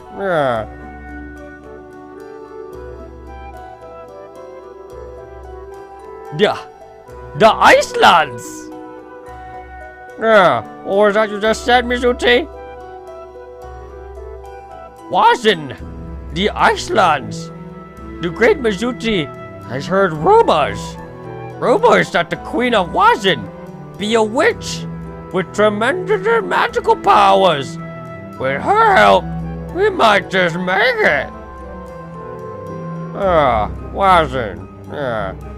A kingdom of witches, a land of perpetual blizzards, hidden away in ice, an island cut off from the rest of the world. Could a last host be waiting there? If I remember correctly, there has been in contact with Wazin and the 5 islands for 700 years. I hate to say this, but we can't risk losing time and manpower. And intend to contact someone that may not even exist. I can go, Your Highness! But Zelha, we don't have much time. Please allow me to try, Your Highness! We need a miracle, right? Where's it may be our best bet? Zelha, are you sure about this? Yes, Your Highness! I'll find somebody that aided our cause! Yeah, if that shows how hot, we'll be tagging along too. Yeah. Indeed. Oh shit! There's that. There's the face! There's the pot smoking face again! Indeed we will! You ice and flame him, need me! What does that even mean? What does that even mean? I knew we should have covered. It's a double rainbow. I blame the I blame the double rainbow. He thought he was high, so he's like, oh well, might as well light up a blunt. That can't have been on accident. That's on purpose. They knew. Oh god, they knew. Like the bags. You could see the bags under his eyes. And his smile is just so creepy. And like, the way his like eyebrows are kind of like a bit lower than what they usually are. Yeah. That was not an accident. They knew what they were doing with that. That fucking face, man! How did no one on the development team like see that? No one on the development team thought, hey, you know what? So we were trying to make this super serious RPG, so we're gonna have one of the characters look like he's like, you know, been around the block. Everyone was like, okay. Nobody saw anything about their, no, they couldn't change the art style. And I get it. I think that's supposed to be a smiling face, but like, they could have made him smile a little bit better though. Like everybody else, if everybody else in this game smiles naturally, Luid's smile is like Shu and Nui smiling in Contact Collections. Every time Shu and Nui smiles, I think a destroyer sinks. Every time Shu and Nui smiles, like Martiu sinks or something like that. Yes. See, look at it. Like even Sabanya looks better when she smiles, and she just looks like she wants to bang some dude or something. That's way better than how Luid looks. Turning back is no longer an option. A great Mizuti! We'll accompany you. You may sit back, relax, and enjoy the view. Thank you, everyone! What do you think of my planning, Mafuka? Doesn't matter what I think. Even if I say no, I'm pretty sure we're all going anyway. So, of course, let's go. Yes, together! We'll find something that wasn't. All right then. We'll have no matters here. You go ahead, Azilha. I'll pray that you find help. We're looking for Azilha. Thank you, Your Highness! Alright. And that's also why, like, Luid never gets put in the main party. He would just screw everything up. Yep. He would just screw everything up.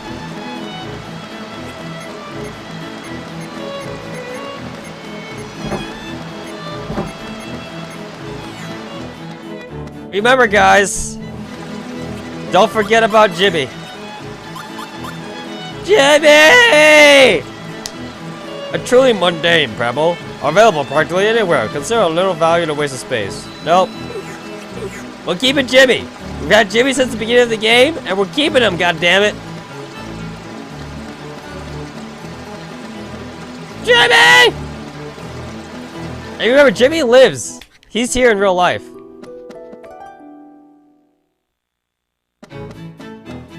Jimmy lives among us.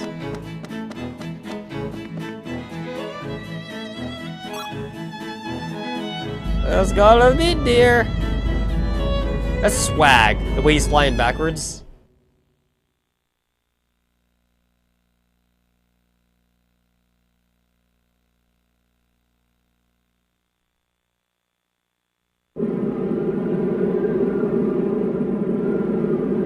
Holy crap, that's a badass flying horse. It just flies in the ice cold like that? Correct me if I'm wrong, aren't horses really bad in cold weather? Oh my god, graphics! Graphics! I step in the snow! Oh my god!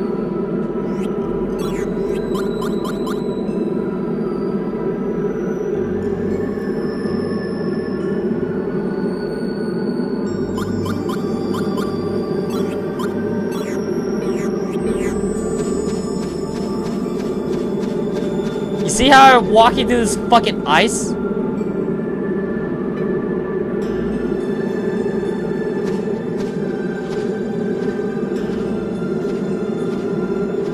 Look at me plowing this shit. I'm a plower!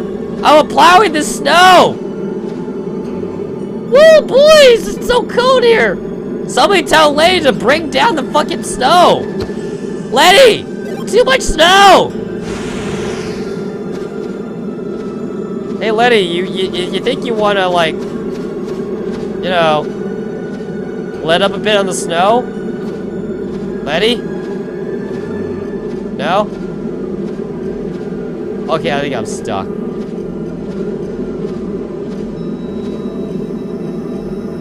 Uninvited intruders, proceed if you can. Destroy you must, the barrier of we, the ancient witches. Was that the voice of one of the wizard witches? It seems the legend was true.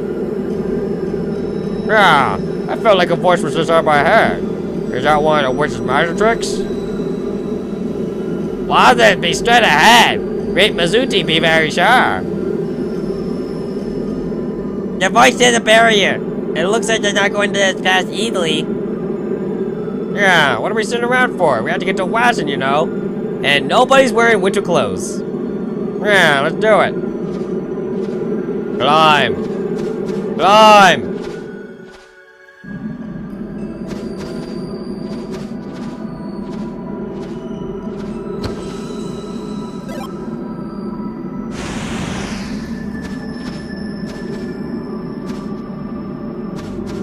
Is he digging through me? He is! No! No, get away from— ah, shit. The enemy is extremely dangerous. Stay alert. I didn't want to fight him. Fire first! You suck. Fire first! Chronos flow!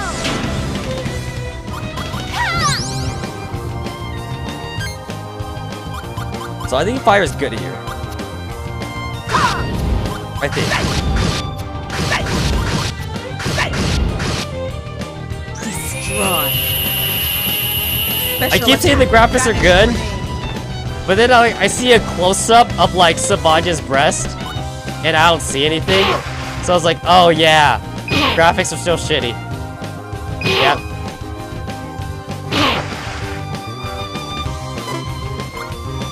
Still bad.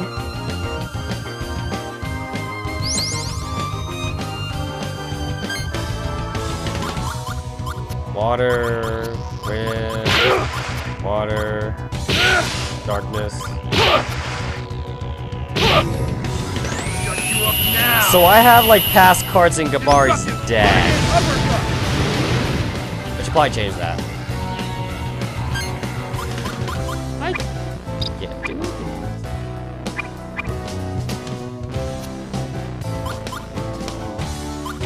it. Use this.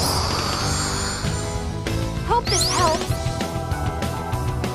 Take this. I wish there was a way to run from battles!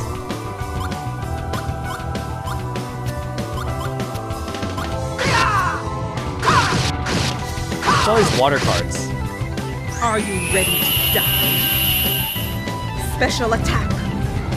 Burning arrow. Burning Arrow sounds like a Domon Kashu move.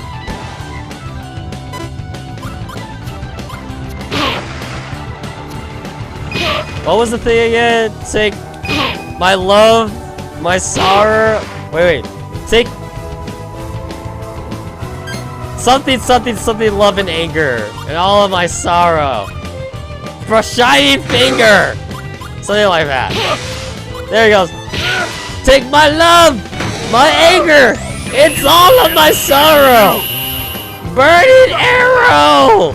Spiraling gas! Yeah, there we go. Shout G Gundam! If, you know, Bandai would let me. Fire first! Bandai! Why you gotta be such dicks? Huh? Use this. Why you gotta be such dicks, Bandai? What did I even do to you? You know. Magic. Besides badmouth you? Whispering wind. Besides, you know, saying that all your Gundam characters are gay? You know. Okay, let's move Besides on. begging the president's daughter? You know. What did I ever do to you? Friggin' Bandai knows how to hold a grudge. I tell you. You make one little remark. Just one little remark, and Bandai like flips the shit over. Oh god, that's a lot of cards. I don't even know what I can put in this deck. I'm like all out of shit.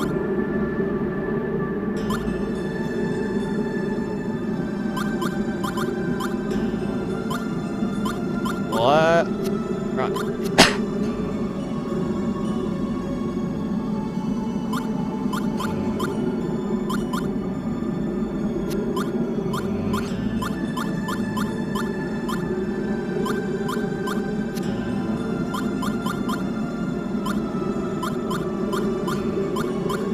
I'm just looking for attack cards.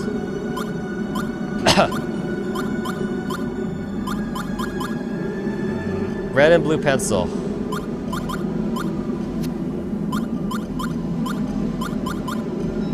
Yeah, I'm just really looking for attack cards.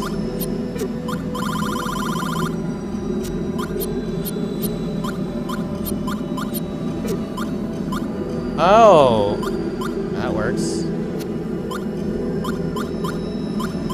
And that's it. 47.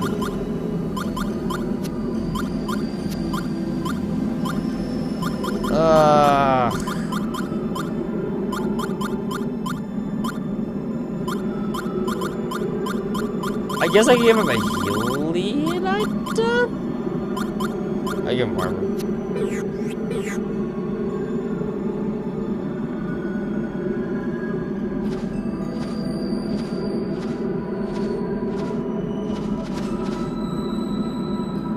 Can I make it to the save point? This light! This must be one of the keys to bringing the bear! There must be other keys somewhere, let's find them! Awesome.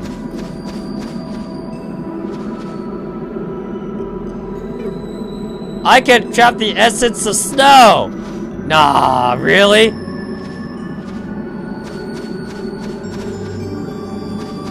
Get away from me. Get away from me. Get away from me. Get away from me! Get away from me! Go! Go away! I don't want to fight you! I don't want to fight you! I don't want to fight you! No! No, he's chasing me! Oh god! I've seen enough hentai to know where this is going! She's gonna get raped by like fish dudes! Just like just like in Magical Woman M the hentai. It's a really old school hentai though. It's probably too old for some of you. I've seen my hentai.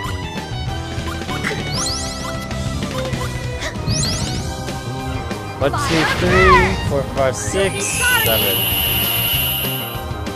1, 2, 3, 4, 5, 6.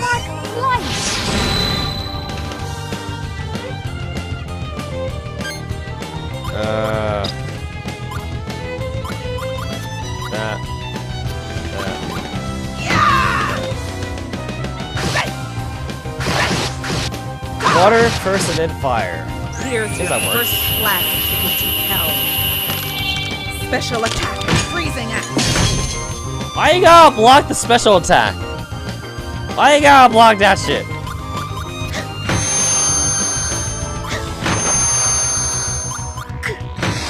I didn't ask for this! Ah! I feel my consciousness fading. Like, literally. I'm not being sarcastic here.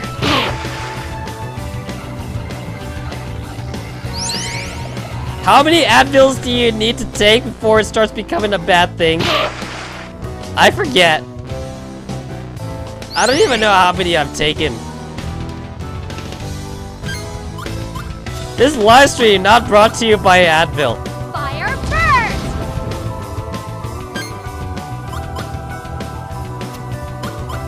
Advil.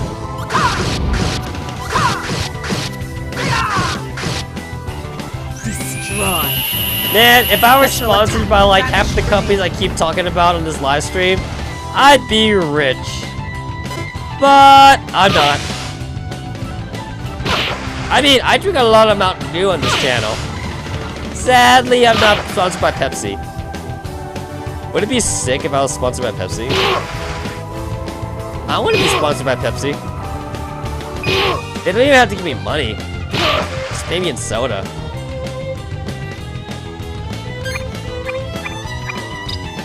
Pay me in soda!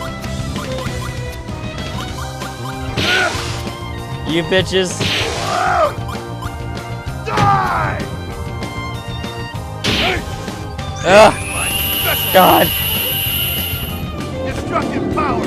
Whirlwind hit! I think I'm going to pass out after this live stream. Yeah, I feel it. I feel I'm losing myself. Ugh. Use this. I think I need Hope to. this helps. I think I need some. This. I think I need some Paizuri Hinside to help me fall asleep or some shit like that. I don't know. It's like, guys, what's your go-to hentai for Special attack. for that long night? What's your go-to type of hentai for when you know you got a night and you know you need to tire yourself out for the day next? What kind of hentai do you guys go for?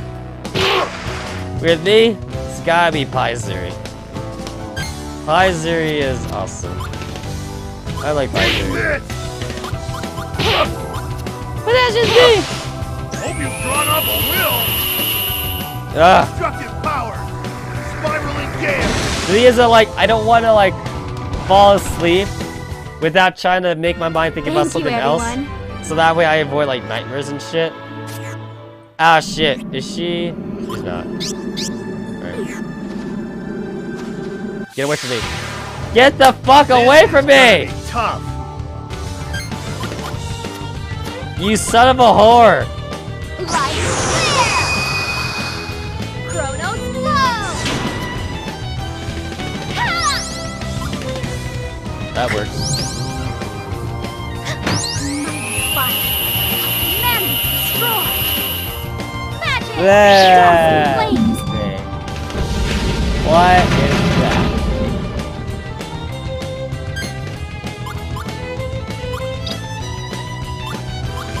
That one. That one. That one. That one.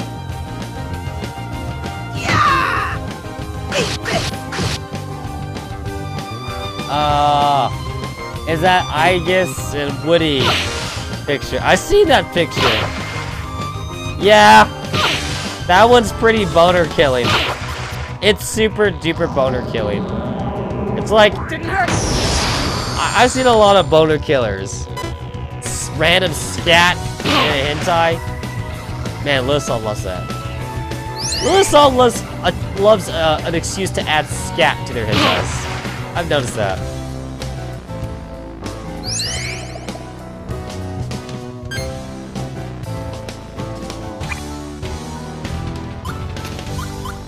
Jeez. Here! Yeah. Here! Ah! Here. I want to find the save point! Where's the fucking save point?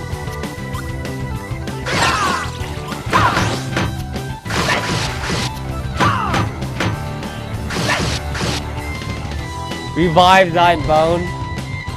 What you said at me, Spotted Killer? What you said at me? Ah, damn! Taokaka. That's nice, man. Anatago. You got the pair, man. You got the pair.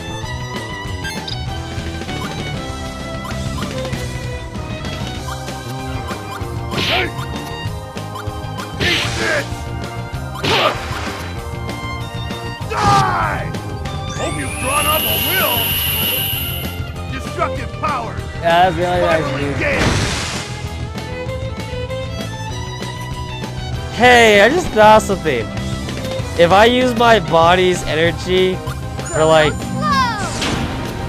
wanking off, does that mean I heal slower? Because now my body's trying to like rejuvenate my balls or rejuvenate the body at the same time. I just thought of that. It's like your body can't do more than one thing at a time, right?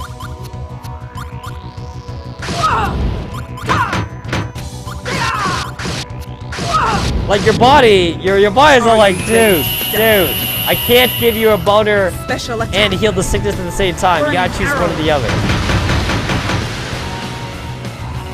I think that's how it works. Nothing like a good... Think so. So basically there's easy snow and there's bad snow. Or hard snow.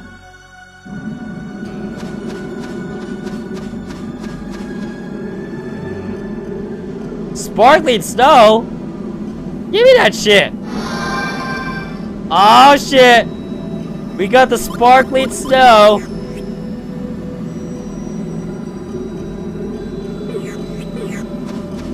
Where's the fucking save point?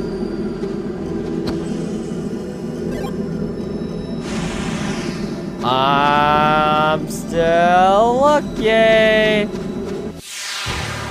Take your positions. God. Oh shit! Use this. I healed him! Ow! Oh, give us some fucking wine!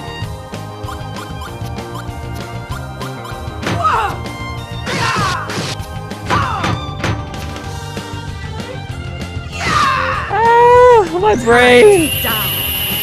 Special attack. I am my own worst enemy. Okay, I think I need to go back. I have no idea what the save point is. I'm about to pass out. I can't run away! Leave me alone! Oh my god, are you serious? Why are they all faster than Gabari?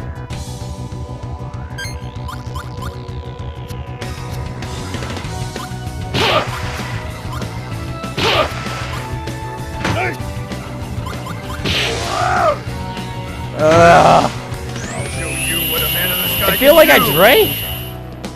I know I haven't touched alcohol in like the past month. I don't drink. When I drink, I get drunk.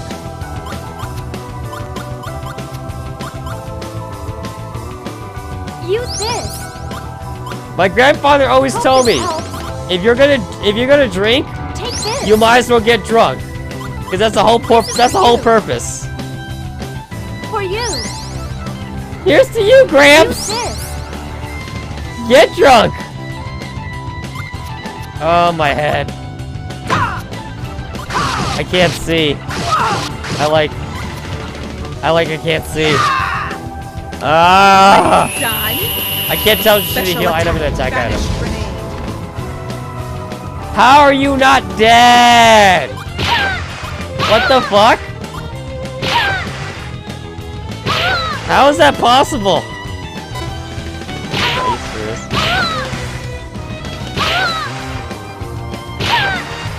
I need something to wake me up. Wake me up before you go. Bada, bada, bada, go. Wake me up before you go. What you got for me, man? I see more in-hentai links. What is that?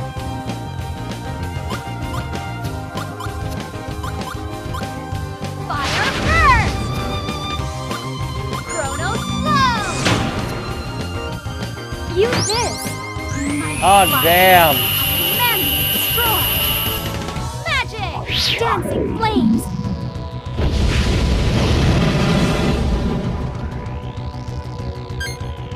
That's a nice one. Oh shit! I think I'm gonna read that one. Like I seriously am gonna read that one.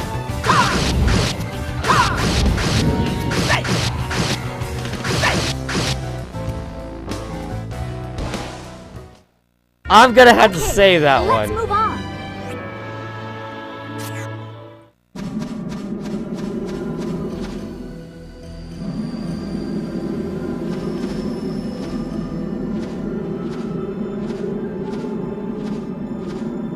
Where's the fucking save point? Be careful. This is for real.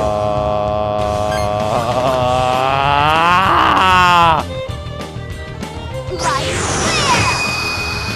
I hate everything right now. Fire first! Luminous darkness! Red light healing! I literally hate everything. Magic! Dark embrace! Wow, that didn't do shit for damage. What are you trying to do? Tickle him to death?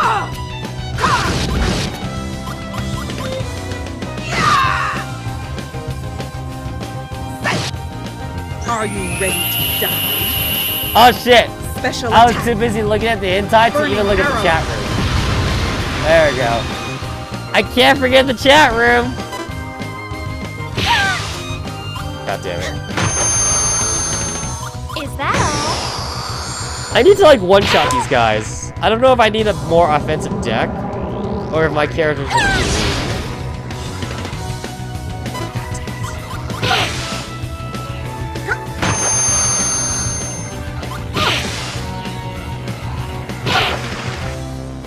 Okay, I really need a save point.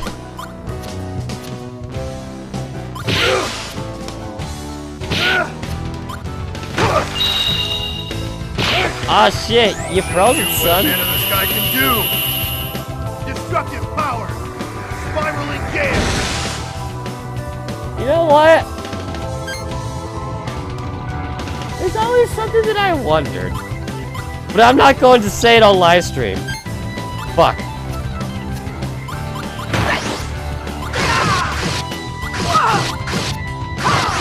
Not gonna say it on live stream. So long. Maybe I'll see it on next time, but Special attack. something that I've always wondered. But I don't think it exists. Not in hentai. But I'm kind of curious. But scared. It's very specific though.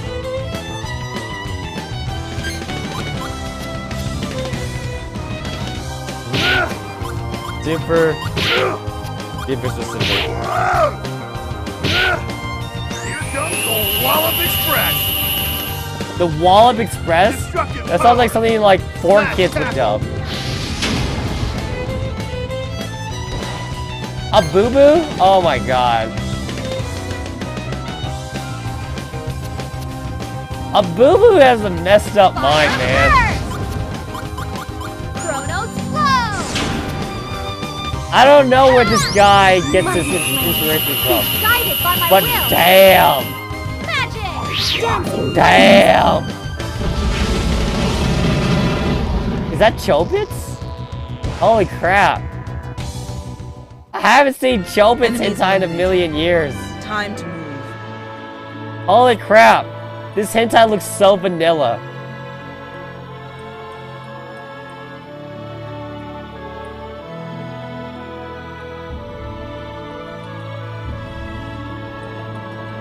Wow. You could probably find it. Well, pork ribs. Oh shit. Well, the thing is that like, I kind of want to make it a challenge actually. So I want to wait until like the next live stream to issue it because I know I'm going to remember it. So it's like, I want to issue it as a challenge. Doesn't look too good. To everyone. I want to give everyone a fair shot at finding this actually. Fire first!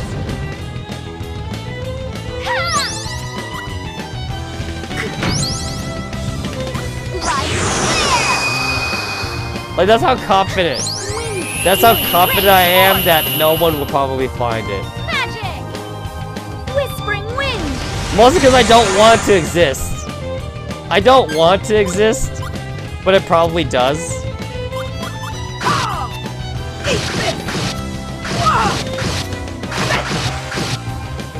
I'm scared of what I would do if it exists.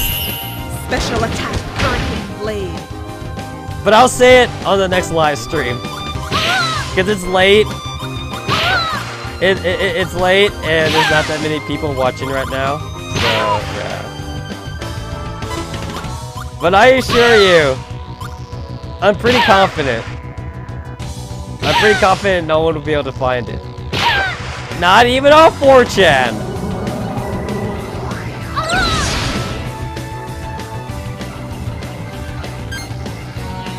God damn, you gonna die?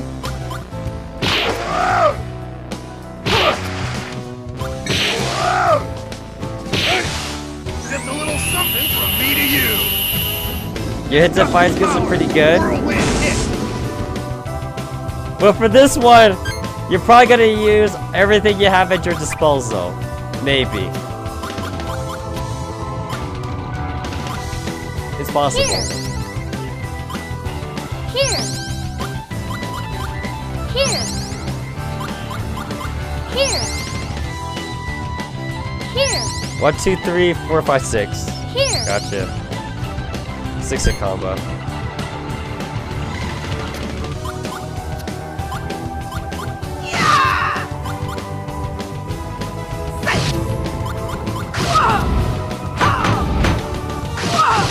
Let's not be getting water cards. Guess I'll do that next time.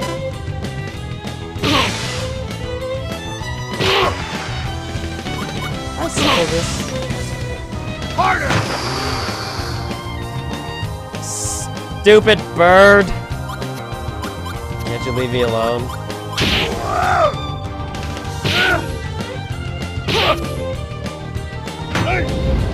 Say your prayers. Alright, let's see, what do we got here? Destructive power. What you got for me? Oh, Pixie. You got me a Pixie? Ah. It says 4-3 forbidden on my side. Are you direct linking Spotted Killer? Or something like that? I don't know. I know some websites don't allow direct linking, but those links aren't working for me. Mighty flames, be guided by Yeah, my I'm getting a forbidden on them. magic! Dancing flames! Are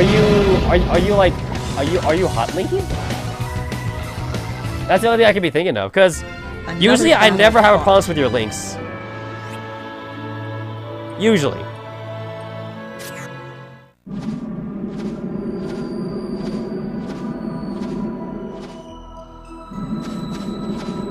Motherfucker, he's back! Please say there's a save point over here. Good God, are you serious?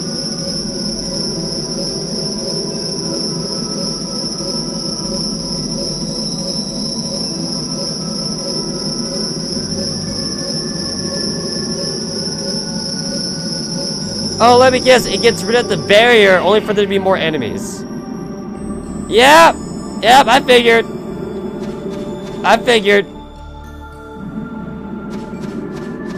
Was it gonna be that easy? No time to play around. You know, these battles aren't even... It's not like I can even choose. They're in my way. Chronos flow! They're in my freaking way! Like, what am I supposed to do? I have to fight them.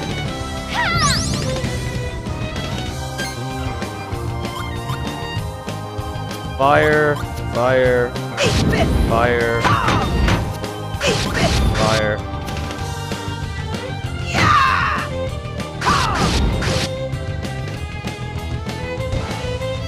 I assume that this pixel link you're sending me now is like the main page, I guess. Oh, I think I know why there were 4 or 3 errors. I think it's because you were linking me to hentai pics. And I think Pixiv is doing it to cover their own asses. I think that's why it doesn't work. Yeah, you're trying to link to me a hentai pics. That's probably why it doesn't work. Shut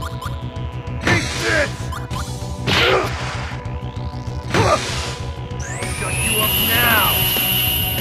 Destructive dragon uppercut! Dragon uppercut! Ah, no attack items.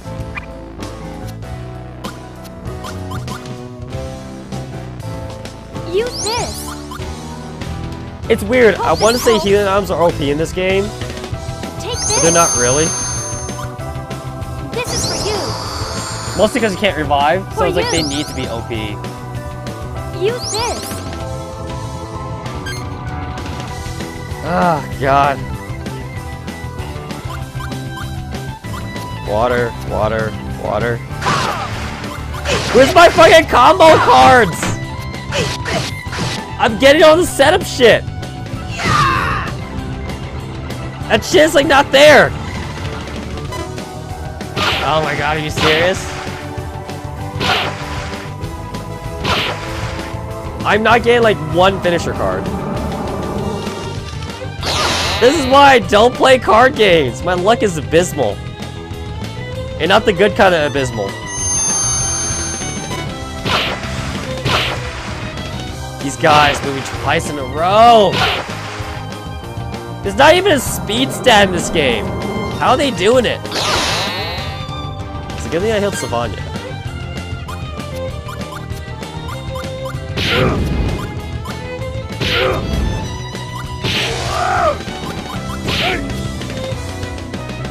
One, two, three, 4, 5, 6. Good God. Fire burst. Right there. This is actually why it's always nice to have neutral cards, because like they can like buffer your defense and attack combos. Whispering wind. And he blocks it. Blocks the last combo.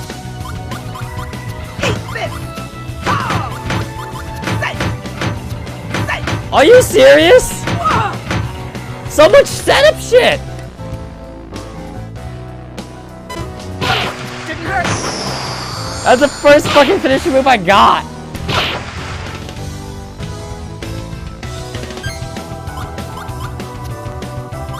It's probably dead at this point.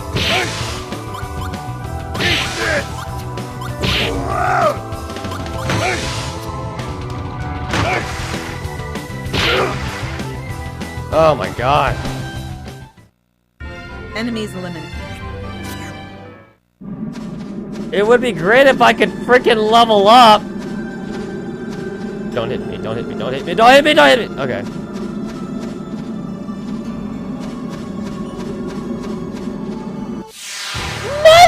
Be careful, everyone. Motherfucker! Chronos flow. Molecule, is that link supposed to be the Pixiv link? Wind. I got it. Fire burst. I got it once you sent me like the main thing. If that's what that link is supposed to be for. I'm just saying that like the other images you sent before, they didn't work. And I assume it's because you were direct linking to the hentai links. Whereas like, if you send me to the main page, then it just requires someone to log in before they see the hentai. So I was able to see it. I saw the last hentai link. I saw the last Pixiv link. Unless that was not the first two that you sent.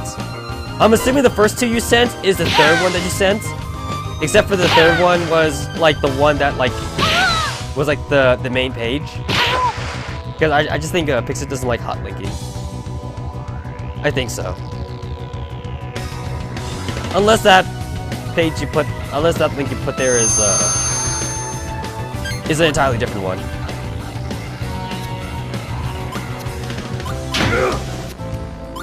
Eat this! Die! I'll show you what a man of the sky can do! Destructive Please die. power. Spiraling gale! Please die. Wow, 260 damage. I mean, it killed him. Not complaining, but damn.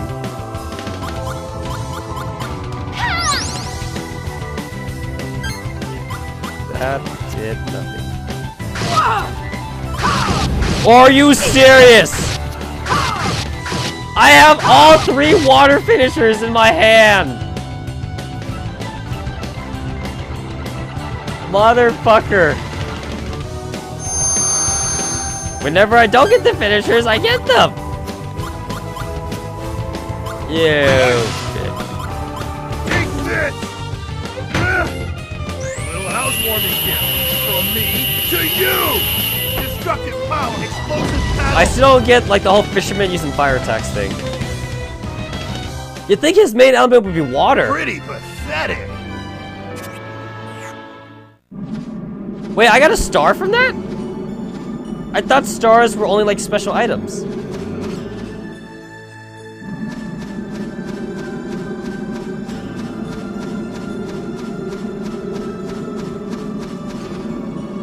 Oh, he hides below the snow.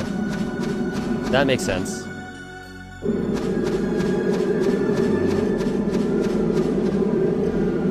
Okay, so I'm going back to the mean deer. Wait, what? I wanna go back. I wanna go back. Wait. Wait! I wanna go back!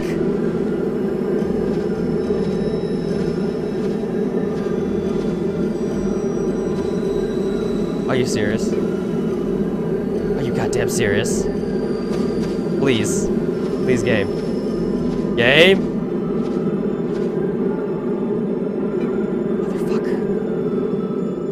You. No.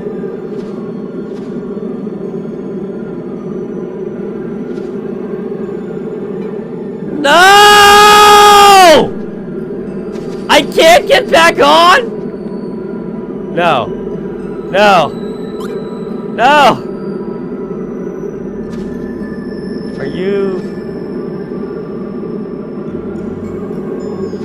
Are you goddamn serious?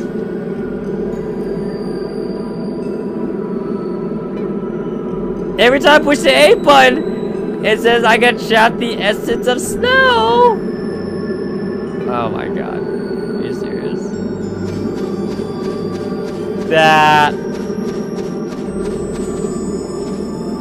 That is bullshit.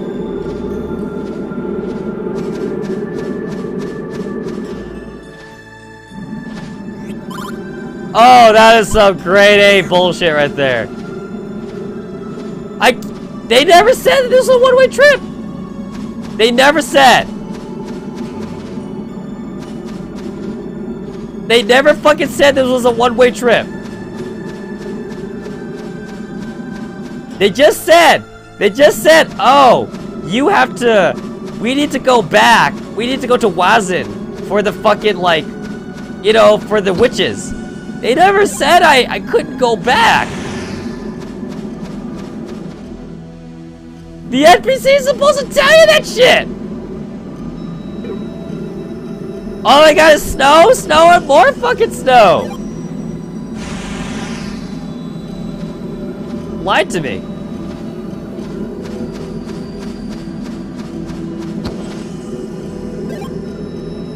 Also, some snow here is like hard, and the other one's like easy.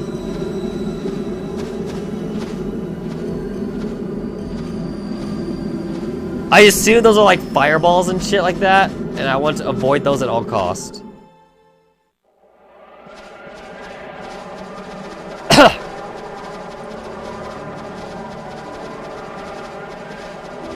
Nah, this place is nuts.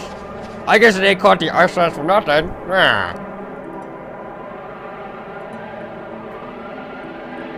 Let it go. Let it go. La, la, la, la, la, la. Disney, please don't sue me. Let it go. Let it go. I don't care what they have to say. Blah, blah, blah, blah, blah. The code never bothered me anyway. Blah, blah. Where's the real lyrics? I need to Google the lyrics for Frozen. What was it? I only remember the Let It Go part, and the code never bothered me anyway. And I remember the I don't care part. But I remember the melody. I remember the melody. Is there any Frozen experts in the chat room want to help me out with this shit? So the rumors were true. So the rumors are true! Rising really exists! What did be done here? Look for another passage?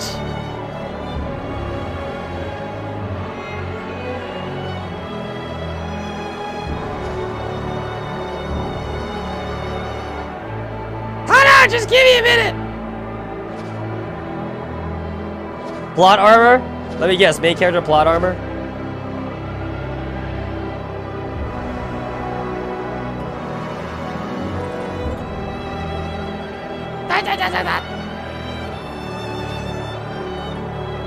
Nah, Zara? What are you doing? Nah. Oh shit! It's just like Frozen! God damn it! It's just like Frozen! You know what that means? It means Namco did this shit before Disney. That's what this shit means.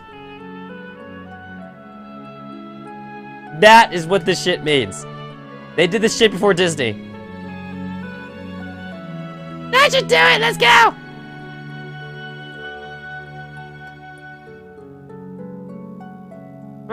Yeah. Wait up, will ya?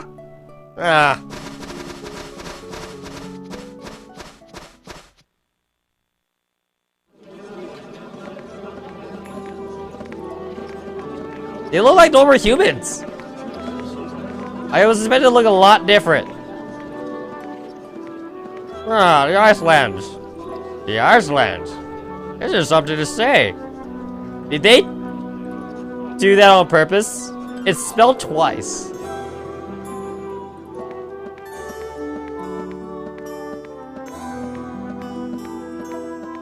Where are you going? So they all be bowing their shit to Zelha. What's going on here?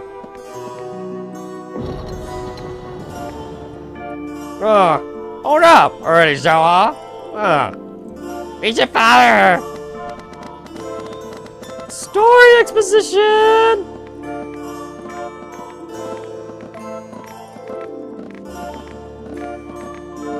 Oh, I remember where the dragon came from now.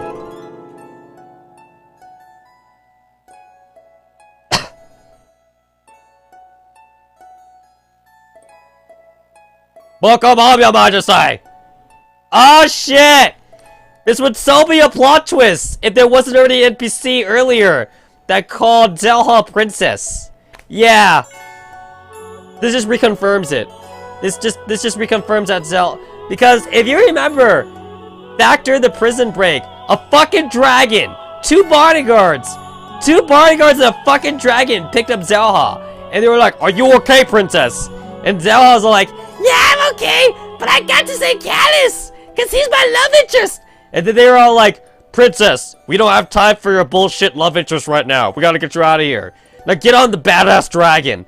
And then we never saw the badass dragon again. Now what I want to know is, if they have a badass dragon, why did they use it earlier? That's what I want to know. That's what I want to know. Zelha had access. She had access to a badass dragon since the beginning of the game, and she never used that shit. She never even brought that up with the rest of the party. We don't get to see the badass dragon till the prison break scene. Why? Did I just imagine that? Your Majesty? Are you telling me that Zhao Habi? Exclamation point, question mark? Yes, that's exactly what Savanya sounds like.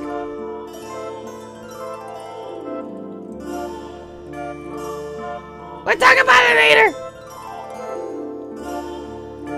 First thing we have to do is find a way back against the Magnus and forces of darkness. Can she even summon it? Well, no. I mean, it's not like Final Fantasy, but the fact of the matter is, what I'm getting at is that, like, she has a dragon. So why didn't she use it? Like when she left her ice country, it's like, we found out later on she has a dragon. So like, even if she doesn't have the ability to summon it like Final Fantasy style, it's like, I'm sure all she had to do was fucking like, send a fucking carrier pigeon over and be like, yo mom, yo pop, I need a dragon. And then I'm sure they just send that shit over. But no! She had to keep all this shit secret.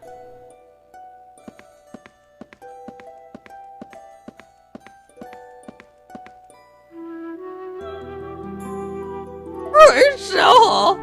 You need to see safe and sound. I'm fine yet! Grab me, Leon came to protect me from Saber Dragon Sansu! You didn't make it! I'm so sorry to hear that. I'm a good man. I'm sure the souls at peace knowing they did their part, as Her Majesty has thus returned safely. I will notify their families. Please do! Has anything happened while I was away? You know, besides, like, nothing. I'm not worthy of your attention, Your Majesty. Although the dragons have decided to start a revolt. And also, we got a lot more dragon chicks running around. And they're raping all the dudes. But, you know, there's no more anime harem hijinks. I see! That's good to hear! How about the harem hijinks part? You must be tired! Please take a rest! I've been paying hot food for a guest! Barney, I don't have time to relax!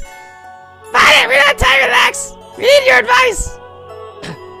I hope I can please some help! Jesse's family had to give her, like, an older version of Zelha's voice. I said, Her Majesty has been through quite an ordeal. I thank all of you for your help. Next year, Her Majesty has returned to us safely. And I appreciate your inviting up to Her Majesty. Imafuka, with my sincerest gratitude. No problem. It was actually pretty hard because, you know, Catalyst went all Wandering Angel. I heard some soundtrack from Final Fantasy 7. I'm pretty sure this video is gonna be taken down because of copyright, but you know, no problem. I didn't stop it! You're fancy me! We should think about more important things. Yes, Majesty, about this end Magnus and Sylvia. I could have never imagined the calamities predicted a long time ago would turn out to be so horrible. We certainly cannot allow this cursed Captain Appreciate to be a wicked in a word. However, to face the power of 5 Magnus and various limbs of ancient gods, you will need something equally powerful.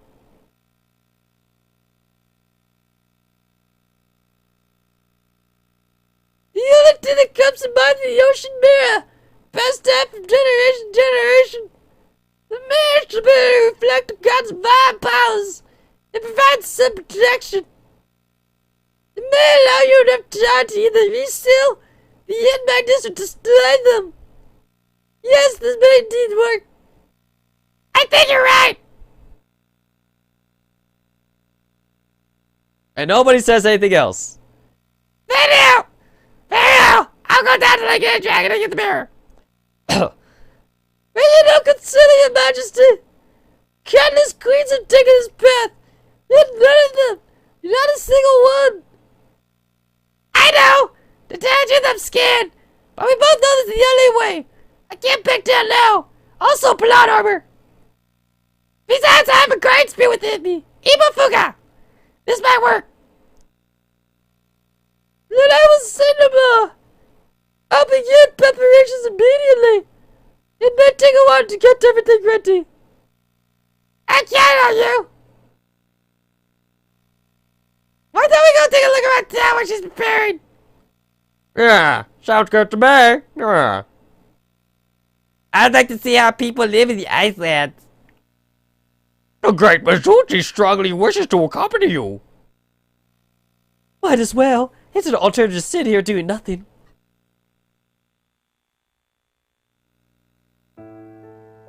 Look at that exposition. Everything's fucking made of ice! Let it go, let it go. Ba ba ba ba ba.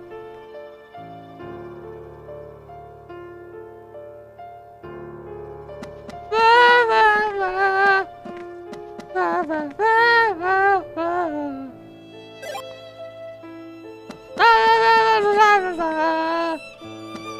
I can't never bother me anyway.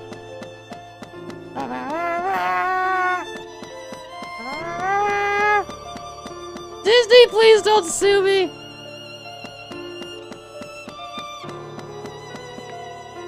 They even have Greythorns here? Wow. I'm surprised they can survive in this, like, cold environment.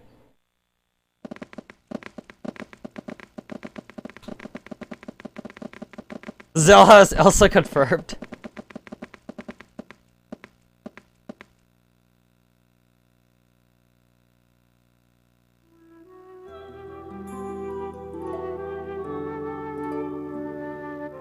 Oh god! Oh god, there it is! There it is!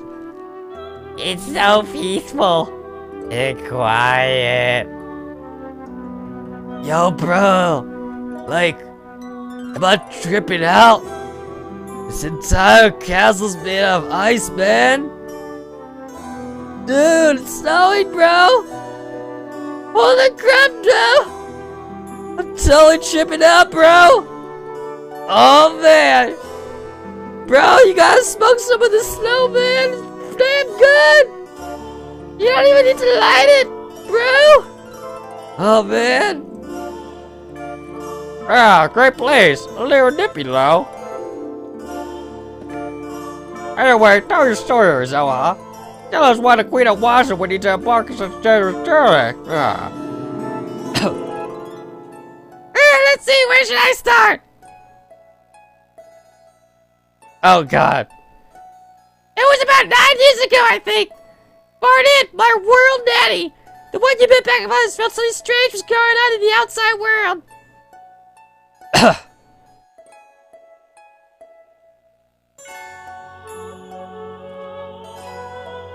Nothing is about to happen.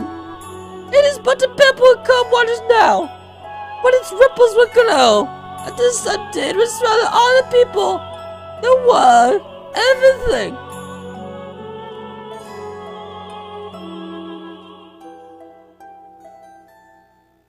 The she desires sent out 3 witches to keep an eye on the outside world.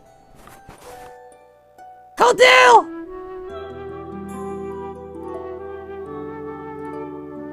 Oh shit, it's those old ladies. Glamis! I get it.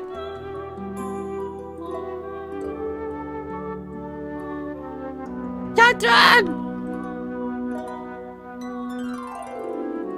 Yeah, it's the old ladies. All of them are younger sisters about it!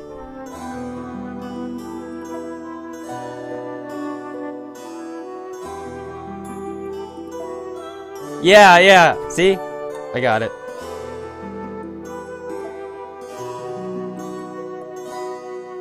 They all disguise themselves as like old people, but they're actually hot chicks underneath it. And one of them's a loli! For you lolicon lovers! Wait, what did she say? Could that be the ones who wove the magical shield and took away Anyune? Yes, indeed, it was them! We actually bumped into them on several occasions on our travels! Flashbacks.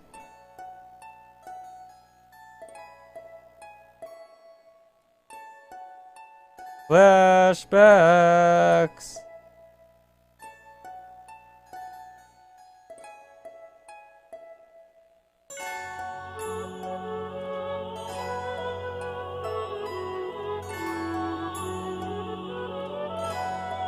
Holy crap, it was the fortune tellers all along. For quite a while, the word saw a little change. We got a whether we made too much of a fuss about it.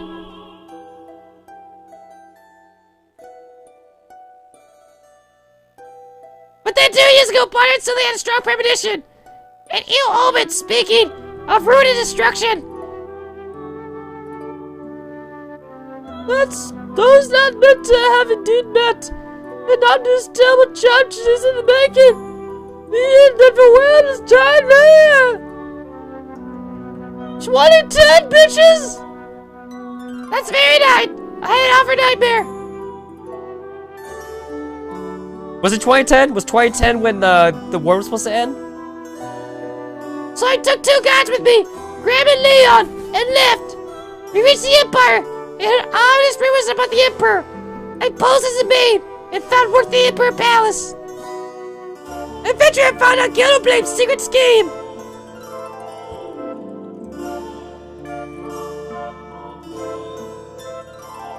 I stole a pen which seemed to be the key to his plan and ran away. The Emperor spoke of something being sent away in Sandu soon, Mongol Fruist. So it was there that I met Callus. And then the rest is history.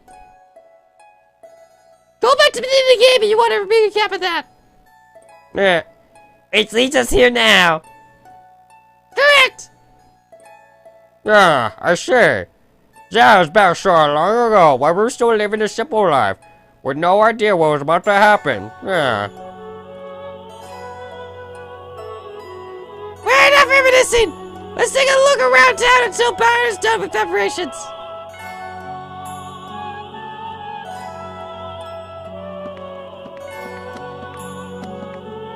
Did this kid fall down?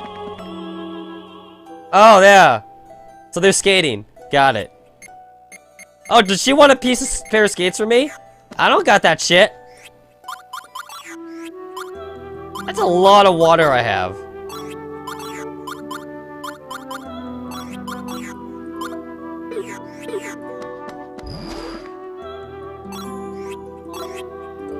Finally, I've been wanting to fucking save!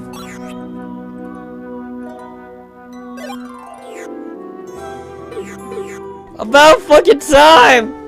Ah! Okay. So I'm gonna pass out. So what I'm gonna do is, I'm gonna go look at some nice hentai, then I'm gonna pass out, and then I'll see you guys Tuesday. Thanks guys for coming out and watching the very bad Saturday's live stream. Sorry that I was sick. I'm sorry that I sound like shit. And hopefully things will be better, I guess. Yeah. I'll see you guys then.